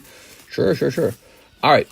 But so it's a really interesting problem. We have out of control debt that is just rising super fast. And there is a solution to it. You have to stop spending. 2, 3, 4, 5, 6, 7, 8, 9, 10. And the Democrats are always like, well, if we stop spending, the economy will fall. And it's like, look, if your economy is based off of government printing money and spending it so that we just go deeper and deeper into debt that we can't control because the interest rate's higher than our GDP, you're effed already. But you have to actually fix it at some point. And this is a fix. Just reducing wasteful spending, right? Like, what is wasteful spending? You have to do it. You have to start cutting out wasteful spending. All right. And Americans have to become more productive, too. That's the other thing. Get rid of the wasteful spending, become more productive. All right. And everyone can have a debate on how to do that, but there shouldn't be a question about what the problem is. Yes, it's very annoying that Elon has so much money and Jeff Bezos has so money. You know, like 5 guys are super rich, right? That won't solve the government deficit problem. Just taking all their money away won't fix it. Warren Buffett, he's super rich. All right, there we go. Here's Yugi Tom for Keep the Holo. One last Holo Shuffle. You got it. One more Holo Shuffle. Good luck, Yugi Tom. I hope robots help a lot. They could. There's a race to be the first to cure cancer. There's a race to be the first to create artificial hearts and artificial livers and artificial kidneys. There's a race to do all these like super high-end medical things. We have to be first. If China actually beats us to it, they make all the money. If they patent and figure that stuff out first, everyone around the world is just going to start buying it. You know, we're going to start buying it because we're going to demand to everyone. All the consumers will say, hey, China's got a cure for cancer. We're buying that. We're not going to wait for the U.S. to make it. We're buying it today. So we got to be the first to invent it. There's a race to invent these things. AI is the same exact way. The first group to invent sentient AI and all that stuff, that is an actual race. We have to win it. So, but our government is busy doing stuff like social politics and, oh, we feel really bad that people can't come here for free and be put into hotels with our money. I mean, it's just wrong, dude. It's not the purpose of the government to take my money and fund somebody else who is doing poorly in their country to come over here for free, but not really for free. I had to pay for it. But meanwhile, we're in this like debt that's going to destroy us. One, Alakazam. All right. It would be free if there was no social programs. Yeah, if you got rid of public school, if you got rid of emergency health care, if you didn't need to hire a bunch of police officers to make sure nobody did anything bad, you know, here we are. No property theft, no vandalism, no kidnapping and murder, right? So if none of that was required, you could just let anyone in. The only thing you would worry about at that point is, you know, a battle over culture, probably. Here we are. Culture, maybe like ethnic representation. But if it's not a financial thing, then it's not a financial thing. But it really is right now. It really is a financial thing. Here we are. All right. other countries think we're crazy for what we let intruders get away with. Yeah, I don't know. I mean, they're having this problem in Ireland. Poor Ireland. Ireland's really interesting to me because Ireland already had their land taken by the UK. Northern Ireland. That's their island. They had it taken by the UK, and now that's happening all over again with population decline and rapid immigration. So pretty soon Ireland won't be Irish, and they'll just lose the whole island. So you'd think they would be more aware of that, but they just, I don't know. It's this sort of too much empathy or something. I don't know what the problem is. It's like a way of thinking. If you did this to another country, like let's say we wanted to like send millions and millions of white people to Mexico or something, you know, it wouldn't be very long before they'd go, hey, there's too many of you all. And now you're demanding for white politicians. And, you know, it'd be weird, wouldn't it? Doesn't matter where you do it. In any country, it's weird. You're just replacing one population, ethnic population with another. So other countries wouldn't accept this. Arabic countries wouldn't accept it. UAE wouldn't accept it. Dubai wouldn't accept it. Saudi Arabia, they'd say no. Actually, I read somewhere about in those countries, if you try to invade, if you try to push through as an economic migrant, they got soldiers with guns that'll shoot live ammo at you just to stop you. They're crazy over there. They're not messing around with it. You know, they're really tough. But, you know, I read about that. And then some months later, I read Poland had to do the exact same thing. Poland had to initiate live bullets because they were getting attacked by people who wanted to just break in. It's like, damn, dude. And I think it's not changing. I think it's going to stay that way for a while. I think that's how it is. That's the state of the world. The state of the world. Everyone knows it now. There's these countries with huge welfare protection policies, huge handouts, free education, good education, great healthcare, beautiful homes, beautiful streets. And the goal now isn't to build your own country to be like it. The goal now is really just to push your way into one of those countries. And it worked for a lot of people, and that's the whole strategy now. And there's starting to be a reaction to that, and that's just the way of the world. Here's Merlin Meowth. It's a tough thing. It is just a tough thing, but it's like, you know, it's like watching, I don't know, it's like watching, you know, some documentary about the wilderness, right? Here's Matt Rodriguez. 1 box of Azure Lane. Let's get it open, man. Just the way of the world. It all comes down to money, comfort, power. Ready? But there he is. UAE, Saudi Arabia. They don't play, man. They're like, no way. It's not happening here. We have a nice city, we have a nice country, and we're not playing with it. There we go. All right. Ooh. That is the way of the world now. It's a game of migration. We are. All right. Mister, if you pull a Kabutops, can you call it Dirtbug for me and honor it with sacrifices? What? Ta-da! A Kabutops? I could do that. All right, you ready? 4 more spots, prismatic. Italy's going through it also. Every nice country has the exact same problem. The internet released around the world, and everyone saw Italy on the computer, and they said, holy, why am I here? I should just be in Italy, which is a totally logical conclusion. But the Italians might not like that, because what it is, it's a form of like homelessness is what it is, right? It's kind of like if a homeless man got a cell phone and he saw that Paris Hilton is living this opulent life in a Malibu beach house, and he said, wait a second, why am I living in my shack or on the street? I should just push into a Malibu beach house. And so that's what's happening around the whole world. This is happening. It's the same story everywhere. Switzerland, Austria, Germany, doesn't matter where you are. Everyone's come to the same conclusions. And the people of those countries are like, welcome, welcome, welcome. We're not like the mustache man, he's evil. We're not like him. We actually love diversity. We love helping. But that's all fine and great until you go broke. And then you go, wait a second. This is making us go broke. And I think when I was younger, there was more debate on the subject. It was something people were like trying to more like predict how it will move one way or another. There were a lot of economists saying, hey, this is working. This is really great. This is awesome. And over time, I don't think it has worked out that way. I think over time, you've got every country right now electing far-right politicians with heavy inflation, out-of-control debt, impossible to buy homes. No one can afford children anymore. Everyone works so hard and goes on so few vacations. Whoa! Damn, bro. Man, that's Azure Lane, everybody. That set's going to sell. So people are feeling the squeeze. And I think sometimes it works telling them, well, you know, the reason you're feeling the squeeze is because of Warren Buffett. Blame him. But Warren Buffett, I think he's just, you know, benefited as a shareholder. He's scraped money out of the market, but he's also provided capital, right? So it's a complex thing, isn't it? And you could blame him a lot. But I just showed you an analysis that even if you took all his money away and everyone else's money, he couldn't fund the U.S. government for 1 year. It's the U.S. government's broke. They can't actually afford the level of socialism everyone wishes that they had. And there's no amount of productivity people can produce to pay for the cost of goods anymore. So there's just this equation occurring. There's not enough nice homes for so many people. And the competition emerges. The competition amongst people emerges. People begin to open their eyes and go, oh, maybe it's not Warren Buffett I'm fighting with. Maybe it's the person right next to me. The competition is amongst us. And he's just another player. And he's a clever player.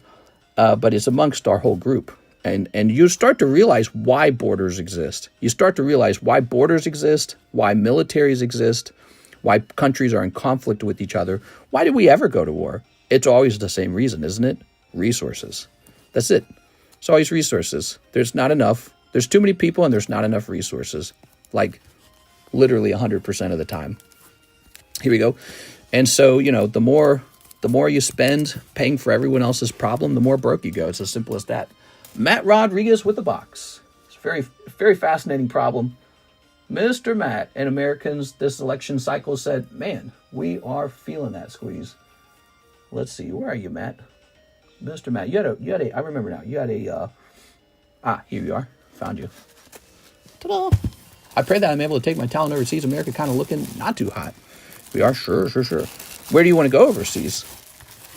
I am somebody who wanted to move overseas.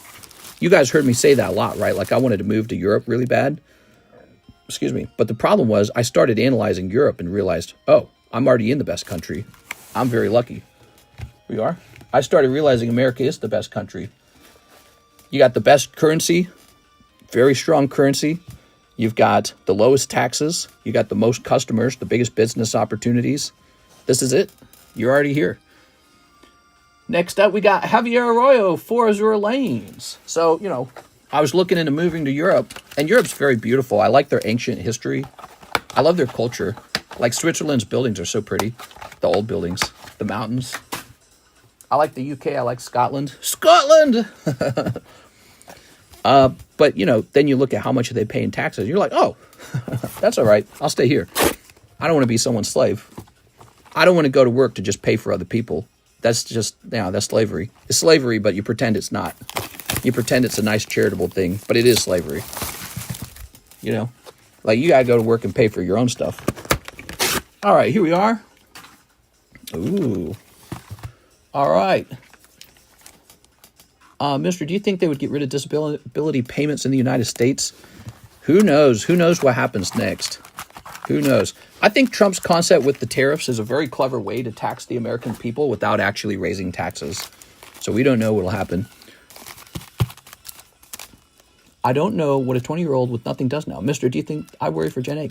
Amira, F yeah. I want to go to either Germany, Sweden, or Japan. So, let's see. If you earned $100,000... Actually, let me use your voice.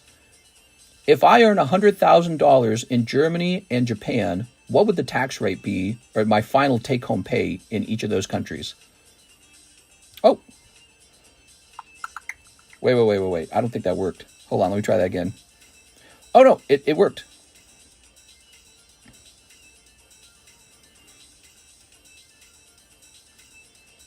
I actually stopped it from finishing the answer. Darn it, I should have kept going. Oops, hold on, let me cancel that. How much money would I take home in Germany if I made 100K? All right, we'll just do one of them. All right, let's go this. Let's get this. 1, 2, 3, 4. Germany might accept you. You know, Japan probably wouldn't, right? Japan, they're very homogenous. I guess you could call them racists, right? Isn't that what the Democrats should call them? They're huge racists. So they prefer to be around their own kind. They don't want their country overran with other types. Doesn't that make them like, you know, mustache man people? Because that's what you would be called in America if you said the same thing. So obviously the Japanese are very morally corrupt, right? That would be the argument you would hear if you applied a similar argument anywhere else in the world. So they probably would reject you. You could probably get a work visa in Japan, though, but they wouldn't accept you unless you were Japanese. Or maybe unless you were super productive and could actually have a Japanese family. Like if you seduce some Japanese girl and you're like, hey, you want to make babies? Maybe they would be more accepting at that point. But they're tough, man. Maybe they're more accepting these days, though. Maybe the later generation. Here we are. But that's not what I've heard, because I've done a lot of research on Japan. And a lot of foreigners say the hardest part of Japan is they don't accept you. They won't even accept you in some restaurants and bars. They say they got zones for Japanese only, and they kick you out. So here we go. So in Germany, you would take home, convert to USD.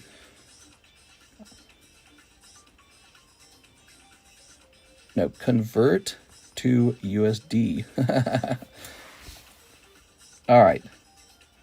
So after $100,000 in Germany, your take-home pay would be just $34,000.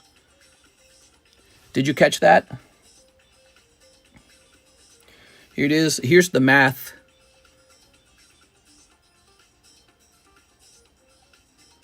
Okay, and the take-home pay would end up $34,000. You're a slave. You get 1/4. You get 1/3 of your. I'm sorry, not 1/4. You get 1/3 of your income, but it's more like a quarter.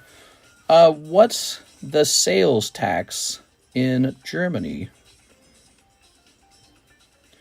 19% standard rate for goods and services. 7% for essentials like food. So in theory, how much of the 34% or 34K would just be tax costs when I spend it? You ready? So you get to spend just $34,000 of your $100,000 income in Germany. It says, it seems I can't do a more advanced data analysis. What? Let me say, try again. Oh, it does. Oh, here goes. All right. So it says, in theory, you would spend $6,000 more of your $34,000 in sales tax. That's the tax you pay when you buy stuff. So you walk away after you've made $100,000 in Germany, which most people won't make that much. But after you've made $100,000 in Germany, let's say you make $50,000 and your wife makes $50,000. Together, that's $100,000, right? So you walk away with $34,000 left over after all the taxes. And then when you spend your $34,000, you'll pay an additional 6% in sales tax, which leaves you with just what, $28,000 income? Clean your screen, bro. I know I use the screen a lot. The biggest thing I'm not looking forward to is the discrimination and language barrier. In Germany or in the United States? Probably in Germany. Here's Javier. Germany is a psychopath tax country. It's basically like communism. I don't think you can call it socialism. When they take that much money, I'm just calling it what it is. It's communism. The government makes decisions with your money. Maybe that works really well. Maybe the government's very efficient with your money. Maybe they make good choices for you. It could work. If you have the right people, making good, smart choices all the time for you, it could work. But that is not freedom. You are not free. Your labor is not for you. It's for the government. The government will decide what you get. And I would bet that they just take your money and they give it away to other people. They probably take your money and give it away to foreign countries and pay for foreign countries' homelessness. That's what they're doing in Germany. I'm sure of it. And because that's what every European country is doing right now. Every European country is doing that right now.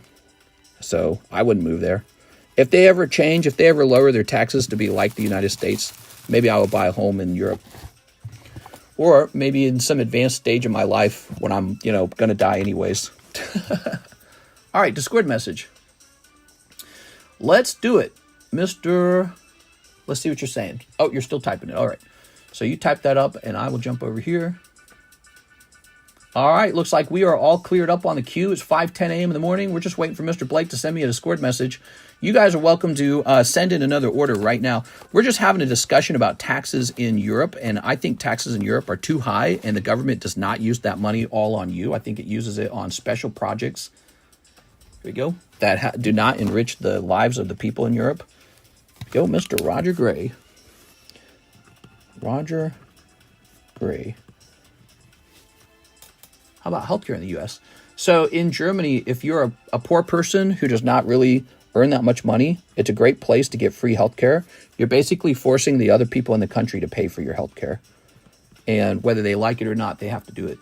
So if you're a poor person in Germany, you're probably having a blast, and you would not like America because America would say pay for your own healthcare. And the healthcare costs in America are pretty high. But it's not like the healthcare costs in Germany are super low. It's just that you're just taxed to death to pay for it. And so, again, it's a great place to live if you're unsuccessful. Successful people should get out of Germany. They should come over here to the United States. They should, because you will be able to pay for your healthcare easily. You'll be able to afford it. You just buy the appropriate insurance, and then you're done. And then you would just enjoy keeping more of your money, like a significant amount of your money. And now you can invest that and give it to your children and buy a nice house. So yes, I recommend Germans to come over here to avoid taxes. Okay, let's see. It take the labor of one person to do something for you. Then every product resource you need requires another 1 to 3 people's labor. Yeah, exactly. There's a sort of labor. Equation going on here, right? So if you're a poor person, you don't produce enough to pay for your own health care. So you require somebody else to produce more and then share that with you. So there's a delicate equation where there has to be a lot of highly productive people in the country paying for the unproductive, and that's what allows the socialism to work. If the country loads up on unproductive people who maybe they make widgets, but the value of making that widget is not valuable enough to pay for your own healthcare costs, if it loads up on that group of people, now the productive people have to be taxed at a higher rate to afford the healthcare for the lower rung. And so the more of a wide triangle that becomes instead of a narrow triangle, in terms of paying for people, the more of a wide triangle that becomes, your country goes broke. So this is why in a high welfare, high socialist Europe, it's very dangerous to import a lot of unskilled workers. If you import strictly skilled workers, you're probably fine, but they just don't do it that way. Nowhere in Europe are they doing that. So it's just not working out that way. And they're all fighting with each other over there right now. They're having the same argument and the same conversations the United States is having. All right. Let's see. I have a Holo Slowking from the Pokemon movie 2000. I don't know if I should send it in because there's like a couple small dings on the edges. Well, if you can visibly see damage, it's not going to grade 10. Javier, second order, 6 Azure Lane. I have a bag. Thanks. 20 towards Slab Away. You got it, Mr. Javier. 20 towards Slab Away. All right, let's see. Javier with the J. This is going to say 20 toward my Slab Away pack. Pack, okay. There it is. This is going to go down to $300. Thank you. And you need 6 of the Azure Lanes. They're having that conversation in Europe right now. And they'll have a group of people who believe it's their responsibility to pay for the whole world's problems. And they'll have another group of people saying, that's crazy. We should take care of ourselves. And that's the conversation Americans just had in the latest elections. Here we are. All right. Let's start sneaping it up. Ooh. We're living in a world of limited resources. That is that heart of darkness, terrible reality. You know what I mean? A world of limited resources. Talent is limited. Okay, you ready? Talent and intelligence is a limited resource. We've got, Towel Girl. Ooh. Do you think I should send it in still? Not if it's going to grade like 4 or 5 from damage on the edge. If it's got damage on the edge, or like, let's say white dots at least, it's definitely not going to grade 10. It's going to grade like 9. I wouldn't prioritize that one. You can just store that one and speculate on tops and see if it goes up over time. Like what I'm doing, essentially. Ooh. So we are basically socialism.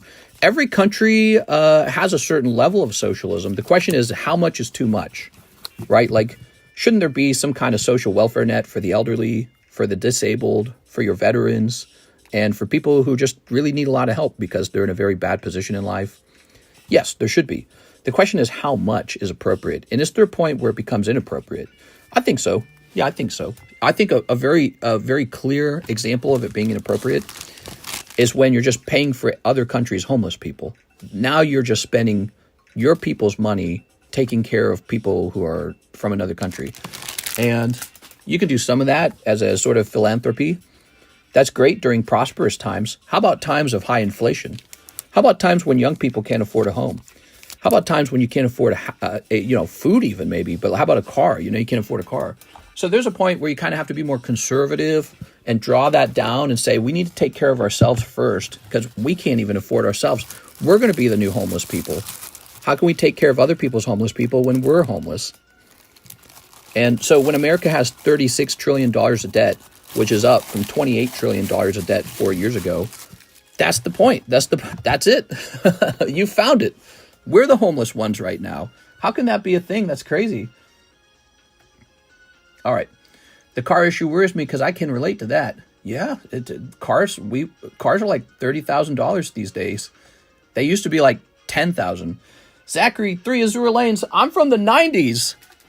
I remember cheap things. It's crazy what it costs now. By the way, when Karis and I went shopping for a home, this would have been maybe like 2017 or something like that.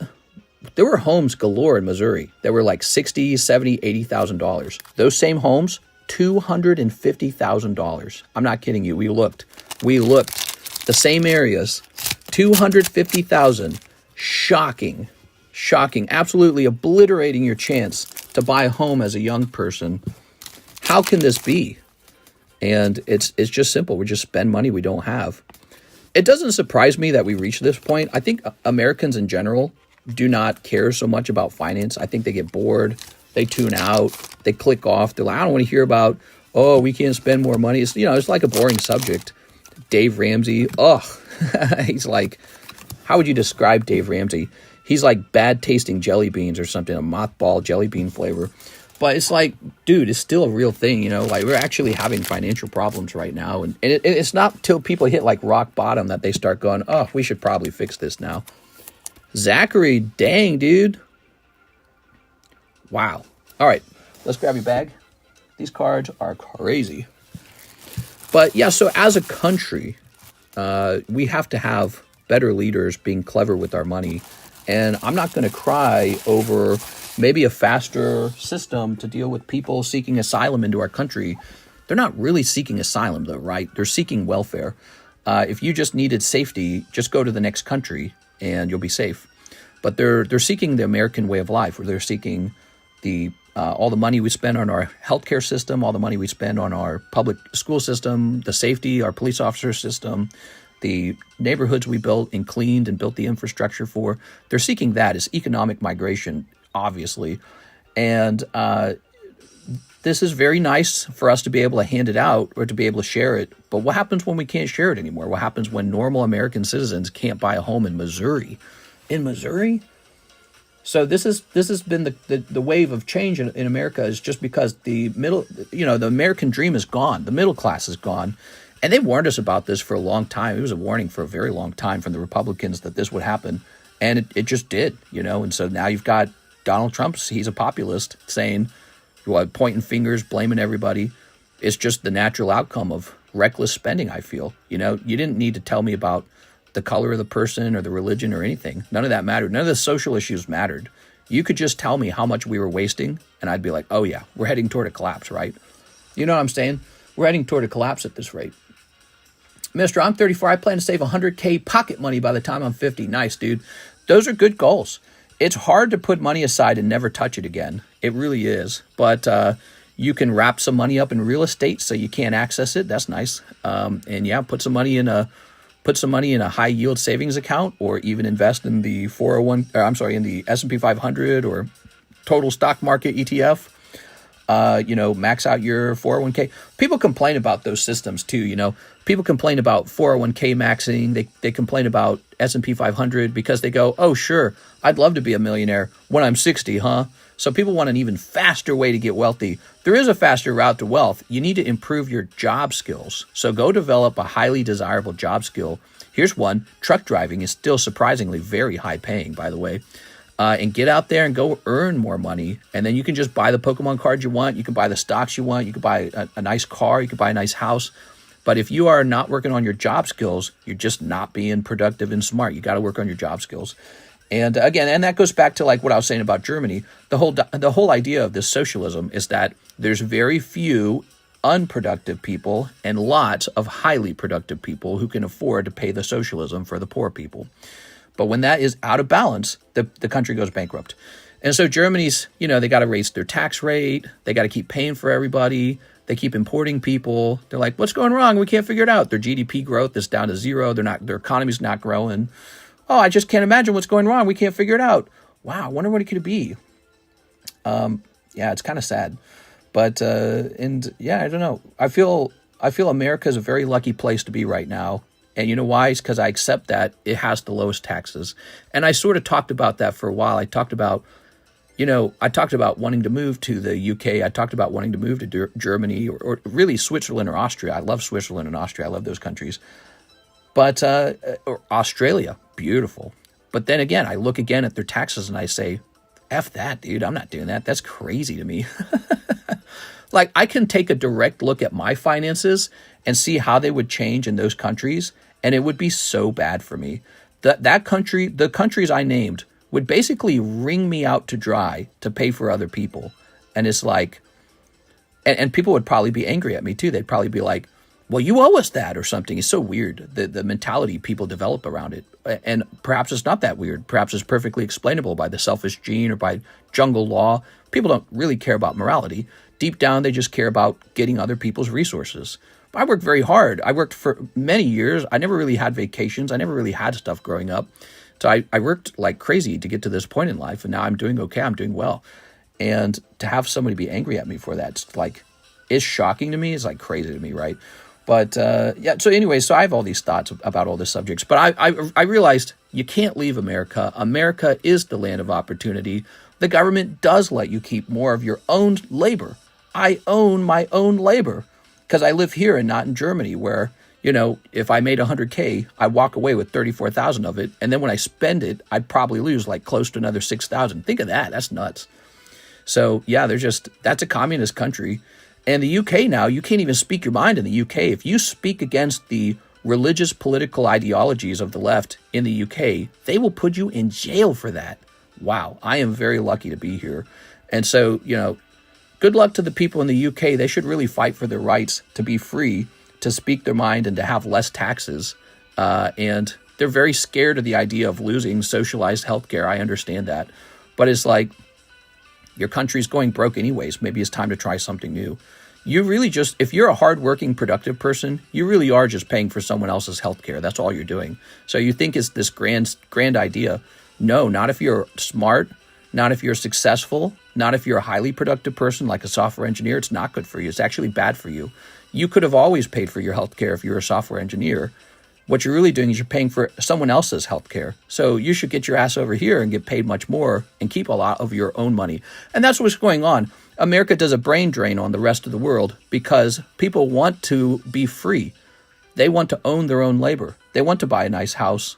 And it's a never-ending competition in the world. And there's no amount of niceness or morality or empathy or socialism or communism or capitalism or any ism that will save you from that. Again, I'm going to quote that book, Heart of Darkness. There's nothing that will save you from that. It's the nature of the world. It's that, that physical manifestation of the selfish gene or of survival of the fittest and evolution. You just can't escape it. It's part of the world. You just got to go with it. You know what I mean? You got to go with it, play with the cards you got. Don't hold too much anger in your heart and just go with it and figure it out and make your best, your best next chess move, whatever that might be. But, you get the Europeans are so well brainwashed on the ideas that their government should take like 75% of their wealth. I'm sorry for you guys. The government's got you as a slave and it worked. They've convinced you you're better off that way. It's so shocking. And I would not want to move to Europe. I feel bad for the Europeans. I like Europe. How does the low income get so much in their tax returns? You can't give up either. That's the easy way. Respect to the noticer. We need to elect Farage. They want a free apartment and 5 baby mamas. Do they pay tax in Dubai? Many Americans need to wake up. What about insurance companies? Is it really a scam? I don't like insurance. I think insurance should probably be provided by the government. Although people say government will be less efficient at it because capitalism, incentivizes competitiveness in offering insurance. Insurance is basically a different kind of casino. You're gambling on bad things happening to you. And the other person who's part of the gamble is the insurance company. And they use highly intelligent, highly educated mathematicians to win the gamble. So you're not a mathematician, but the insurance company is. And you're meant to gamble on the risk of you dying, getting sick, your house burning down. But the casino always wins because they're better at math. So, if the government provided the insurance, maybe it would be a better system and they could just eliminate insurance. But I don't know. It's again, people have argued to me that would cause inefficiencies, and I might be inclined to believe them because I just do not trust government that much. I don't think government's that smart. I think the smartest people are in the private sector, and the government's just full of people who went to school, basically. They went and they got the credentials, and they're very good at, popularity contests and smiling and looking attractive and wearing suits and all this other stupid stuff and electing their friends into power. But the smartest people are the people who do real inventions and people who go out and change the world and innovate. Those guys don't work in government. So I don't know. Maybe the government would be worse at providing insurance. Maybe there's an argument for that. But you just never know. It does seem to me, though, like a single payer system with the no profit incentive could be a better insurance system. I'm not sure. Mister, are you opening cards on Discord? Your followers are opening something. I suppose. And Trump's getting rid of that stuff. They use tax returns on a savings account. How does the low income get their tax returns? This is a great conversation, guys. I really enjoyed the end of the stream. We talked about some tricky ideas about the way of the world right now. And we talked a little bit about finances, a little bit about politics, a little bit about insurance here. I'm going to wrap up. It's 5:27 a.m. And, but we need to hand this out. Yes. You guys ready? Oh, yeah. We can't leave without doing this. John Paul Geraldo. So anyone who made it through my rants, my needless rants, has just made it in. His name, BS80. All right, there it is. Now we need to roll. You made it. That landed on 6. And that's 6. 6 for 6. All right, 6 got this last round. So what happens is 6 is added to this list over here. And this is it. Was 6 already on here? Oh, she's on twice. She might get it. Okay, her odds are better. She got 1 in 10 odds. Oh, landed on 4. Joseph Smith. Joseph Smith gets a free ETB of Pokemon. Congratulations to Joseph Smith. Here, I'll just write it down on a card. Let's save opening it for the next stream. Actually, I don't know if he wants to open it or if he wants to ship it, but I prefer to have it opened. Joseph Smith, 1 ETB Prism. How about that? That's like $150, $160 value. He got it for free just for hanging out with us. We'll do more giveaways like that, okay? Starting Monday, the next big giveaway. Sunday night will not be a giveaway night, but maybe we do get something out. I don't know. I probably got something I can give out. All right. That very nice. 6 is on my list, too. All right. I don't need to hear that. I'm hopping off, guys. Nice stream. I'll see you for the Sunday nighttime stream, and we'll see if Karis wants to do a morning stream again. Maybe she will. I don't know. See you later.